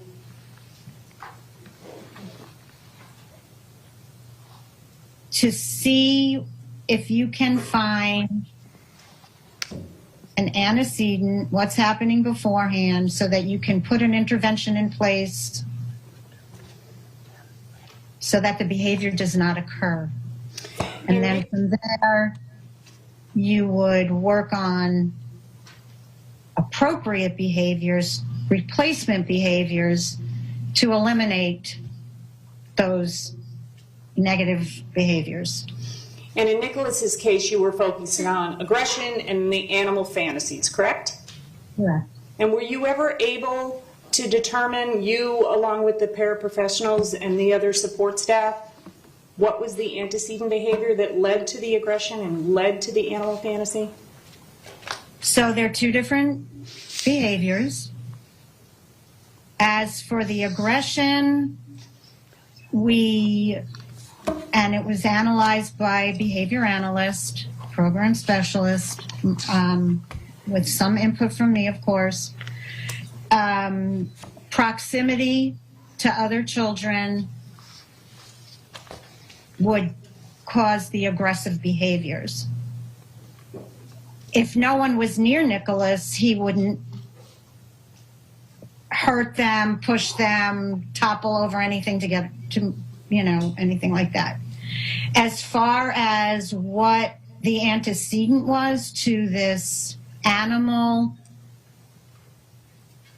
tiger, pawing, hissing, climbing, hiding type behaviors, none of us could determine at that time what was causing that.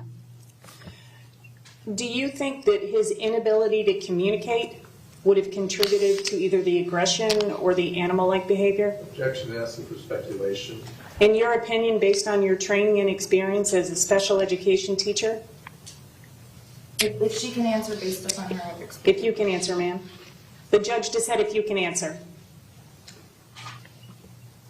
I think that language lack of expressive language does contribute to negative behaviors. Okay. And then you said that you reached out to some other individuals that helped you to develop some interventions. Is that correct? Right, the program specialist at that time. Okay. Can you tell us? And probably the ESE specialist also that was there. Because obviously your goal is to get Nikolas the services that he needs to be successful in school, right? Correct. And at this point, with his behavior and the animal-like behavior, his aggression, that wasn't happening, correct? Can you repeat the question? Let me simplify it. I apologize. Bad question. Do you think that Nikolas's aggression and animal fantasy behavior interfered with his education? Yes. Okay. So, can you tell us what some of the interventions were? And at this time, Judge, I'm going to be moving into evidence a portion of the educational records. Okay. Do you have those, Mr. Marcus? Yes. Those were also provided to Mrs. Rebar. It's a composite. It also has the certification of authenticity from the school board. Okay.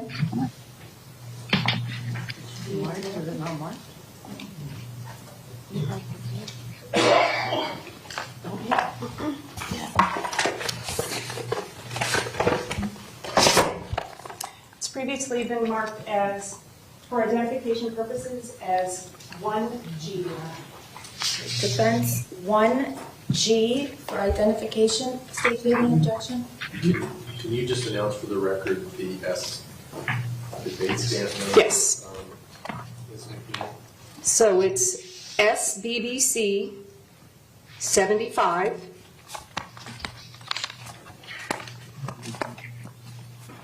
through SBBC 144 and SBBC 170 through SBBC 178. Is that what you have, Mr. Marcus? Yeah, I don't mind if you explain to the jury what the... Okay. So SBBC stands for School Board, Broward County. And they date stamped all of the records that both the state and the defense received in discovery from the school board. So you'll hear us referencing those numbers, and that means we're referring to a specific document. And we pulled out sections of his records.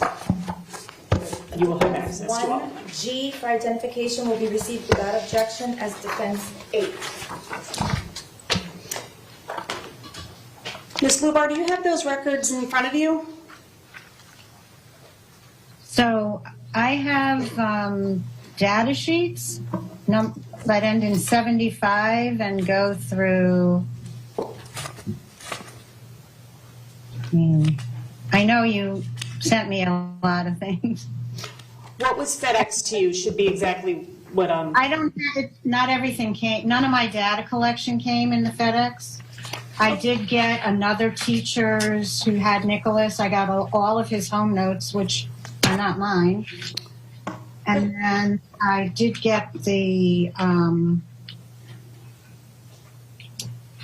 I got the, I think this is the prosecutor's, my Joyce Mark stenographer, I guess my statement to him. Oh, the deposition. The deposition. I got this psychological report that came after I already left. Okay, so what I'll do is, But I do have an email with my data collection, if that's something you're looking at. so when you talk about data collection, is that the ABC documents and the frequency? Yeah. Okay. The ABC, the frequency, and maybe some observations are. Okay. So you just explained all of that to the jury, and that's been moved into evidence, so they'll be able to look at that. But what I'd like to show you is SBVC 93, and I'm also going to, I don't know if she can see that or if we need to do it from Zoom. They'll put the document up for you, Ms. Lubar, so that you don't have to dig through all the stuff I sent you.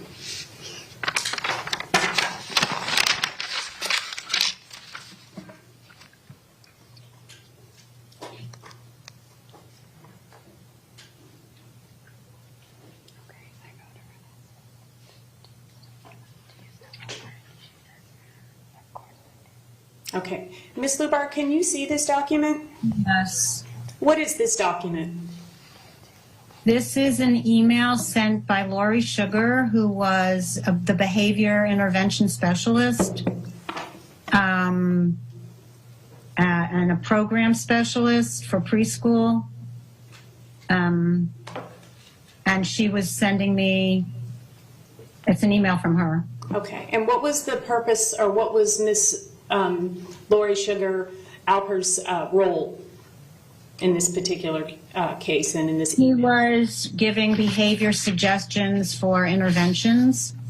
Now, the suggestions that she made, were you already implementing these? I was. Okay.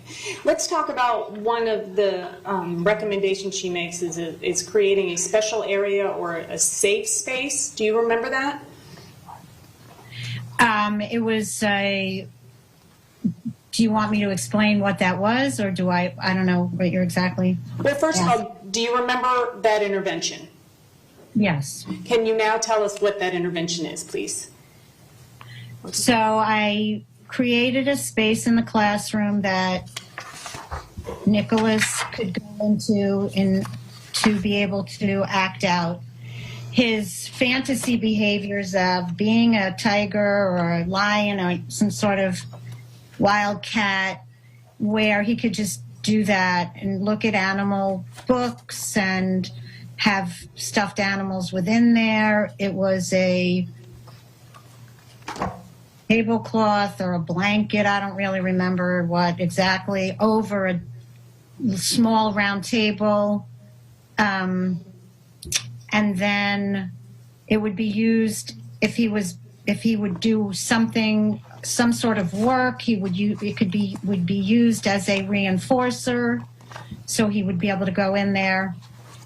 And then he needed a very high reinforcer to come out of that and to do some work, and then he could keep going back and forth, and that's basically how I was able to work with him at all in the classroom at that time. Was that the area that he preferred to be in? Yes. Would he let other students come into that area? No, and all the children knew that that was his space, and they didn't even try to go in there. Okay. And had you ever done this for any other students? No. So the behaviors that you observed and the interventions that you did, you hadn't done these for any other children? I had not. Okay. And then do you also... Well, just this specific intervention. Okay. And did you also have conferences with Nikolas's parents, Linda and Roger Cruz? So I don't remember that. However, I do have a document that shows I did have a parent conference with them. Does that document refresh your recollection as to those conferences? No. Okay. If you were to look at those conferences, would you remember the content and what would have been discussed? Only whatever would have been written down on there. I don't remember them at all. So Okay, so SBDC 131, please. They're going to pull up one of those conferences, Ms. Lubar, and if it refreshes your memory, fine. If it doesn't, it doesn't. Give us a second. And while that's being pulled up, do you remember Linda and Roger Cruz? No. Okay. And ultimately, collecting all of this information, this data, the teacher conferences, and the intervention, what was your goal?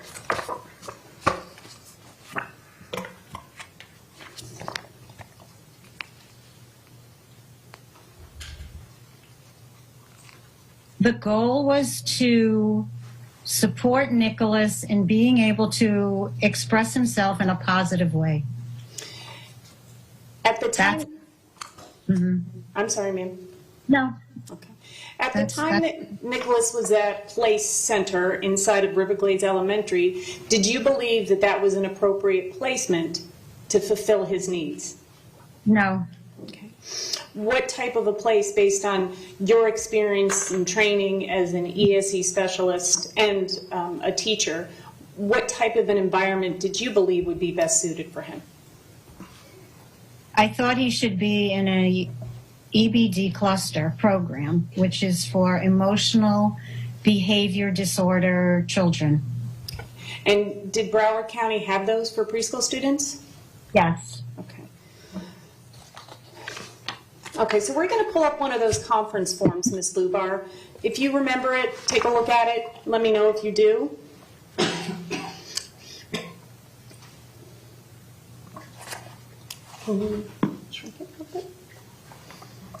I mean, it's there, so. Okay.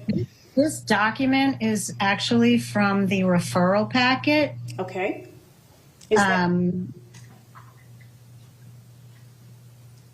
Is this your handwriting, ma'am? That's my handwriting. Okay, so it looks like there are two different conferences, right? Conference 2 is dated... There's actually 3 conferences, because I have another one.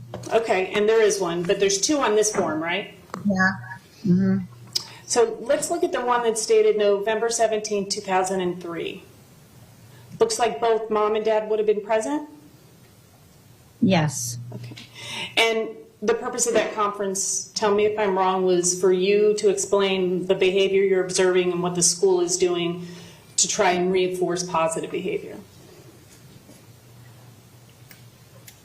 The purpose of this conference looks like that I'm discussing having a reevaluation by a school psychologist to see what other data we could find. Okay. You also indicate in that November 17, 2003 conference that Nikolas worries a lot. Do you have any recollection of that, him worrying a lot? No. Okay. And then the December 3rd conference note, you're discussing his aggression and his animal fantasy behavior, correct? Yep. And correct me if I'm wrong, but whatever in positive reinforcement that you are trying to implement at school, it's also helpful if the same positive reinforcement is implemented at home, correct? Right, so I discussed, as it says here, that how to use a token system in the home, because the parents noted that there was aggression in the home as well, and also the animal behaviors, and that they were going to attend classes for behavior. Do you know if the parents ever attended parenting classes? I don't have any idea. Okay. Now, I'd like to talk to you about the psychological evaluation that was done, and I know that it was done after you left Riverglades, but your input. You have information that was put into that document. Do you remember that, ma'am? I'm looking, I have a copy of that. And I filled out I filled something out for that as well. And that information was, you said something about a referral packet. What is a referral packet? So when you are requesting a new psychological evaluation, There's a packet of information that has to be filled out by the teacher and the parents. And it's called a comprehensive problem solving grading form. That's one of the ones. You have to fill out those parent conferences. You have to add that in there. You have to put all your data together that you've collected.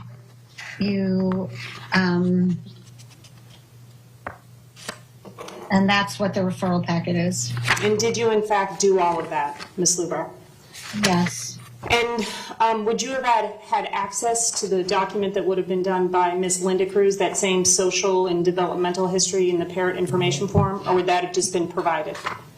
That form, the filled out form, would have been turned into me or the ESE specialist. Either I gave it to her, or the parent would have directly given that form to the ESE specialist, and then it would have just gone together with all of the other documents so that the psychologist would have everything at her hands prior to doing the evaluation. Do you remember if you reviewed the social and developmental history that Linda Cruz filled out? I don't remember. Okay. So let's talk about the information that you provided. Okay. You had to answer some questions about Nikolas's social skills. Is that correct? If it says so, then I did that. Okay. And just very briefly, when you're talking about social skills, explain to us what that means. How a student interacts with adults and peers. And do you remember what you said about Nikolas's social skills abilities? I don't remember what I said in the document unless I read it. You can look at it, ma'am. If you just want to tell us what you're looking at so the record can accurately reflect. It would be 170. Okay. And that's information that would have been inputted into the psychological evaluation, correct? From the data you collected. Correct. And what do you want me to read it?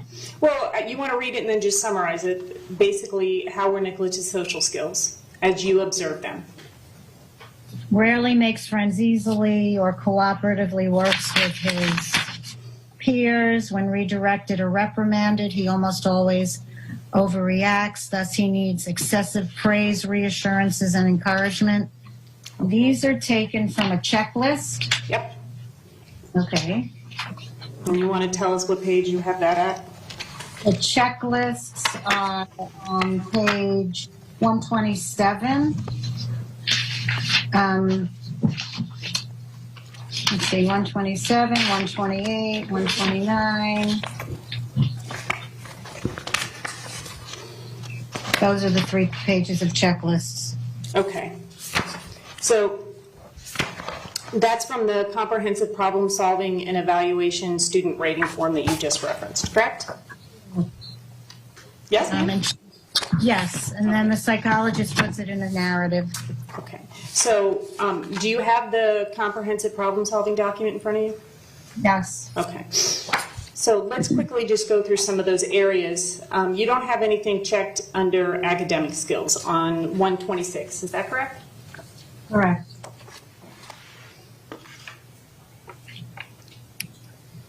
Okay.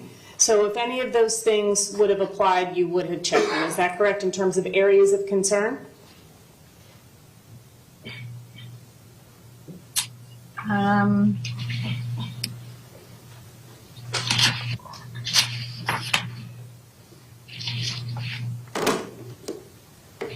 It's also on the screen, Ms. Lubar, if you want to look at it there. I don't know. I can't answer as to why nothing's checked there. Okay. But if you were, he's just turning 4, so would have these been applicable at that age? Already 4.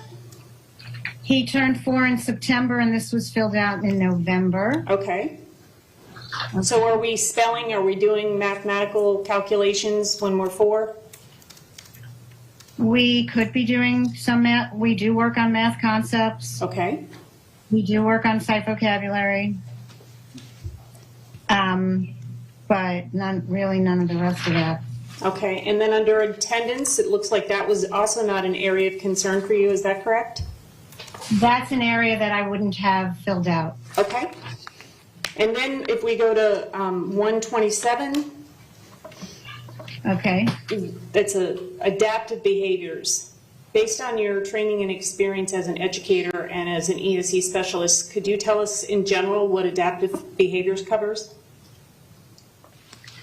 It's going to cover all of these areas that you're looking at, how he interacts with others, what type of attending he does, everything that you're looking at, that's considered an adaptive behavior, how you interact in your environment. Okay, so here for the social skills and interpersonal relationships, 1 through 7, you made a check either rarely or sometimes, correct? That's what you believed was applicable for Nikolas at that time? Mm-hmm. And then as we go down a little bit, more adaptive behaviors, which is productivity, efficiency, and organization. Is that also classified as executive functioning skills?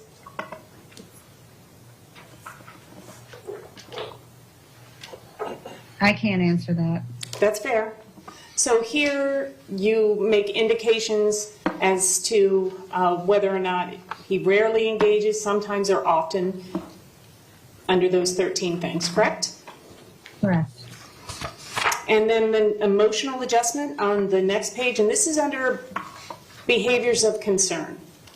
So is this an area, obviously based on the things that you've told us here, that would be most applicable for Nikolas at the time in 2003, 2004? Is that correct?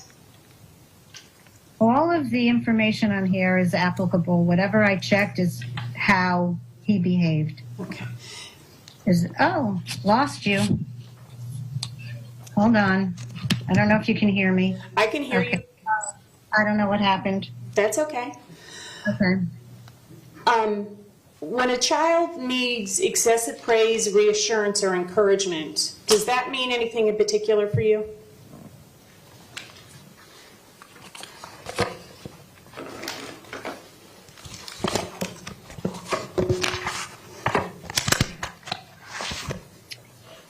In the classroom setting, that would mean that in order for him to comply with classroom rules, do his work, he would need excessive praise, reassurance, and encouragement to do anything in the classroom.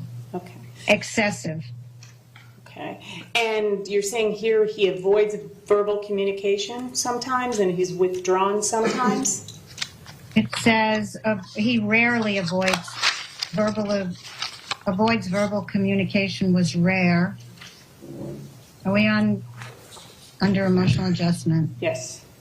Avoids other children sometimes. So how was he with following directions? Do you remember, based on the data that you collected and you have in front of you and the psychological evaluation that has some indications of that?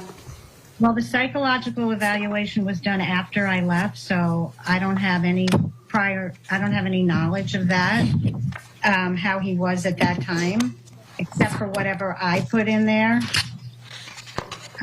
as information that came from me. Okay. And that's all I want you to focus on, Ms. Lubar, whatever the information that came from you, not from anybody else. So, can you repeat the question? So, was it difficult for Nikolas to follow instructions?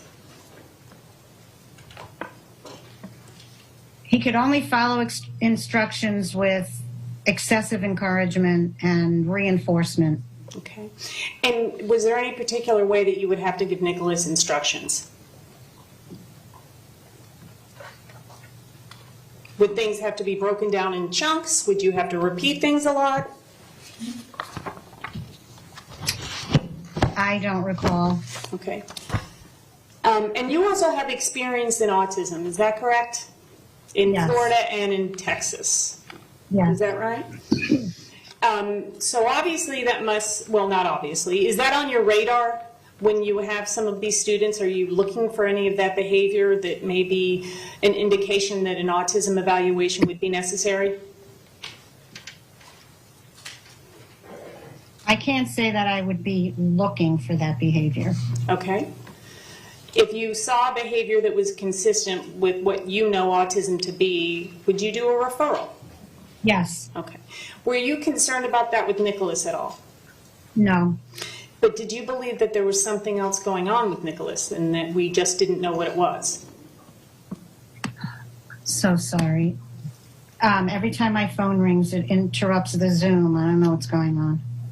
I'm sorry.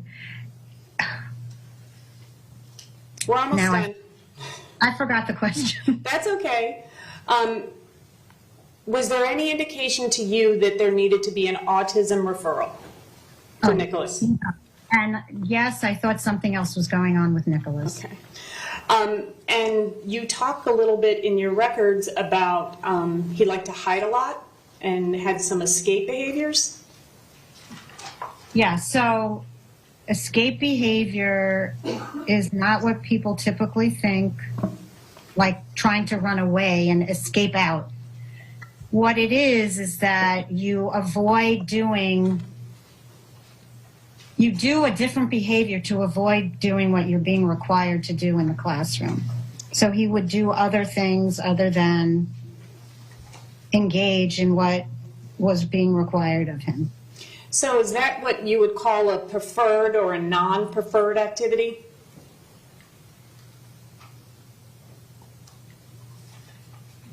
No. Okay. Help me understand what you meant then. So escape behavior is not a preferred or a non-preferred activity. It's a behavior that you do to get out of doing something that you don't want to do. Okay, is what you don't want to do a non-preferred activity? Yes. Okay, thank you for clearing that up. So if Nikolas didn't want to do what you were instructing him to do, then he would exhibit this behavior. Or I'm sorry, this escape behavior. Sometimes. Okay, would he participate sometimes as well? It would just depend on how much reinforcement he would be given at the time of an activity. So for Nikolas, you would have to break up an activity into very, very small increments and give him a lot of reinforcers and then a lot of downtime in between, and then he would work. So is it unusual for children that age to, let's say you're playing Play-Doh and that's a preferred activity, right? They want to do that, and then you want to teach a math concept. Not a preferred activity for some kids, would have been for me. Pulling them away, that's not unusual for children in general if they don't want to do what you want them to do, correct? So most children would transition easily from one activity to the next because everything is exciting when you're 3 and 4 years old and you just want to do everything. And you would build into the classroom transition activities to move from one activity to the next. So children are aware that there's going to be a change. And that makes transitions more smooth. And so that's how you would do that. Would be typical for most children to be able to easily transition from one activity to the next. So Nikolas didn't do very well with transitioning from one activity to the next? No. Okay. Based on your many years of experience in special education, back in the time that you had Nikolas as a student, what did you believe would be the best environment for him? After taking all the data would prove to me that he needed to be in a highly structured behavioral center with a very low teacher-student ratio, like 1 to 2. something that's not provided in the place classroom. Ms. Lubar, do you believe that you did everything that you could do to help Nikolas be successful? Yes. Okay. And when you left the PLACE program, you had set in motion and provided all the documentation that you could have provided the school board in order to facilitate perhaps a change of placement. Is that correct? I did not fill out a change of placement packet. That's a whole different process. I did put together the data to look for a new eligibility, possibly a new eligibility in the area of behavior. And after that, I can't say what happened, but unless I look at, documents that are not really my information. No, but that's okay. I'm just asking what, by the time you left, you had provided all the information that you could possibly do so that the school board could make the decision where the appropriate educational environment would be for Nikolas, right? Yes. Okay. And in your opinion, that wouldn't have been placed? No. Okay. Thank you very much, Ms. Lubar. State.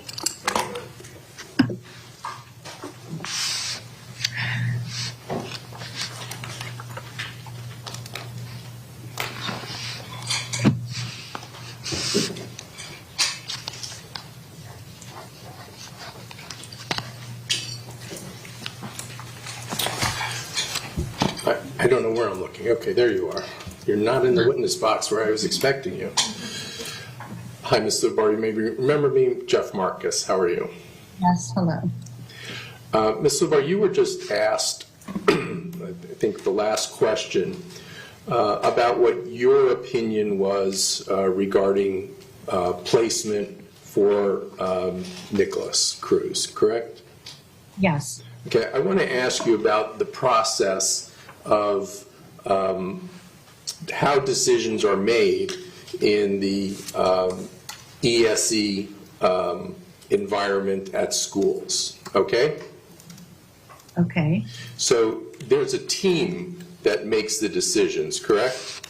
Correct. Okay, so the team would have to gather data, correct? Yes. Okay, and there would be what's called an IEP meeting, individual educational plan meeting? Yes. Okay, and there's certain people that the law requires to be at these individual education plan meetings, correct? Correct. Okay, and have you been to those IEP meetings?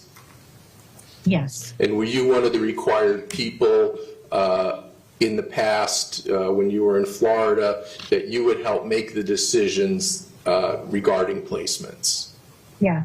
Okay, were you involved at all in Nikolas Cruz? Not in his initial placement, no. He already came with an IEP to my classroom. Okay, and you were already gone, so you didn't get involved with the next year's IEP, correct? Correct. Okay, so there are sometimes disagreements regarding placement among the IEP members, correct? From time to time, yes. Okay, and they try to work out what's in the best interest of that child, correct? Correct. Okay, and that applies all the way from 3 years old all the way up until they leave the school, leave the public school, correct? 22. And up to 22 if they're still in the school, correct? No. Okay. You were asked about autism, and you have an extensive background in autism with autistic children, correct? Right, children with autism. Can you tell us again what your experience is with autistic children?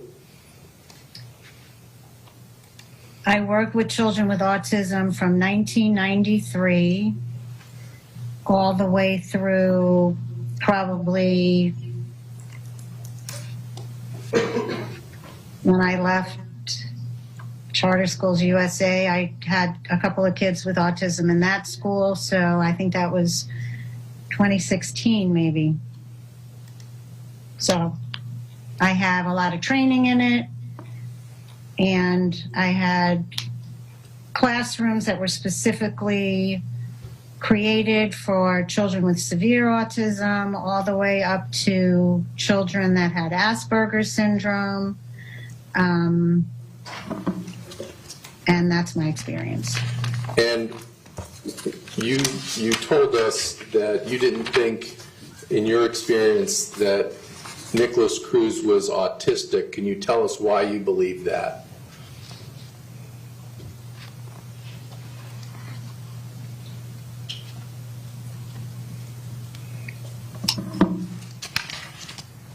I'm really not sure what the relevance of that is exactly.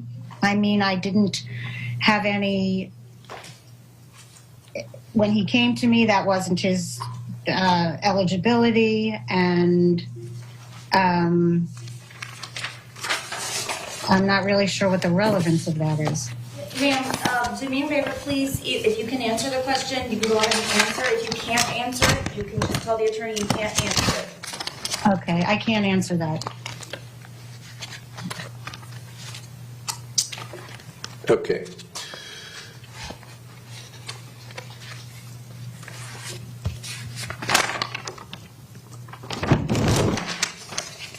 Do you remember in your previous statement to us giving us some of the reasons why you didn't think it was autism, why he was not autistic? I mean, I could look back in the deposition. I don't know what page. If you look at page 36, line 3.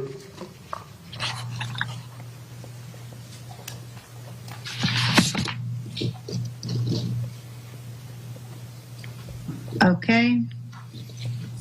And so you want me to read that? Well, let me just ask you, did you think that his fantasy behaviors, the elaborateness of it, would not fit for you in your experience under autism? Yes. Okay. So that was one of the reasons that you thought that he was not autistic? I thought that his fantasy behaviors did not fit into any, it's all individual. Every child acts differently, even in the field of autism. But I didn't see that behavior. I didn't see that as a behavior that would have made me feel that he had autism. Okay. Would you please put up page SBBC 80? Thank you.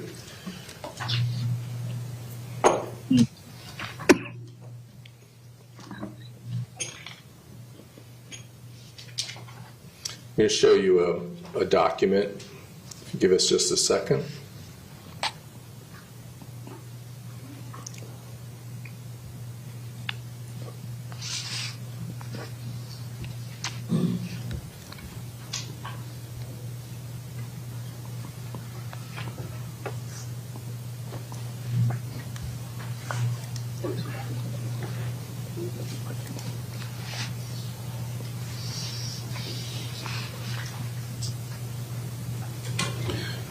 Ms. Sly, would you mind showing them the jury the SBBC number on the bottom, just so that they know what we're talking about, because I don't know that we showed it to you. So you can see on the bottom it says SBBC 80 or 00080.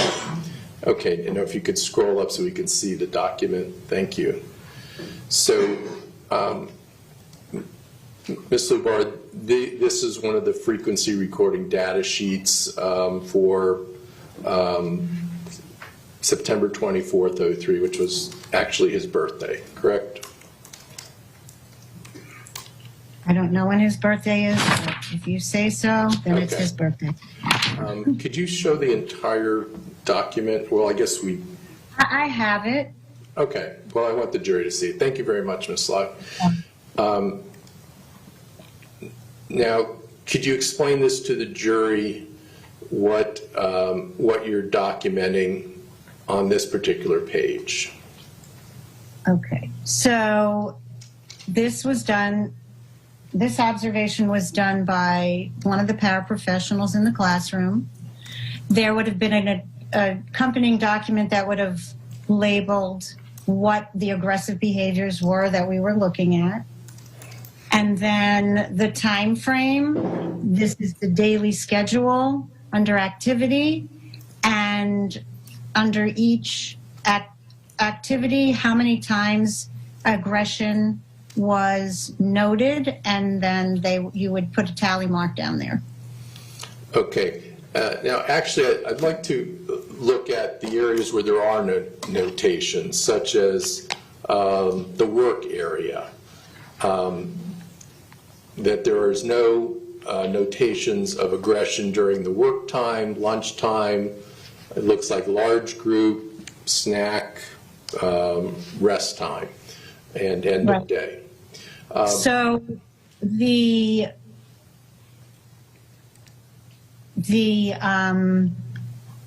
was just if it was noted. So the paraprofessional would not have been working solely or looking solely at Nikolas all day long to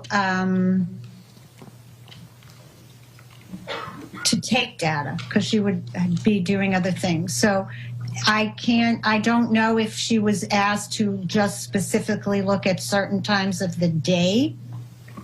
I don't know that. Okay.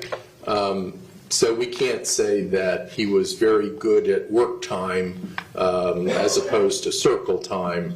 It just may not have been being notated at that time. Correct. Or, I mean, if I looked at other data sheets, I'd feel like, we might have said it's a large group. I really don't know. You're right. I don't know. Okay. This is just what happened then. I'd like to show you one more page. Ms. Slide, please, number 77.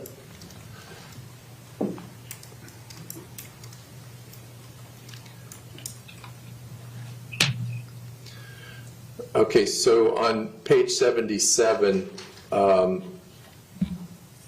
just from a general standpoint, there's less marks on such areas like at the circle time on 9/24, I think there was 10 marks, and here there's 2 marks, correct? Correct. Now, does this mean there's less aggressive incidents during circle time? Can you make that judgment or not? No. Okay. Were there times that Nikolas was in these activities in the proximity of children and not being aggressive?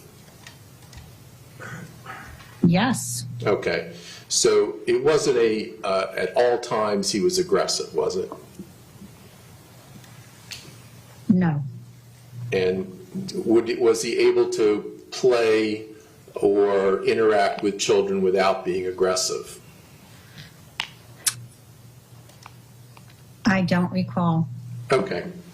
And I know this is a very long time ago. It's almost 19 years ago, so I don't think anyone could fault you for that. And this also was when he was 4 or 5 years old, correct? He was 4. Okay. Well, I don't want to argue with you, but I think he was born in 98. So would that make him 5 if he was born in 98? That would make him 5. Okay. All right, Ms. Luba, thank you very much. Appreciate your time. Is there anything else? No, Your Honor. Okay, thank you, ma'am.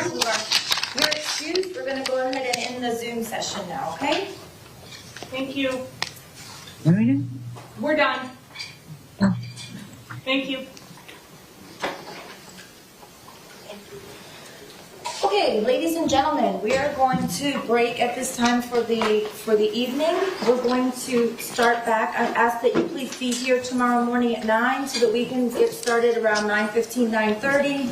I know it takes a while to get everyone up here, and we are starting a bit later, so that you all don't have to be here at 8:30. So please be here at 9 o'clock. Please do not discuss the case. Please remember that you may not permit anyone to say anything to you or in your presence about the case.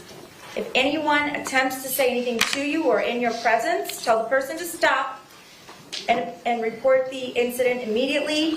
Do not conduct any investigation or read newspaper articles, watch television, or use a computer to get information about the case and the people and places involved. Remember, you may not have any discussions of any sort with any friends or family members about the case while we are in recess. Please leave your notepads behind. Have a safe drive, and I'll see you all tomorrow morning at 9 o'clock. Thank you.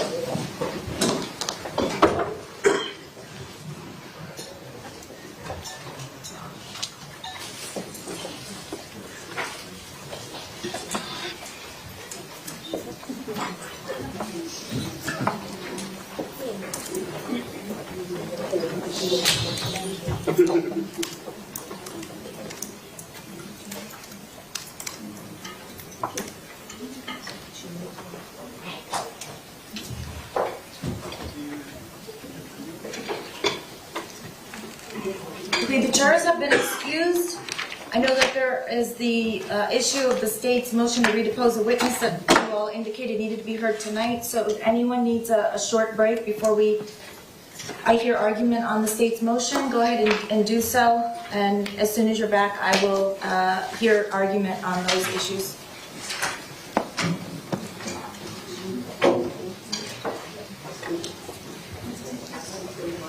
That's fine.